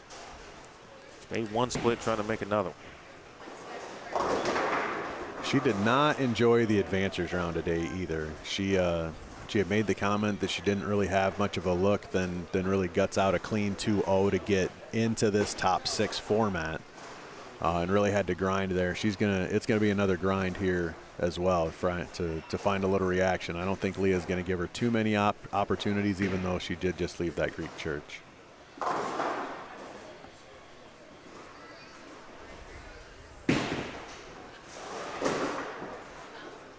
So we got one. Try to give it a bounce opportunity. And that's the shot, right? And so, you know, how does Sebi feel about that one? Did he do what he needed to do to execute that?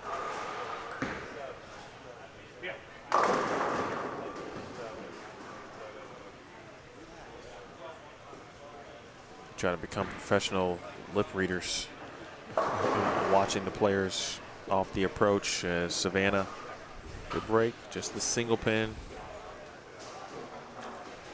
I couldn't see what Zane said, but all I heard was Dad say is relax. Through the nose, 3-6 there for Weems. Josh Weems, multi-time EYT champ, multi-time SYC champ, Junior Team USA, runner-up last year in the U18 and Junior Gold. Hold on, handled.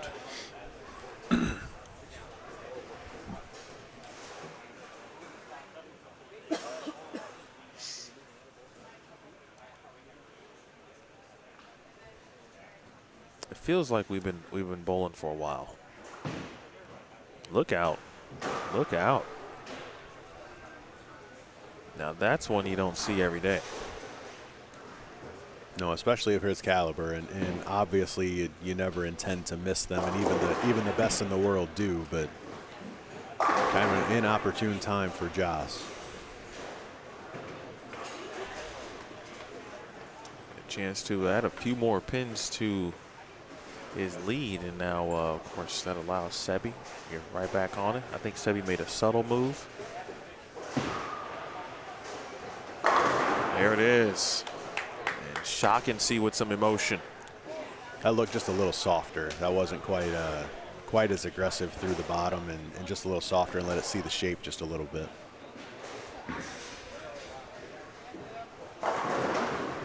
Besevic won't get the 7 to fall. So 3 splits between the two players, 1 make. And our girls match up.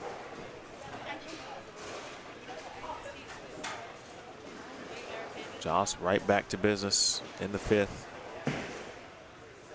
Sebi 210 again. And I think he knows, exactly what's going to cause a 210. The question is, when is the clock going to strike midnight on the 210 conversions? Well, it's a good buddy of mine used to say he was calling a high school basketball game, which got into the wee hours. Sebi again, this time he missed them all. My buddy would always say, it ain't midnight yet, y'all.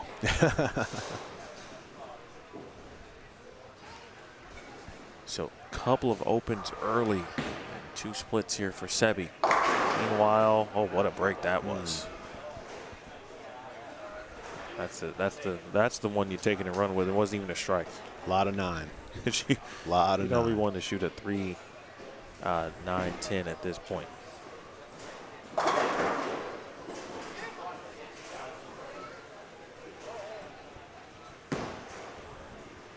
This girls match is interesting. They're Savannah and Leah just kind of keep handing it back and forth. Who doesn't want it? And it looks like right now that neither really have a good idea on controlling the pocket.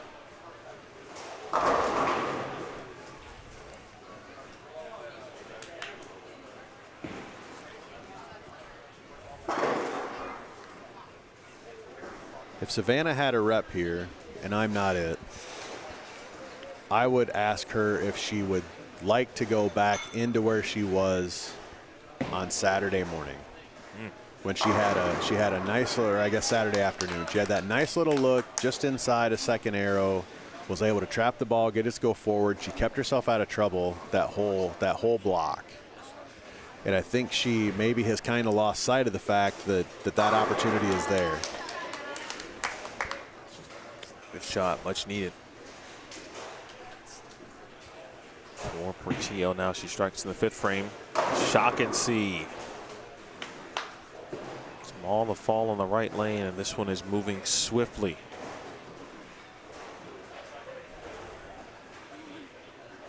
Zane is 3 of 4 on the right lane.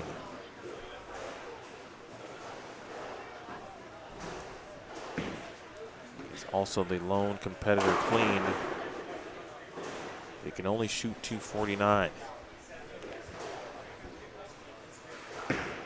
Weems got to see it. Oh, send it. If that wall wouldn't have been there, he'd have seen that from lane 8. The showman slapping it out. Out of Sebi.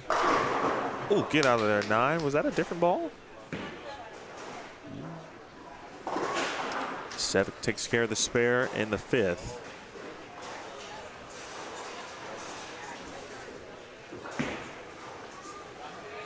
This left lane. Oh my goodness. And it was a different ball for Sebi. Yep. All right, so first, see if this works properly. It will. The bird dog from Joss. Real time to Leia. 4-7 stands.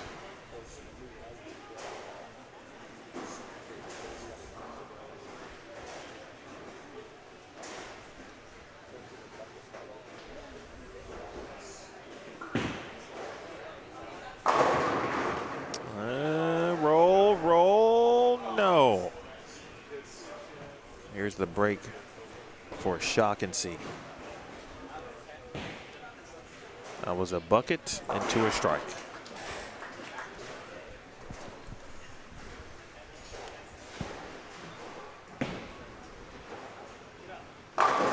Oh, and he sends the messengers. It might be the left lane that's being favorable all of a sudden, when lane 11 was certainly tricky throughout qualifying and even this morning.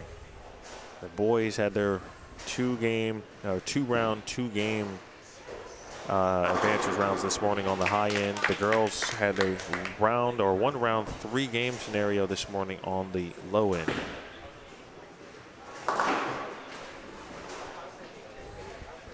Savannah made that little move left. She's kind of getting lined up a little bit. That was a really good shot on lane 14. See if she can parlay that double into a 3-bagger and take a control of this match over Leah.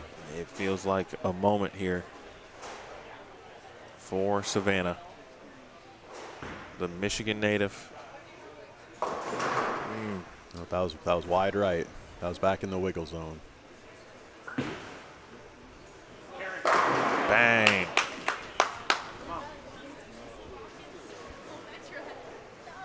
Note from, I think that's Kelly, Tyler's mom. 3 of the top 5 boys drove together. Oh. Nice pair. That was very important for Savannah.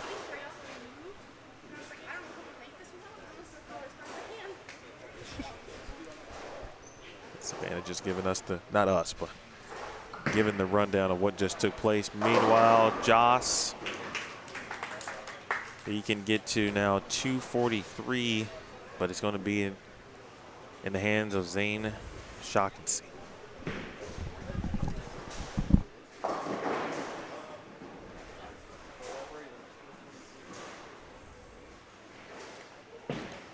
Sebi here on 12 to keep hanging around. Gets the 10 to chop out of there.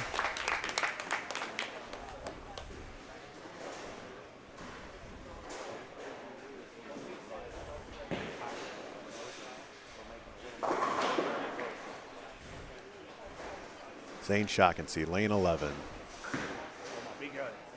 Oh, flat 10. Flat 10 after crumbling the bucket on this lane the last time he was over here. Gives him an opportunity to spare strike, get him to 228. Now Josh Weems gets up, has an opportunity to lock this match up.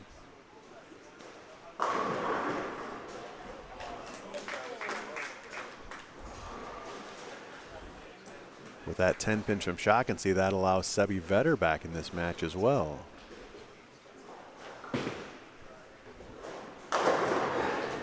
Big hit from Josh right there to get the 10 out.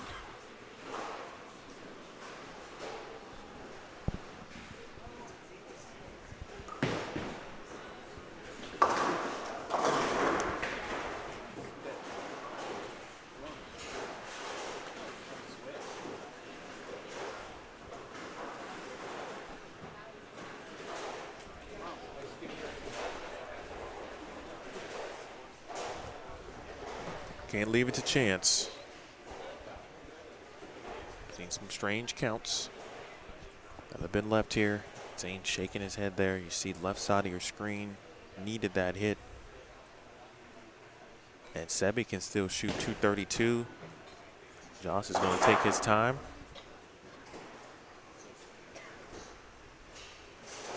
Reset. Because if he gets a 9, right, 9 spare is 232 for Josh. And Sebi could step up and throw all 3 in the 10th to tie.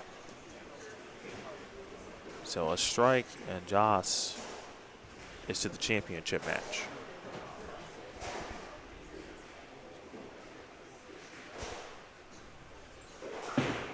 Young Josh Weems. 7 pin. Very important to make it.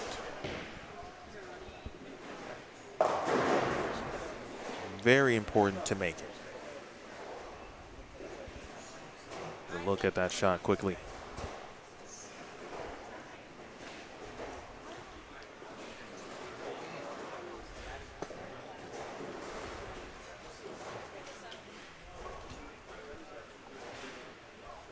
All of a sudden, Savannah Portillo. Besevic can only get to 185. It's a big spare. So again, Sebi Vetter in both of the first trios matches. He's thrown 3 in the 10th to win by 2. Threw the first one in the 10th in the previous match to advance. And now he needs all 3 in the 10th to tie.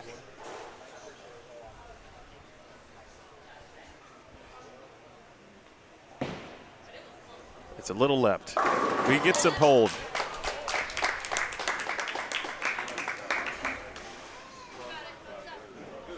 Boy, Sebi is just talking about the moxie.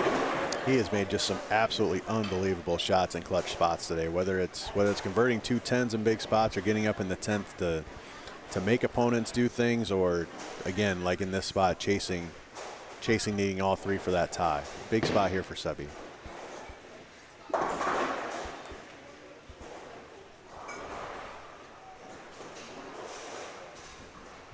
Has to have it. Didn't like it.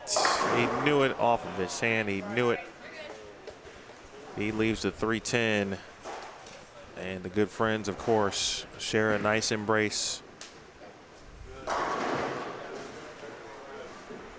So Josh is on to the title match. And we talked about Sebi making a little bit of a run once he got out of that first match, and he definitely showed why he did it well today as the lane started to break down. Nothing to take away from Zane Shockency either. He made a heck of a run this morning to get himself into this spot, and you know what, didn't throw poor shots, got lucky on a couple here, but it was in the right game plan and provided a quality match. And like I say, Josh, and it was a tremendous match with Josh, Sebi, and Zane here. Good one to watch. And because of the trio situation, right, you're trying to make sure that one person is locked in, and that became Josh. Then it became, is Sebi going to outdistance Zane Shockency on the same shot? Yes. Right? So many things happening all on that one shot. And so because of that, either way, now Shockency is to the championship match, and it's going to be Josh versus Zane for the title, right? Because we don't have any more bowlers, right? Let's make sure my no, Brett Biondo is the #1 seed. Thank you very much. Yep. Okay, I didn't see Brett's name on your deal. Ah, there it is. Okay, I'm like, what? Okay. All right, so Biondo, the top seed, and those are the only 2 we have left. So we're going to have one more match in the ladies before. I don't know if we're gonna wait to bowl those together. I would assume. From my understanding, that is yes. Okay.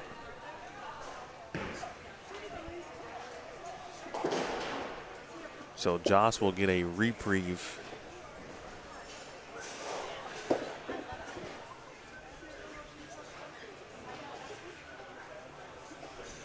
Is it 1 game for Brett? I believe so, yes.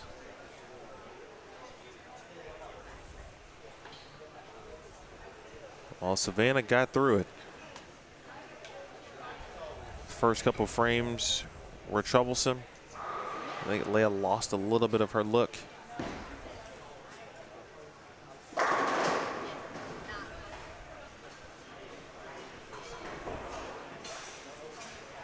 All right, congratulations to Savannah on the girls' side. She'll be moving on to the next match to bowl our 2 seed, Megan Morales. Congratulations to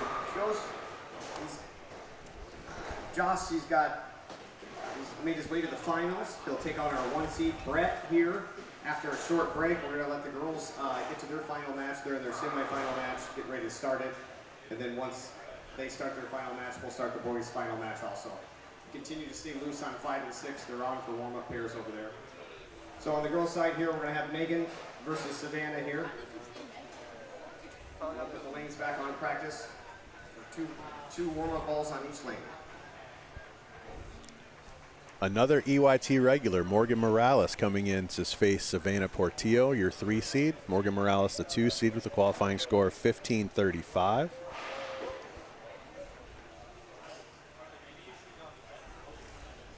So we'll have a small break for the boys, but the girls' match will continue. Okay, so just FYI on that.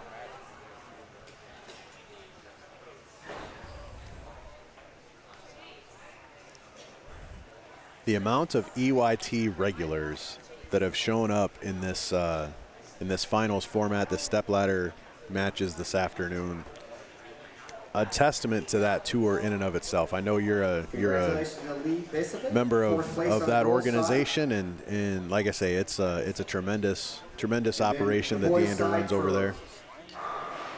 Congratulations. Yeah, it's pretty cool. And the other thing is to see the and also Zane some of the champions jerseys from that tour. I've also seen now Megan. No, for 4th place, they got me doing it. $2,500. 3rd place, $4,000. Morgan, but because Quentin called her Megan, I said Megan. It's Morgan Morales. Morgan and her sister McKenna are from Northwest Indiana, and so Northwest Indiana has a tour. Shout out to Mike Kreuger, the ISSTs, and Patty Maurerman. There's just so many tours to bowl just within Illinois, Indiana. Then obviously you go north to Wisconsin. I was unaware that Nebraska also had a youth tour as well. I think you mentioned Nebraska yesterday. Yeah, they do, and they actually offer a U23 division that they separated out into the divisions. Then you've got the Greater Iowa Scholarship Bowling Tour in the state of Iowa. That's all the way through collegiates with boys and girls divisions. They don't tend to offer junior gold scholarships and that kind of thing, but again, it's just another opportunity to get out and bowl on something tough regularly, and just a testament to all of those tournament operators and tournament directors and staffs to generate the funds to be able to do that, and really all the coordination of getting with the centers and determining what you're going to bowl on and setting up live stream opportunities like this. It's a real testament to all of those labors of love that get invested back into these kids, and I hope that they continue to appreciate and understand what opportunities they actually afforded. Quick shout out to Nebraska having a U23. EYT has a U23 division too. They might be the only couple who basically allow collegiate bowlers to still be a part of the tour. Yep. That's the neat thing about the GISBT is that it's the Greater Iowa Scholarship Bowling Tour, is that it's all collegiate kids too, and the Eric Liddig, head coach at St. Ambrose, does a nice job of offering some U15 prize spots and some U18 prize spots to help encourage the younger players to come and compete in that tour. But yeah, primarily collegiate kids. Just a reminder here, Ashlyn Teves off in the wings, your #1 seed for the ladies, waiting on this match between Morgan Morales of Northwest Indiana and Savannah Portillo of Central Michigan. So they'll have this match here. Our boys' matches is down to the finals. Josh Weems has climbed the ladder. He will be facing your #1 seed, Brett Biondo. that will be a 1-game match, and that's kind of a free roll for Brett because we're looking at a prize fund of $10,000 for the boys, $6,000 for second place in the boys. So that'll be basically bowling for $4K in that match. The ladies, the winner of this match is going to be guaranteed a $2,000 payday, going on to take on Ashlyn Teves for that $5,000 first prize for the ladies. Looks like we're almost done with practice. Maybe Morgan's got one more shot, running off to grab a different bowling ball. And that's important.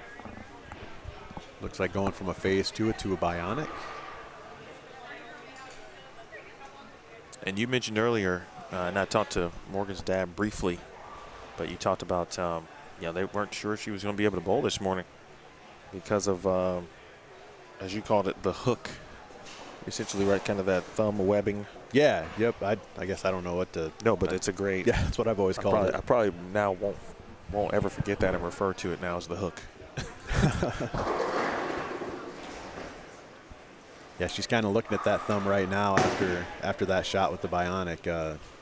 Kind of looking at that thumb. Probably still a little tender, maybe even if you get the patches and the new skin on there. It's figuring out a way to grind through it and really gut it out here for hopefully what for her will be a couple of matches. Yeah, she's done a lot of bowling recently. And she also had a visit as well, and so she's been on the move.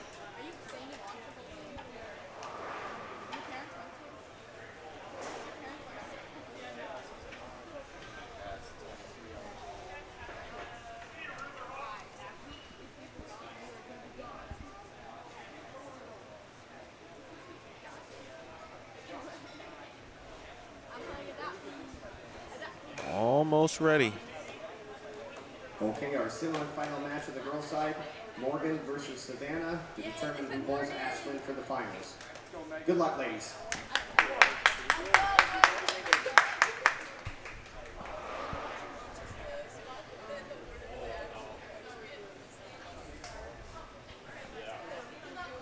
Anything stand out about this one? Savannah was kind of locked in for a second, and then she lost it again. I saw her throwing a couple different bowling balls as kind of the unique opportunity that we're allowing competitors that just bowled on the pair to get some practice. So it's kind of a neat opportunity for Savannah to maybe take a look at something different, see if she can find something. She's going to need a full rack of pins here. And now she's in something different that I haven't seen much of. I'm not sure what that is, but I haven't seen it go down the lane for her this weekend that I've noticed. I'm not saying she hasn't, but I haven't seen it. And then for Morgan, can she battle the little bit of an issue with her hand and figure out a way to come in fresh and give herself an opportunity to win some of that money? Good shot from Savannah to get started with 10 back there.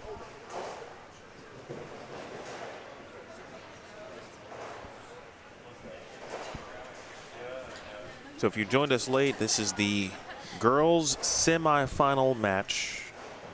Savannah Portillo, Morgan Morales, or their family watching here in attendance.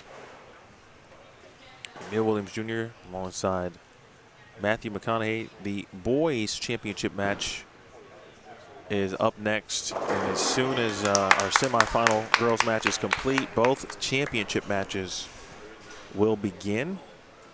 Heck of a trios match. Actually, all three of them have been fantastic in the boys division. I don't know if we could have really asked for anything better in those trios matches. They all came down to the 10th frame, every single one of them.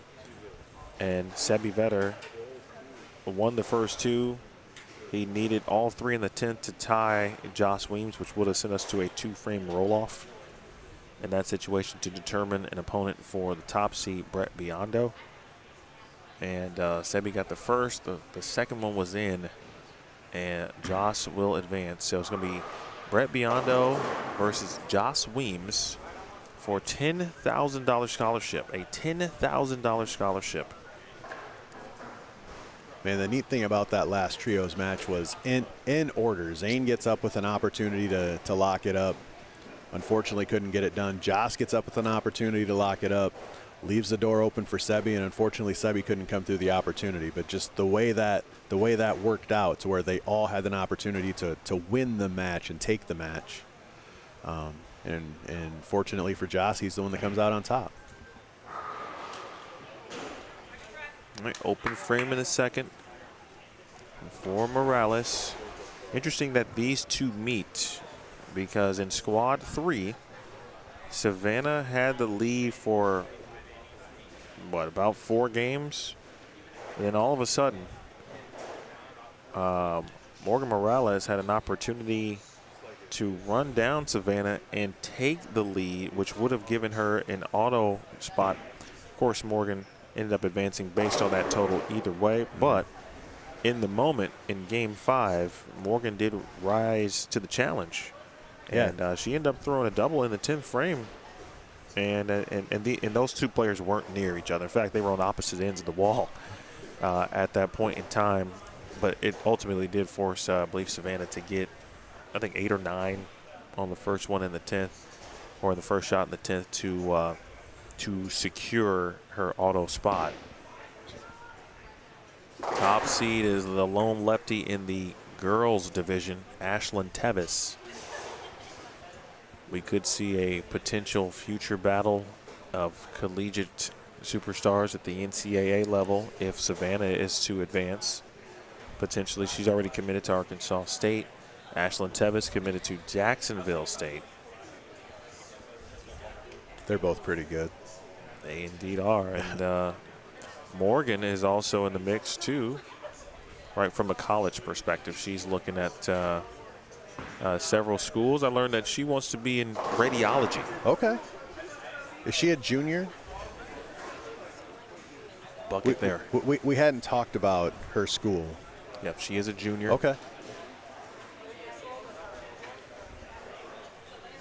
Savannah has won MJMA titles, Elite Youth Tour titles. Michigan, they know how to create opportunities for really good youth bowlers. Nice spare. Yeah, any of the 2-pin combinations this weekend have been anxious, to say the least. It's one of those things where you get the ball going a little left, it goes left, and you get it going a little right, it hangs right. So any 2-pin combination made is an excellent job done. Look at that bucket. Those are the ones that, don't go unnoticed, if you will. They look mundane when you make them, but they are ginormous when you miss them. That is well said. Morales. Just a 2-pin. Morgan out of Boone Grove High School, 202 house average, 185 on sport. Still shocked at some of these years that I see on how many years they've been bowling. 6 years for more. 6. I don't know how that's possible.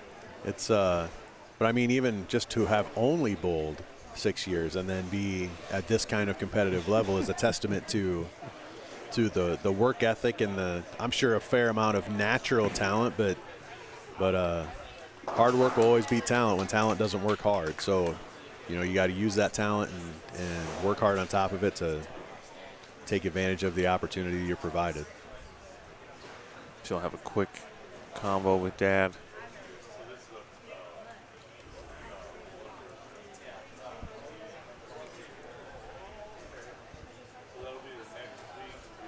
I got to meet Dad a little bit for the first time in the block here. Familiar with the player that we both know, Courtney Adams, out of Northwest Indiana. That's right. Griffith, Indiana, to be exact. Yep. So we got to. That's how we started in that conversation. Got to talk a little bit. So nice family, nice folks to meet them.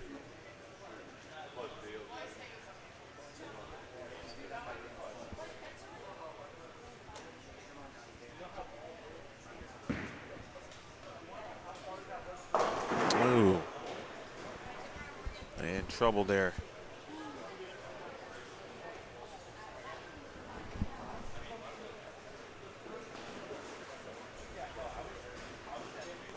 Looks like she tried a different bowling ball. Now pays the ultimate price. This left lane is not being kind so far.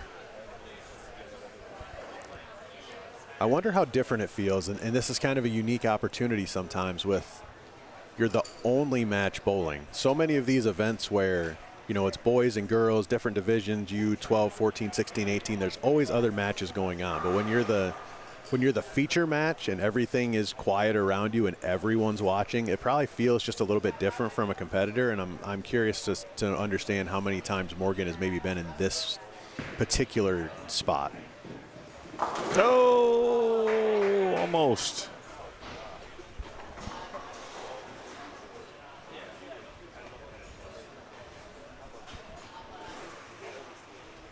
Because even once we get to our finals, it'll be 2 matches going on at the same time. It'll be a little bit of a different feel with other kids bowling. So back to Savannah, who is clean through 3. Okay. First one I feel like in a while that she felt confident about. Kind of stepped out of it just a little bit after she threw it, knowing that she made a pretty good shot, just needed to make sure I was going to get through the 1-3 correctly.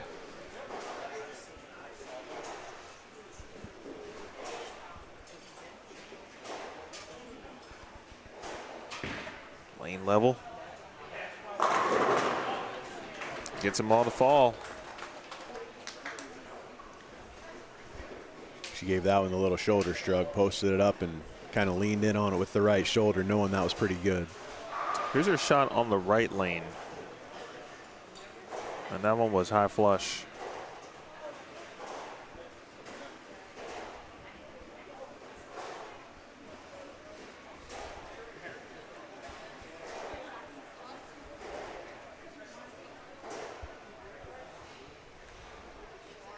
We saw Nana Lori in the chat earlier rooting for Morgan, and here she is again. Thank you, Nana Lori. That ball might just be a little too strong. Just maybe just a little too strong. We talked about the girls having some, you know, using certainly some bowling balls with some surface. So 2, 4, 8, 10.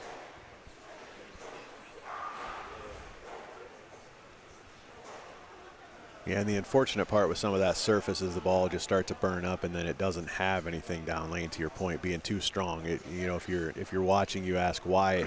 How can a bowling ball be too strong? It didn't hook. Well, all of its hook potential was exhausted before it was able to reach a part of the lane where it was allowed to hook. Hard to tell what either player is throwing. Good question there, Kylie, with respect to what Savannah is throwing, but I think Savannah is throwing a surfaced rock star. I would agree with that. And Morgan was in, the ball she threw was a Zero Mercy. And the ball she's picked up now and put her thumb in is a Bionic.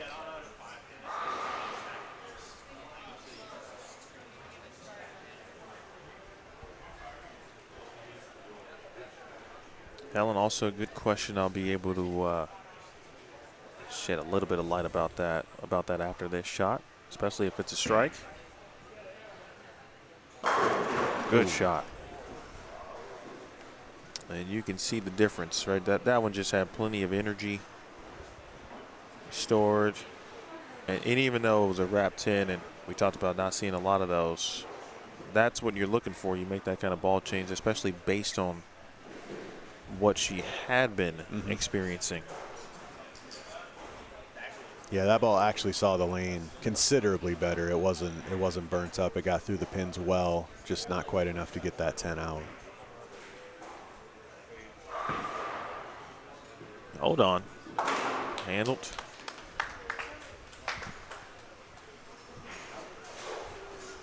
So Helen, Cubica AMF, who is, you know, they have a lot of products when you think about, you know, pins and masking units, scoring, machines, etc., and so forth. As Savannah steps up here in the 6th frame looking for 3 in a row.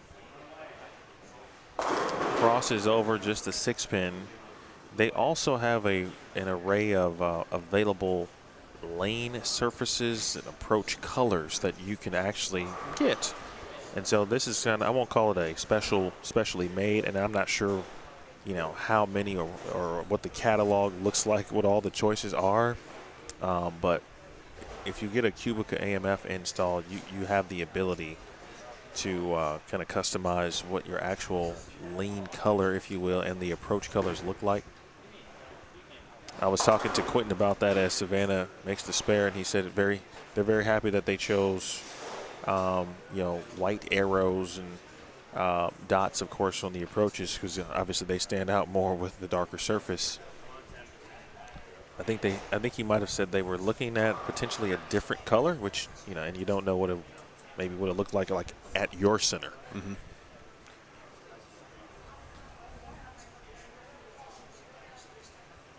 Seventh frame, Portillo. Hits him carry, and the fist pump to go along with it. I'll bet also with this being an entertainment center, I'll bet they have a fair amount of open play and maybe some of the black light glow bowl. Oh yeah. I'd be curious to know if the dots and the arrows light up opposite of the lane. Like I'll bet this is pretty cool dynamic under the black light in the glow bowl setting too. Yeah, I think you keep all of that, of course, in mind as a business. Have to. You know, and also Helen, throughout qualifying, some of the lanes when strikes were made, you'll see the gutter caps also light up. That one is left, and for Morgan, time is now starting to run out a little bit here.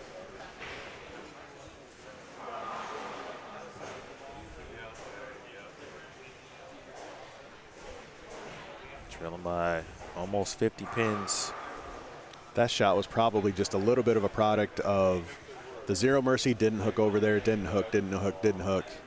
And now I switched to the Bionic, but then the ball hadn't hooked, so now I missed it a little left. And as it's been all weekend, as soon as the ball starts left on this pattern, it just continues to go left and miss the head pin. But a good conversion there, right through the pocket, getting a 1-3-6.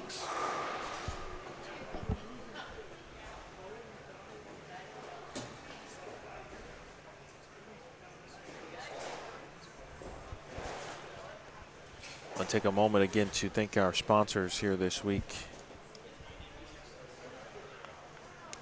Renick Rock Products, Incorporated, Bruning Family, Ziegler Caterpillar, Matthew Construction, Perry Novak Electric, Construction Build Momentum, and Kroll. Skyline Motorsports are offering a $1,000 bonus for the first 300. Morales with a strike in the 8th. Brings her max score to 187. So still technically in the match. But Savannah firmly in the driver's seat here.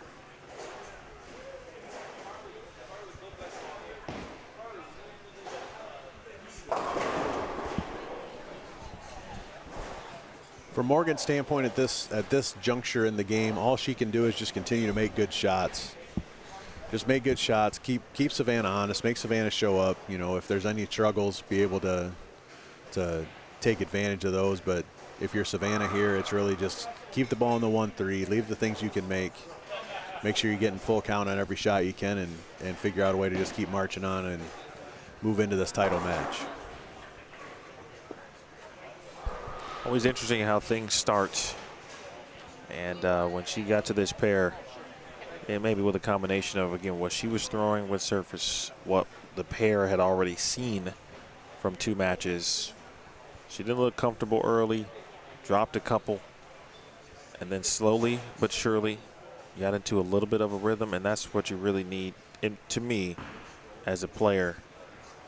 And I think it's true for all sports. If you can get into a rhythm as a player, things start to feel normal, if you will. Mm-hmm.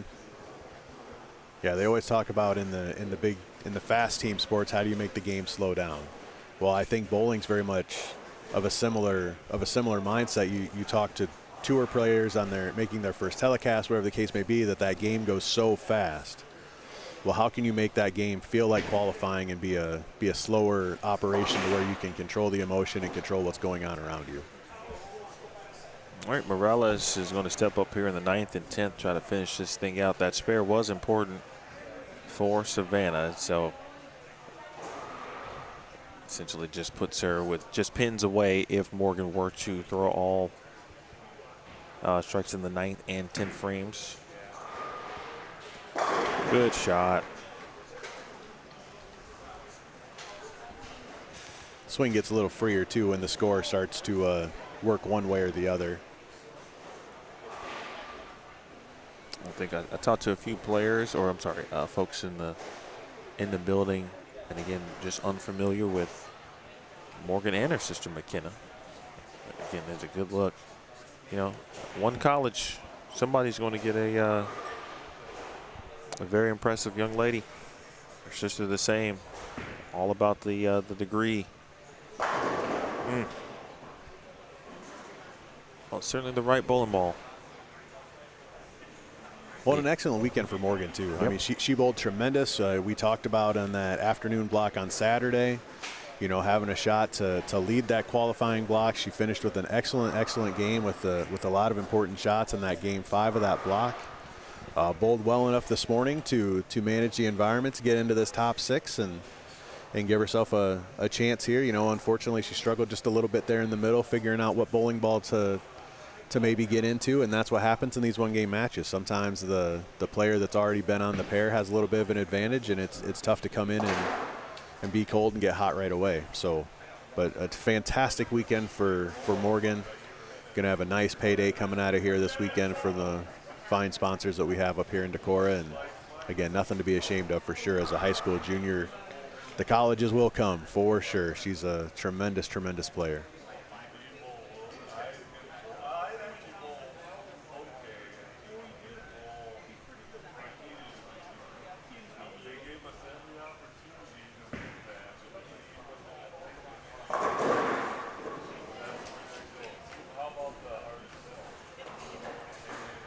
All right.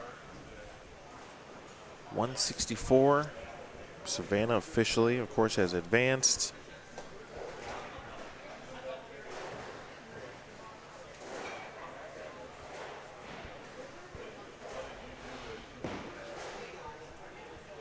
How about fact-finding here for Savannah? Give herself the best possible chance to win. Morgan is going to take home $2,000, a $2,000 scholarship.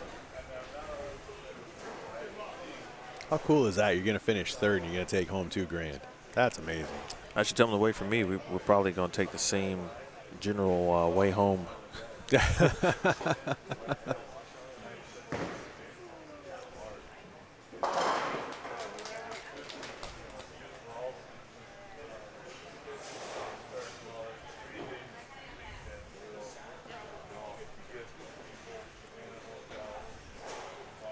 Joss and Brett coming in to start getting settled in for their championship match.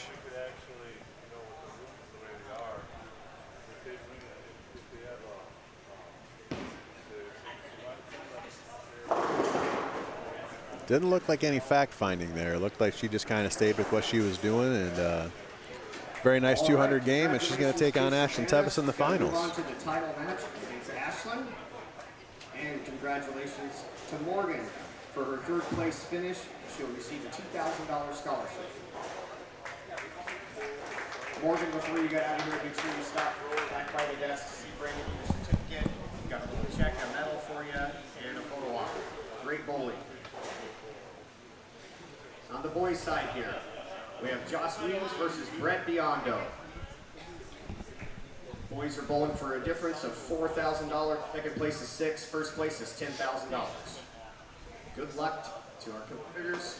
We'll go ahead and get the lanes on for practice. 2 balls on each lane.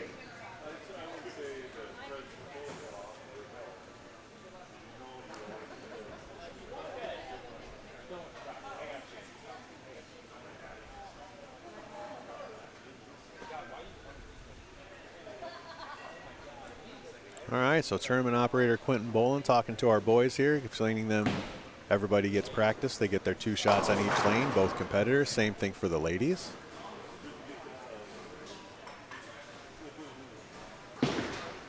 Brett and Josh were both kind of the class of the field here this weekend so far.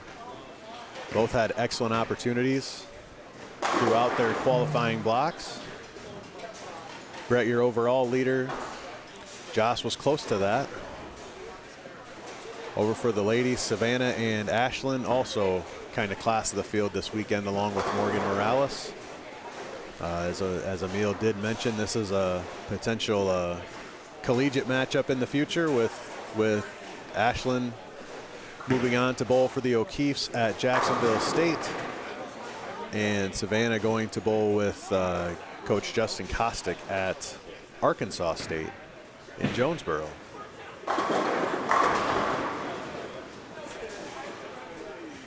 Our 2 high school juniors for our gentlemen, Josh Weems, junior Team USA member, a recent commit to Wichita State University to go bowl for Coach Steele Smith and the Shockers. And Brett's sporting the Judson University jersey. He's going to go bowl for Dad. Go bowl for Dad at Judson University.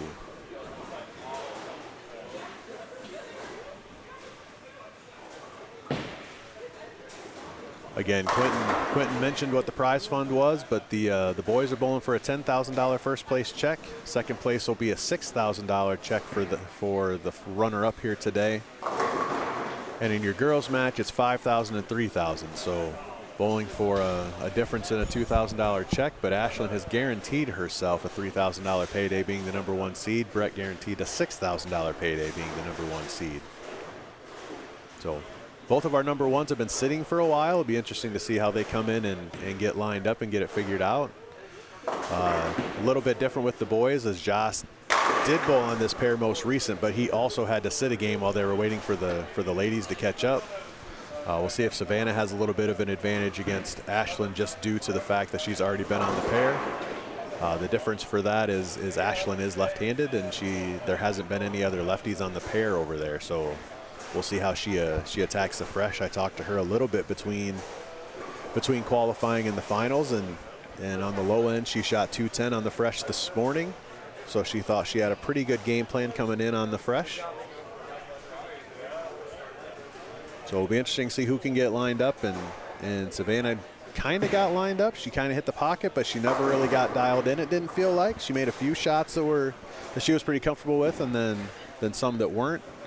Looks like she's trying a few different things here in her 4 shots of practice to see if she can get lined up. So got a couple of good title matches to go on here and give away a lot of money, thanks to all of our very generous sponsors.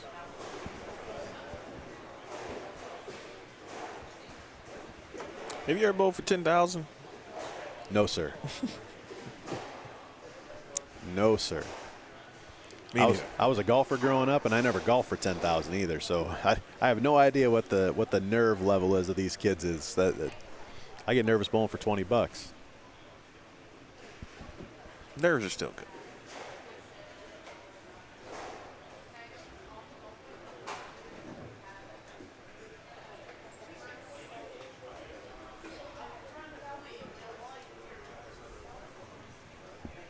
All right, let's send our finalists off with a round of applause.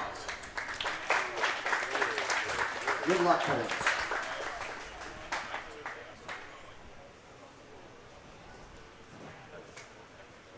Josh Weems, Brett Biondo, Ashlyn Teves, Savannah Portillo.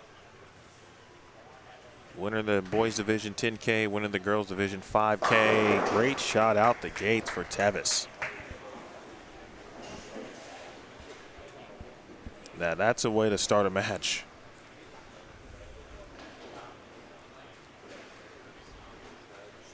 Wasted no time.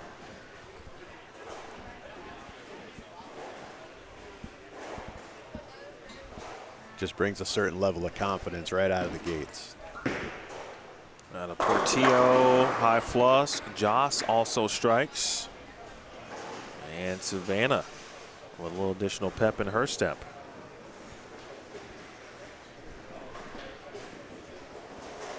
All right, folks, who you got in these championship matches? All right, we'll give you a poll.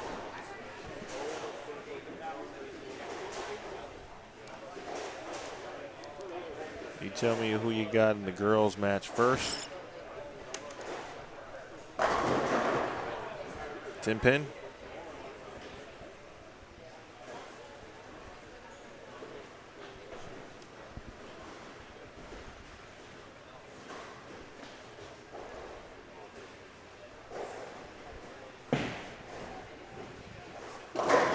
Biondo, 7-pin. Pretty good shot right there, opting for something a little shiny, as opposed to some of the rougher stuff that we've seen from a lot of the guys today.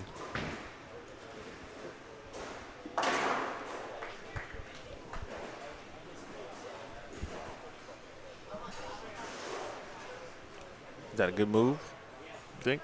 We'll find out. I mean, obviously it's something that he liked it, and I'm sure him and Dad discussed what the game plan was, and who am I to question Hall of Famer Vince Biondo?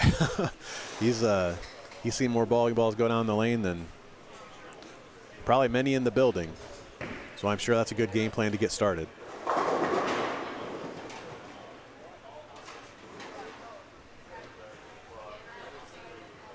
Teves, 7-pin.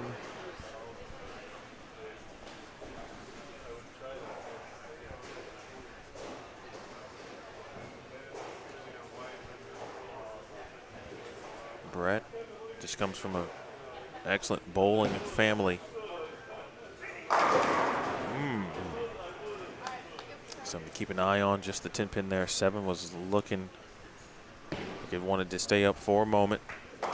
Spare handle from Teves. Brother Brandon started at Wichita State.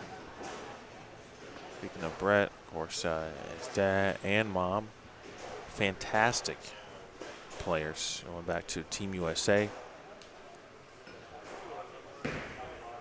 Hold on, ball.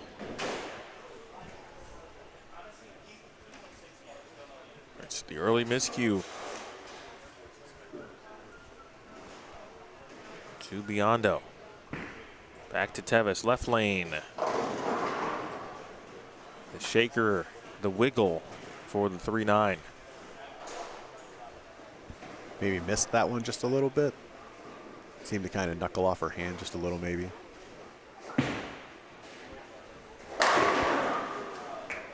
Loud, impactful strikes from Joss Weems.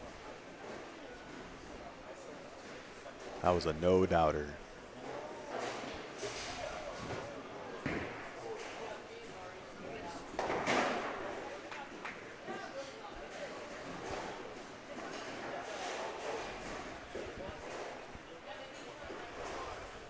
A lot of bowling IQ when you talk to these players, all 4 of them.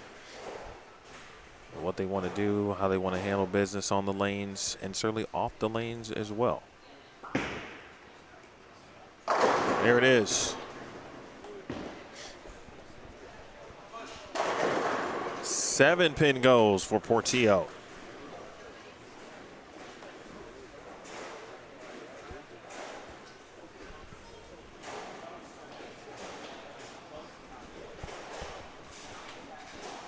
All right, 80% of you said Savannah, I'm sorry, Ashlyn Teves was going to take home the championship.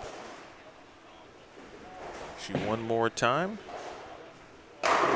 Great shot for Biondo. Nice rebound shot, too. Made a mistake in frame 2, gets right back up, all 10 down.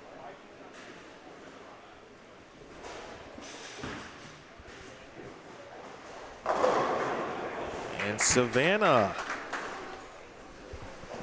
applying some early pressure here.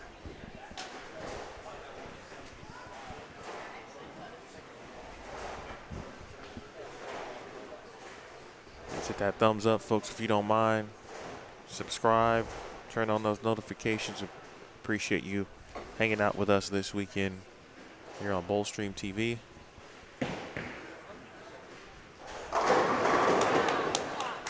Nice shot for Biondo and Teves there, and you see Brett just being nice with it also, but very forward. Very end over end there. Which is very reminiscent of what he's done for the weekend. You know, we saw that high-scoring block in the afternoon yesterday, and that's exactly what he was doing, was just getting the ball forward, letting it tumble. Looks like that's a shiny reality, too, which is an older 900 global ball. Weems.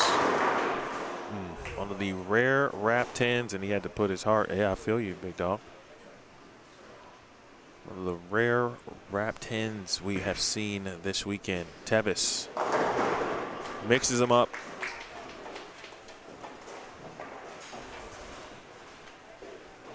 I'll be moving to Jacksonville State University in just a few months. Speaking of Ashlyn, well, she would join a historic group and a team that won an NCAA championship, an ITC championship, a Conference USA championship, and pretty much everything that they did. As advertised. Meanwhile, Portillo will help fill the void of some very key players for Coach Kostick in Arkansas State. Maggie Toma, Aubrey Riddle, Carly Van Dunen, all fantastic players as Weems takes care of the spare. Yeah, this won't be the last time that Ashlyn and Savannah see each other. They will see each other for 4 years.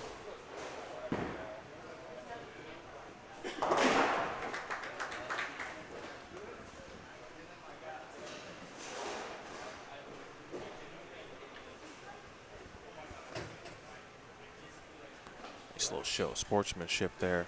I think Brett was just wanted to make sure Joss was actually okay. Yes, I was just going to make the same comment. Just like I say, that they're obviously buddies. They're not first-time competitors by any shape of the imagination, but the relationship goes much deeper than on the lanes. All right, Savannah putting in some work here. Different look at Weems. Wow. Joss does look a little like there is something.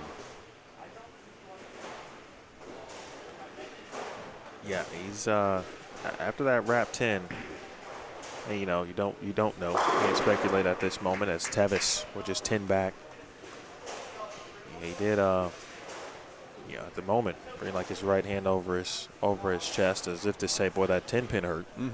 But he did it again on the left lane after he made the 10 pin, and that's actually what prompted Brett Biondo to just kind of get up and make sure he was okay. Speaking of Brett, now 3-6-10. So Biondo with the early open, 3-6-10 here. Meanwhile, Teves looking for a 4-bagger.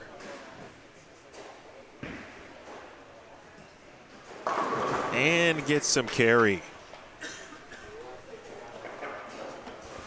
$10,000 to the boys winner, $5,000 to the girls champion. 3-6-10 is converted.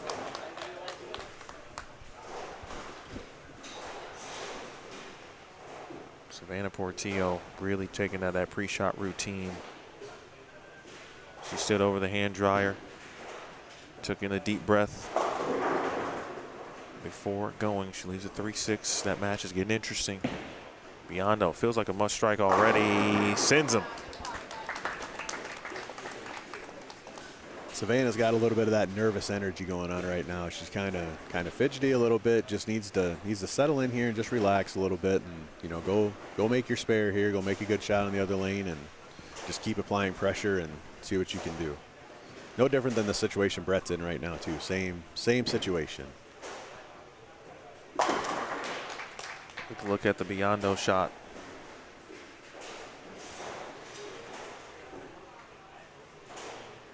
So much power. At a real-time Joss. Bang. Very stoic.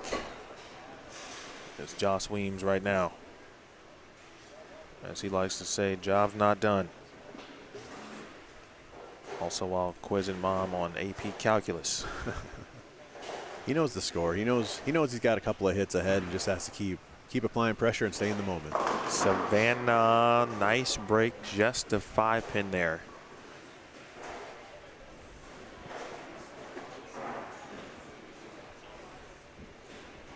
Pressure does interesting things. She got off to a good start, and then Ashlyn comes back with the 4-bagger after the chop of the 3-9. I think she's got Savannah thinking just a little bit. 9-pin.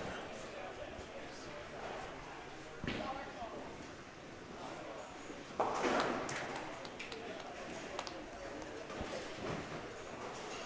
right, situations here. Savannah can max at 227.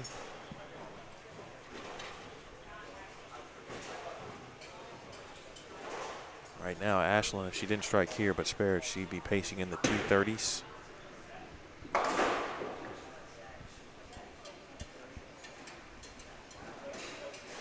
Moment here for Teves. Start to put some separation together, and that Messenger will not connect. She liked that one too. Stepped out of it, gave that left arm the extra swing. Just couldn't get the 7 out. Biondo can start to build.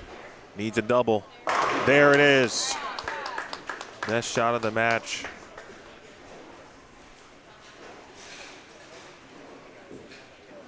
Dad got Brett's ear there just a little bit before that shot while Joss was up, and not quite sure what he said, but oh no. Teves missed the single pin late here. And all of a sudden, Portillo has taken the lead on the bench.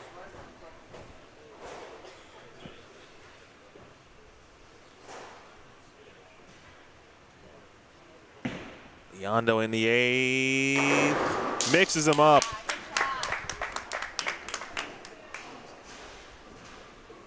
What emotion, this atmosphere.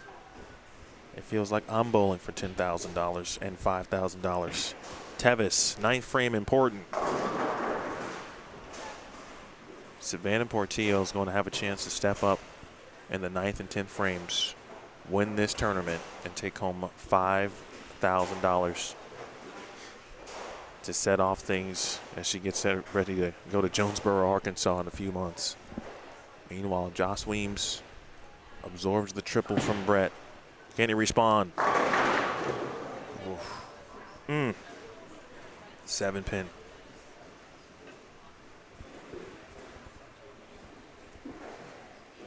That was a really well delivered shot right there too.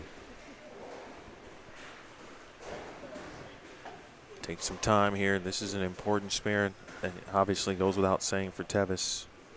And when you miss one, the bowling gods give you another one immediately. She handles that, but now it's no longer in her control.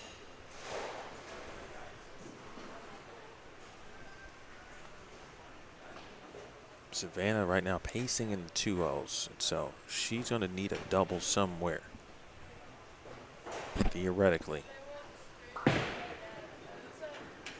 Oh no, and Weems with a miscue in the 8th.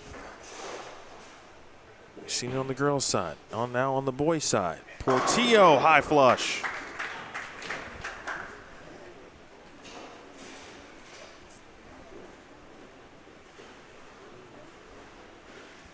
Zero emotion. Been here before, work to do. Take a look at the shot from Savannah.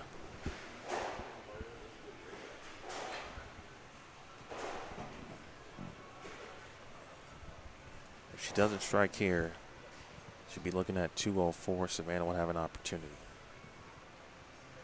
Or excuse me, 207, I beg your pardon. Must have.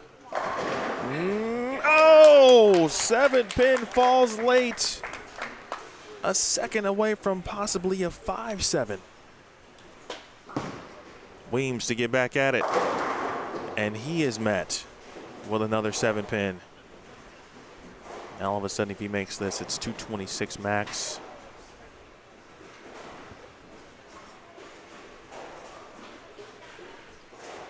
Ball just like Savannah. Bounced in their court, taking full advantage.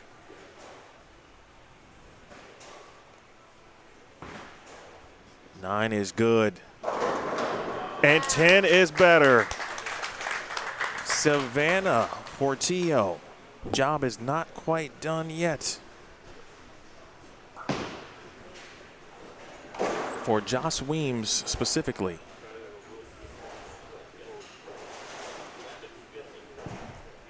Savannah Portillo has won $5,000 here at the Iowa Youth High Roller Scholarship Tournament. What a moment. An 8-hour drive from Michigan for her. It results in $5 grand.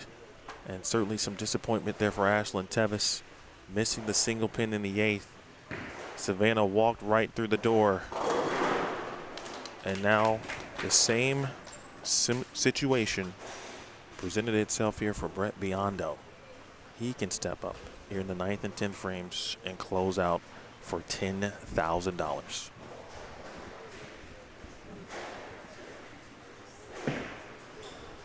Maybe. There it is.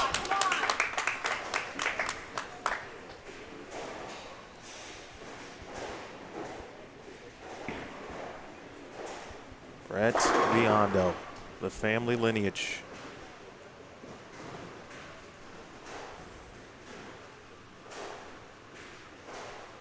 He's going to need the first hit in the 10th frame. Anything less than that, Josh will be able to step up in the 10th. He will have a chance to win. 9 spare strike here for Brett would be 224.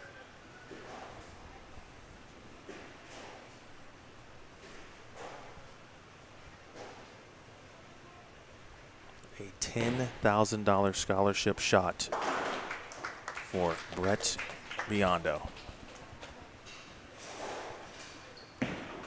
For the win. Maybe. Oh! Messenger for 10K. Mercy.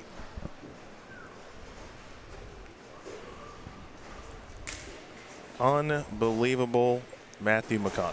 What a shot. Brought the lumber when it was time to bring it. Sends the bird dog across the deck. Smashes out the 10 pin for 10K. What a performance. Keep it on the lane. Obviously stay behind the foul line here. He has done both of those jobs. Brett Biondo. What a moment for a family that has had plenty of family bowling moments as a group. He walks through the door.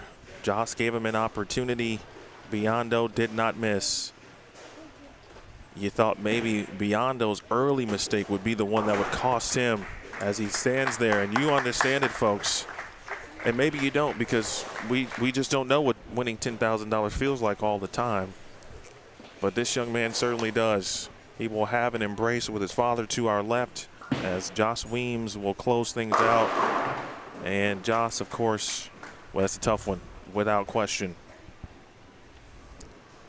Disappointing performance for Josh here at the end. He's going to be disappointed with his performance. But at the same time, what a tremendous performance this weekend for Josh. All of our competitors this weekend, but these 4 specifically. Awesome bowling, guys. Also, congratulations to Josh and Ashley. Incredible bowling. Here's a look at the winning shot for Brett Biondo. At the desk, make sure you stop by and see Brandon, and we'll get some photos. The head pin off the sidewall for $10,000. Congratulations to all participants. Thanks for coming. Wow. Thanks for coming to Kingpin Entertainment Center. We appreciate you guys coming for the weekend. Final tally, 234 to 224. And I'd like to thank both our sponsors players, Matthew, who had leads, Teves in the girls match, Weems in the boys match, missed single pins in the same frame, and their opponents were going to finish the match first, and they both walked right through the door and through the shots that they needed to come away with the victories. Thanks to all the participants and thanks Pressure to brings a all lot our of guests, different and hope opportunities. everyone gets home safe. And at the same time, all you can do is be prepared for your opportunity. That doesn't always mean it's going to be given to you, and you still have to go and earn. You have to earn your opportunity, and then you have to go and take it. Unfortunately for both Ashlyn and Joss, they had an opportunity to make that shot, and at this point in time, it didn't happen for them. Does that mean that they weren't prepared for the moment? Absolutely not. That's bowling. Sometimes that happens. They were both well prepared. They were class of the field all weekend. At the end of the day, even those misses, Savannah and Brett still had to step up and do their job following the miss. And that's where the more pressure came into play, and they got the job done and went and took care of the opportunities that they had. I'm going to go find out if they'll have a presentation on this side of the building, which would be great for TV. Hold on 1 second.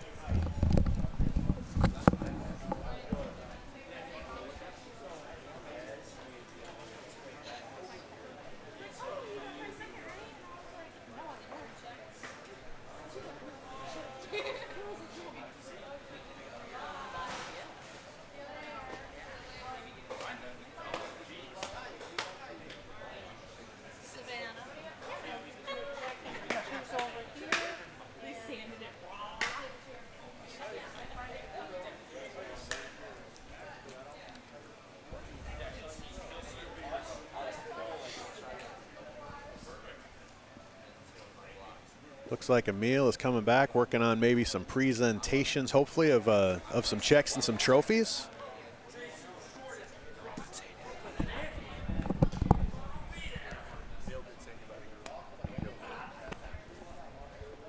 Looks like we've got some sponsors over here with some big checks to give away. That's right.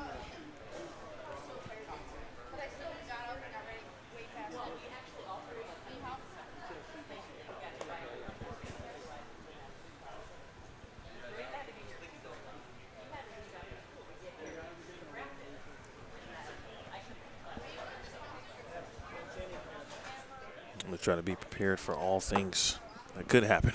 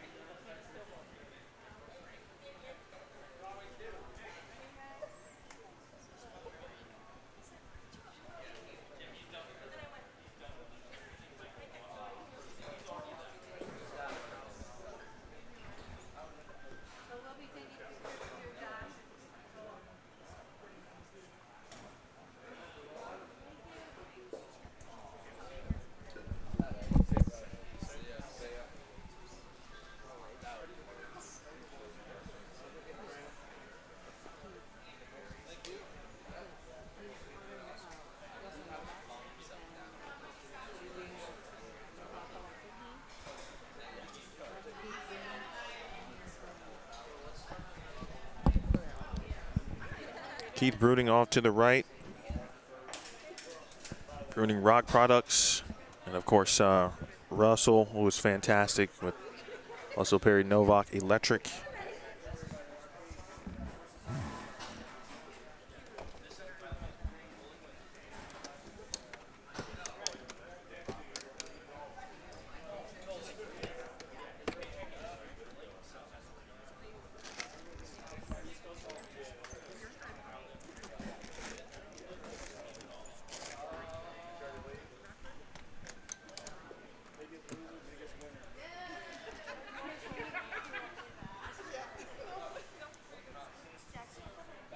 Yeah, I think they're close to being ready.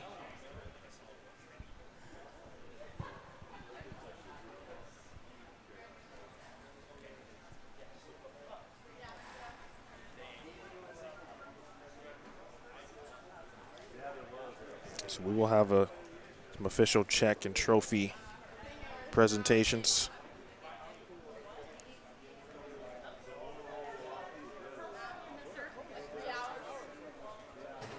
Okay, we're going to have our awards presentation. We're going to do the girls first. And we will present our runner-up, Ashlyn Teves, first. Please come down.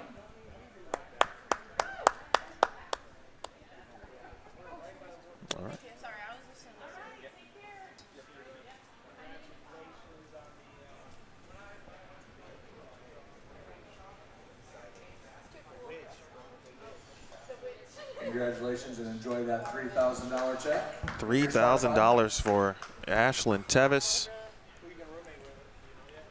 It's a nice way to start your collegiate campaign as well. Savannah, come on down. Portillo, Savannah Portillo, $5,000.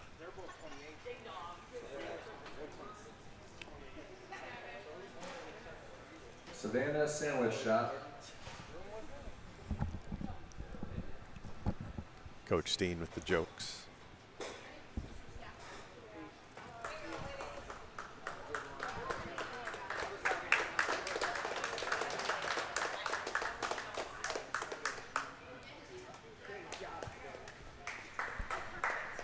Congratulations, ladies. All right, now for the boys division. Our runner-up, Mr. Josh Weems.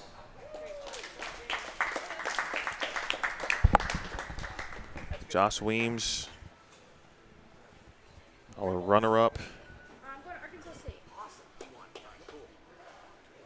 He will take home $6,000. He's still got $6,000. I know, right? For $6,000. Tremendous performance for Josh this weekend, too. He really was part of the class of the field. Certainly nothing to be ashamed of here in the championship match. Just unfortunately a couple untimely miscues, and opponent took advantage of both of those situations. But again, a tremendous weekend for Josh. Congratulations, Josh. And for our champion, Brett Biondo, come on down. And Brett Biondo. Well, you're talking about striking for the cheese. That's what the champions did. And for this kind of money, for scholarships, catch, whatever it is, it's in this sport, you got to throw it for the cheddar. Yes, sir. Yes, sir. Anna Portillo and Brett Biondo threw it for the cheddar today. They did. They got they got opportunities from their opponents and didn't let them get away.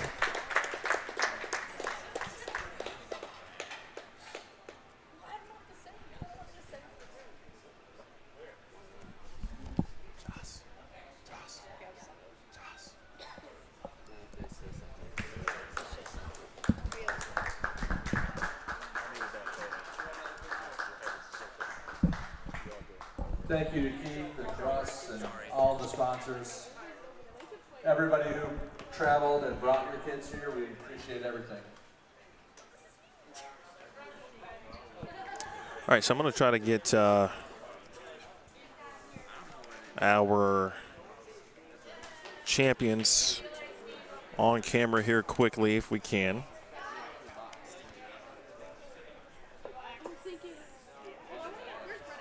We're going to do some things on the fly here. All right, let's see. I know we're going to get photos and all of the above. Someone should take a photo of the champions and their checks together.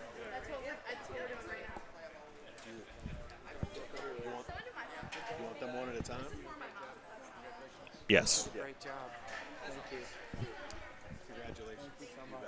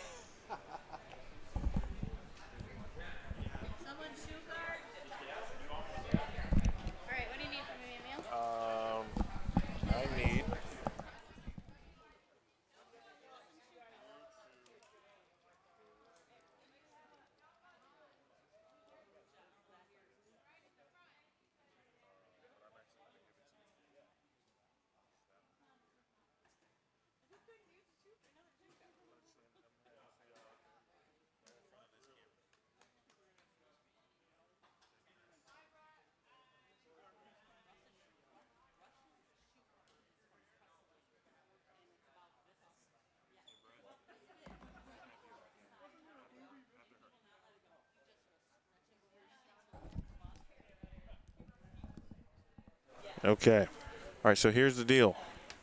We're going to talk to a champion. Matthew's also going to talk to a champion.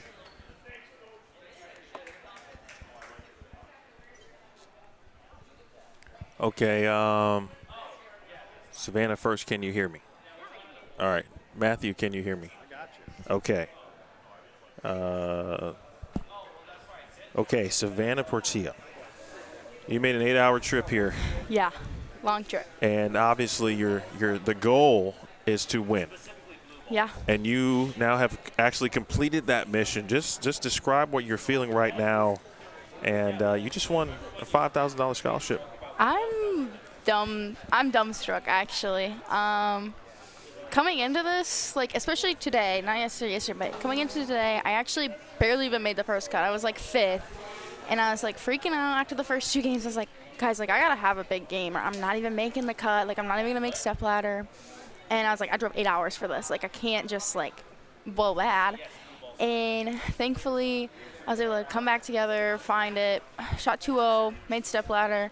And my goal was just throw good shots. And I don't know, I threw the shots when I needed it, so I was happy. But definitely some shots in there that I wish I wouldn't have left. But, I mean, it's in the past now, and I'm just excited. I mean, $5,000 in a scholarship fund, I mean, that's a win to me.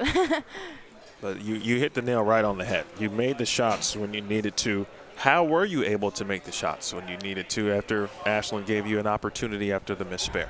So, honestly, I didn't really think she was going to miss. She had a great look, and I was like, all right, well, this game is just kind of, it's going to be over. Like, that's just how it's going to be. And she missed that spare, and I was like, okay, I got to throw a good shot. Like, I know I got to throw a good shot. So I was like, all right, let's just go back to the original game plan and just see what happens. And, I mean, worst case scenario, I throw a bad shot, oh, well, it happens, and, you know, it's over.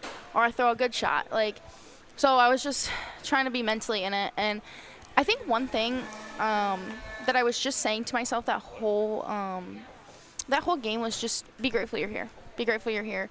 And especially towards the end, like when I knew I had to make those shots, I was like, be grateful you're here. Like, be grateful you're even in the finals. Be grateful that you're either going to walk away with $3,000 or $5,000. Like, and I'm very grateful, very fortunate. Well, congratulations, Savannah. You bowled absolutely excellent all weekend long. Talk to me about, you got very specific in your pre-shot routine when the nerves started to come. You had a little bit of nervous energy. You were pacing a little bit. You had the hands ringing a little bit. You really leaned into your pre-shot routine. Talk to the viewers and let them know how important that was, that you were able to have that process for one and be able to lean into it for two. Yeah, so for me, I'm not like one that has to do the same thing every time. Like, I change by the minute every day. But just towards the end, I was like, okay, like, find a rhythm. That's mine, is just find that rhythm. And I feel like I was able to do that, you know. I mean, I'm not usually a big pacer. Today I think I was a pacer because $5,000 was on the line. But I found that routine, and that was the routine that worked for that game, that moment. And, I mean, it kept me calm, you know, especially my friends just sitting there and talking like $5,000 wasn't on the line was kind of helpful too, you know, just kind of laughing about cheeseburger Sevi was eating rather than, oh, shoot, I got to go make a good shot. But, yeah. No, that's awesome when you got your buddies around and you can keep it a little loose and keep that swing loose. And like I say, congratulations, great performance today. Thank you. Final question. You know, obviously you're going to college in a couple months. Just what else is on your schedule, and you know, how will this win? Hopefully, assuming it helps the confidence moving to the additional events you have leading into college. Yeah, so this next month's a little like slower. I'm not bowling a ton. I'm bowling ISST and I think one other smaller tournament. But, you know, once June hits, you know, it's the busy season before college, so I'm bowling every weekend, and the World Series of Bowling for PBA Junior, and then Junior Gold and all that. So definitely just, you know, keep practicing, keep, you know, being in that moment. And that's a big thing that I've been talking about to the younger kids that I've been mentoring back home, is just be in that moment. Either it's practice or it's, you know, the last shot of a tournament, you got to win $5,000. Be in that moment, know where you have to be and what you have to do. And I definitely think going forward, I'm going to try to find that again, just find being in that moment, because I will say there were some shots today where I didn't feel I was really in that moment again. So I think just keep working on that, go to these big tournaments, and hope to make a little scholarship before college. Well, you did that certainly today. Yes. Congratulations. Excellent performance. Thank you. You're welcome. That is Savannah Portillo, and we will talk to the boys champion next. The interesting comment that Savannah made a number of times was staying in the moment. We talked about being present a lot today. Really a lot through the weekend, being present and having that opportunity to just be grounded and be in the moment that you need to make, and really a testament to the routine and the seasoned competitor that she is. All right, and then, of course, we'll switch gears here to our boys champion now. Brett, I forgot to tell Savannah this, but this is your camera, so feel free to look that direction a few times. Brett now on our screen. First of all, man, congratulations. I was talking about, you and watching you bowl this week, and I was saying, it really feels like this is kind of Brett's season. Like he's stepped into, being Brett Biondo. So many wins on the EYT and some other things, and now you win $10,000 here at the Iowa Youth High Roller. How did you get it done today? It was really like I just went through my process the whole day. Obviously, the nerves were going for the first couple of shots of the first advance round, whatever you want to call it. And then I kind of settled in, just trying to make my spares and grind. It's a tough pattern out here. But we came in, and me and my dad always say is win the intelligence battle, and the rest will take care of itself. So, yeah, I went off of that type of philosophy this weekend. When you missed the single pin early in the championship match, what was going through your mind at that point? How quickly, obviously, did you have to tell yourself, don't dwell on that? What was that process like for you to make sure you stayed in it mentally? Yeah, it was just like a mental mishap. I just lost focus, and I knew my look was pretty good. I was hitting the pocket pretty much every time, so I knew I had a chance to strike out. And obviously, Josh is an amazing bowler. Had a great look. Yeah, just staying in it mentally, not really frying out, as they say, or getting mad at myself, knowing just whatever, just move on. You can't change it. So. And then, of course, he returns the favor late, and you have an opportunity to walk through the door. Yeah, that's unusual of him. Very unusual. Yeah. How did you step up and throw the shots that you needed? Because I tell you, man, and we've never bowled for 10K. And I don't know if you bowled for 10K until today, so I'm sure a new experience, obviously. What did it feel like? I was actually pacing back here, telling myself a lot of positive talk, kind of like, you can do this. You got here for a reason. And kind of that got me through it. Honestly, my 9th and the 9th wasn't very good. I didn't look great off my hand, I thought, but it ended up going my way. But yeah, it feels great. It feels amazing. I'll tell you, Brett, this is the first time I've gotten the opportunity to see you in person. Obviously, you have a good social media following. You watch some of the other live streams. This is the first opportunity I got to see you in person. So, A1, super impressive, super impressed with how you handled yourself through the weekend. Just going back to kind of your block yesterday afternoon, you didn't have to have the big flashy number. You weren't running around slapping stuff out till they got an important, today, but just kind of handled your business all weekend, and that's just kind of a model of what you expect yourself to do, right? Yeah. So first and foremost, congratulations on a tremendous performance, getting 2 here, and then really going for the cheese here when it mattered. The thing that was most impressive to me about you today was, obviously, you and Joss are good friends. You can tell that. You can see that you're good competitors, but that goes way deeper than being competitors, right? 100%. He comes back after that single pin, and obviously something's a little off with him at that point.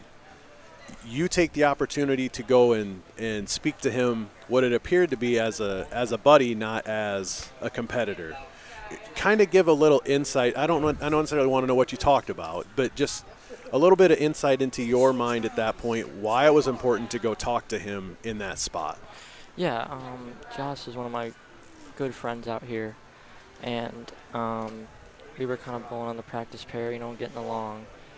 And I kind of saw him like it wasn't Josh. It was like it was a different Josh that was bowling. I took bowling aside, and I said, I'm going to be a good person here and make sure that he's okay. Because that's what it comes down to at the end of the day, is being a good person. And he said, yeah, I'm all right. It's just when I left that 10 pin, it was just like, he said something with his heart or something. I mean, it wasn't loud. I mean, he left a loud ring and 10 pin. So, but yeah, bowling aside, it made me feel better for myself that I made sure that he was okay. And he said, yeah, he was okay. As you can see, he made a good shot. The next shot, he just blew up the rack like he usually does. So, yeah. No, that's awesome. That really speaks to you as a person more so than a competitor. Right. So it's I tell you what, if you keep living life that way, good things are going to continue to come your way. Congratulations on tremendous performance today. Thank you so much. And then finally, Brett, just what's on your schedule coming up next? What other events are on the docket? And assuming have we made a college choice? Yes, we made a college choice right here. Okay, just making sure. Yeah, we're trying to, the guys' side, we're getting there. All right. I'm trying to get some other good prospects up with me. Trying to,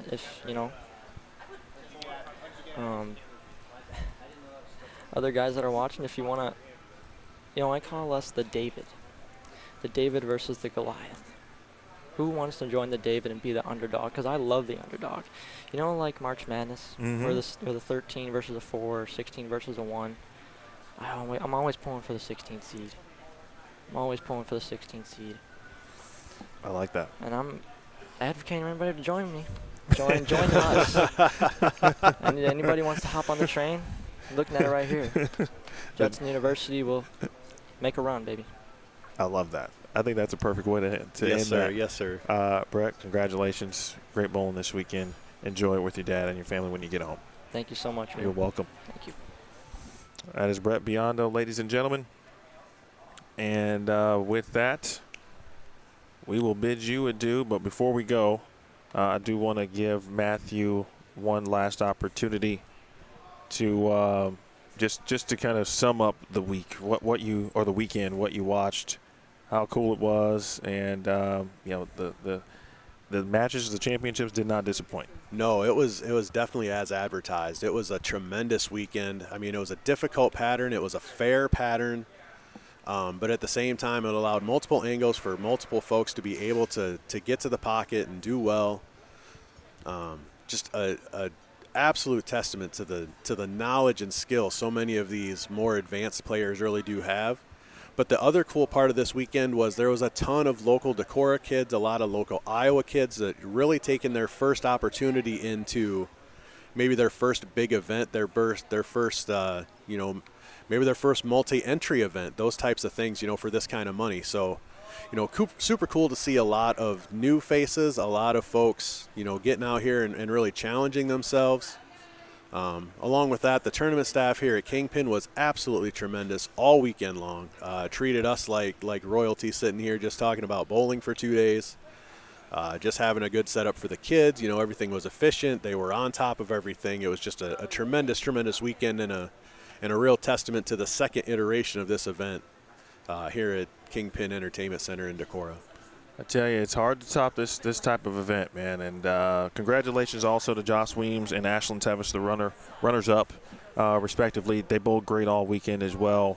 But just like bowling and in sports, opponents, when you give someone an opportunity, it's up to that player to take advantage. Both Brett Biondo and Savannah Portillo took advantage and did what they had to do. Showed up in the 10th frame, in the 9th actually, and the 10th frame. To get it done. Want to thank you, Matt, for hanging out with me. Really appreciate it. Truly, you were excellent in this booth this weekend, and I'm very happy that you offered your services. I will keep that in mind because I'm always in need most of the time. Well, it's I know I've told you this before specifically, but when you work with some of the best, and they make it easy to be a part of, and like I say, hopefully I'll just come along for the ride, and you want to be part of a big event like this and be able to provide a little bit of insight on some of the local kids is always kind of cool, and it's always fun for them to hear that kind of stuff too. So appreciate the opportunity, and thanks for making it so easy. I want to thank Vern and Russell. Of course, they do such a fantastic job here. Quentin Bolin. You saw Russ out there as part of Perry Novak Electric. Vern does a great job in the building and everything else that they own.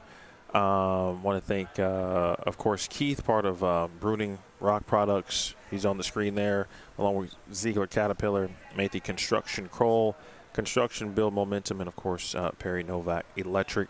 Thank you to Brandon Steen He did a great job, of course, getting this thing together, running it on behalf of everybody involved. Excellent work, as always. Again, these sponsors with the $40,000 added money for these wonderful youth players. An opportunity that I'd assume if this is happening again, and people, the word's going to start to filter around the country. We even had some players from Canada, of course, as well. Shout out to Chase. He did cash this morning. Descend on Decorah, Iowa. You got 10K and 5K, maybe more. Who knows in the future. It's a destination event, folks, and every youth bowler who is eligible got to be a high school senior or younger to be here. With that said, that's going to do it for us. Make sure you watch, or you can watch every replay if you missed the rounds this morning. All of that, of course, available on our finals live stream, which is about to end. But all of the additional or previous squads, including Friday night and all 3 yesterday, also available on the BowlStreamTV YouTube channel. Subscribe, like this event, and certainly share. I appreciate it. So for Matthew, Coach Dean, everybody who advanced, congratulations to all involved. My name is Emil Williams Jr. We say so long for now. This has been a presentation of the 2nd annual Iowa Youth High Roller Scholarship Tournament. You watched it live and only on BowlStreamTV. Good night, folks.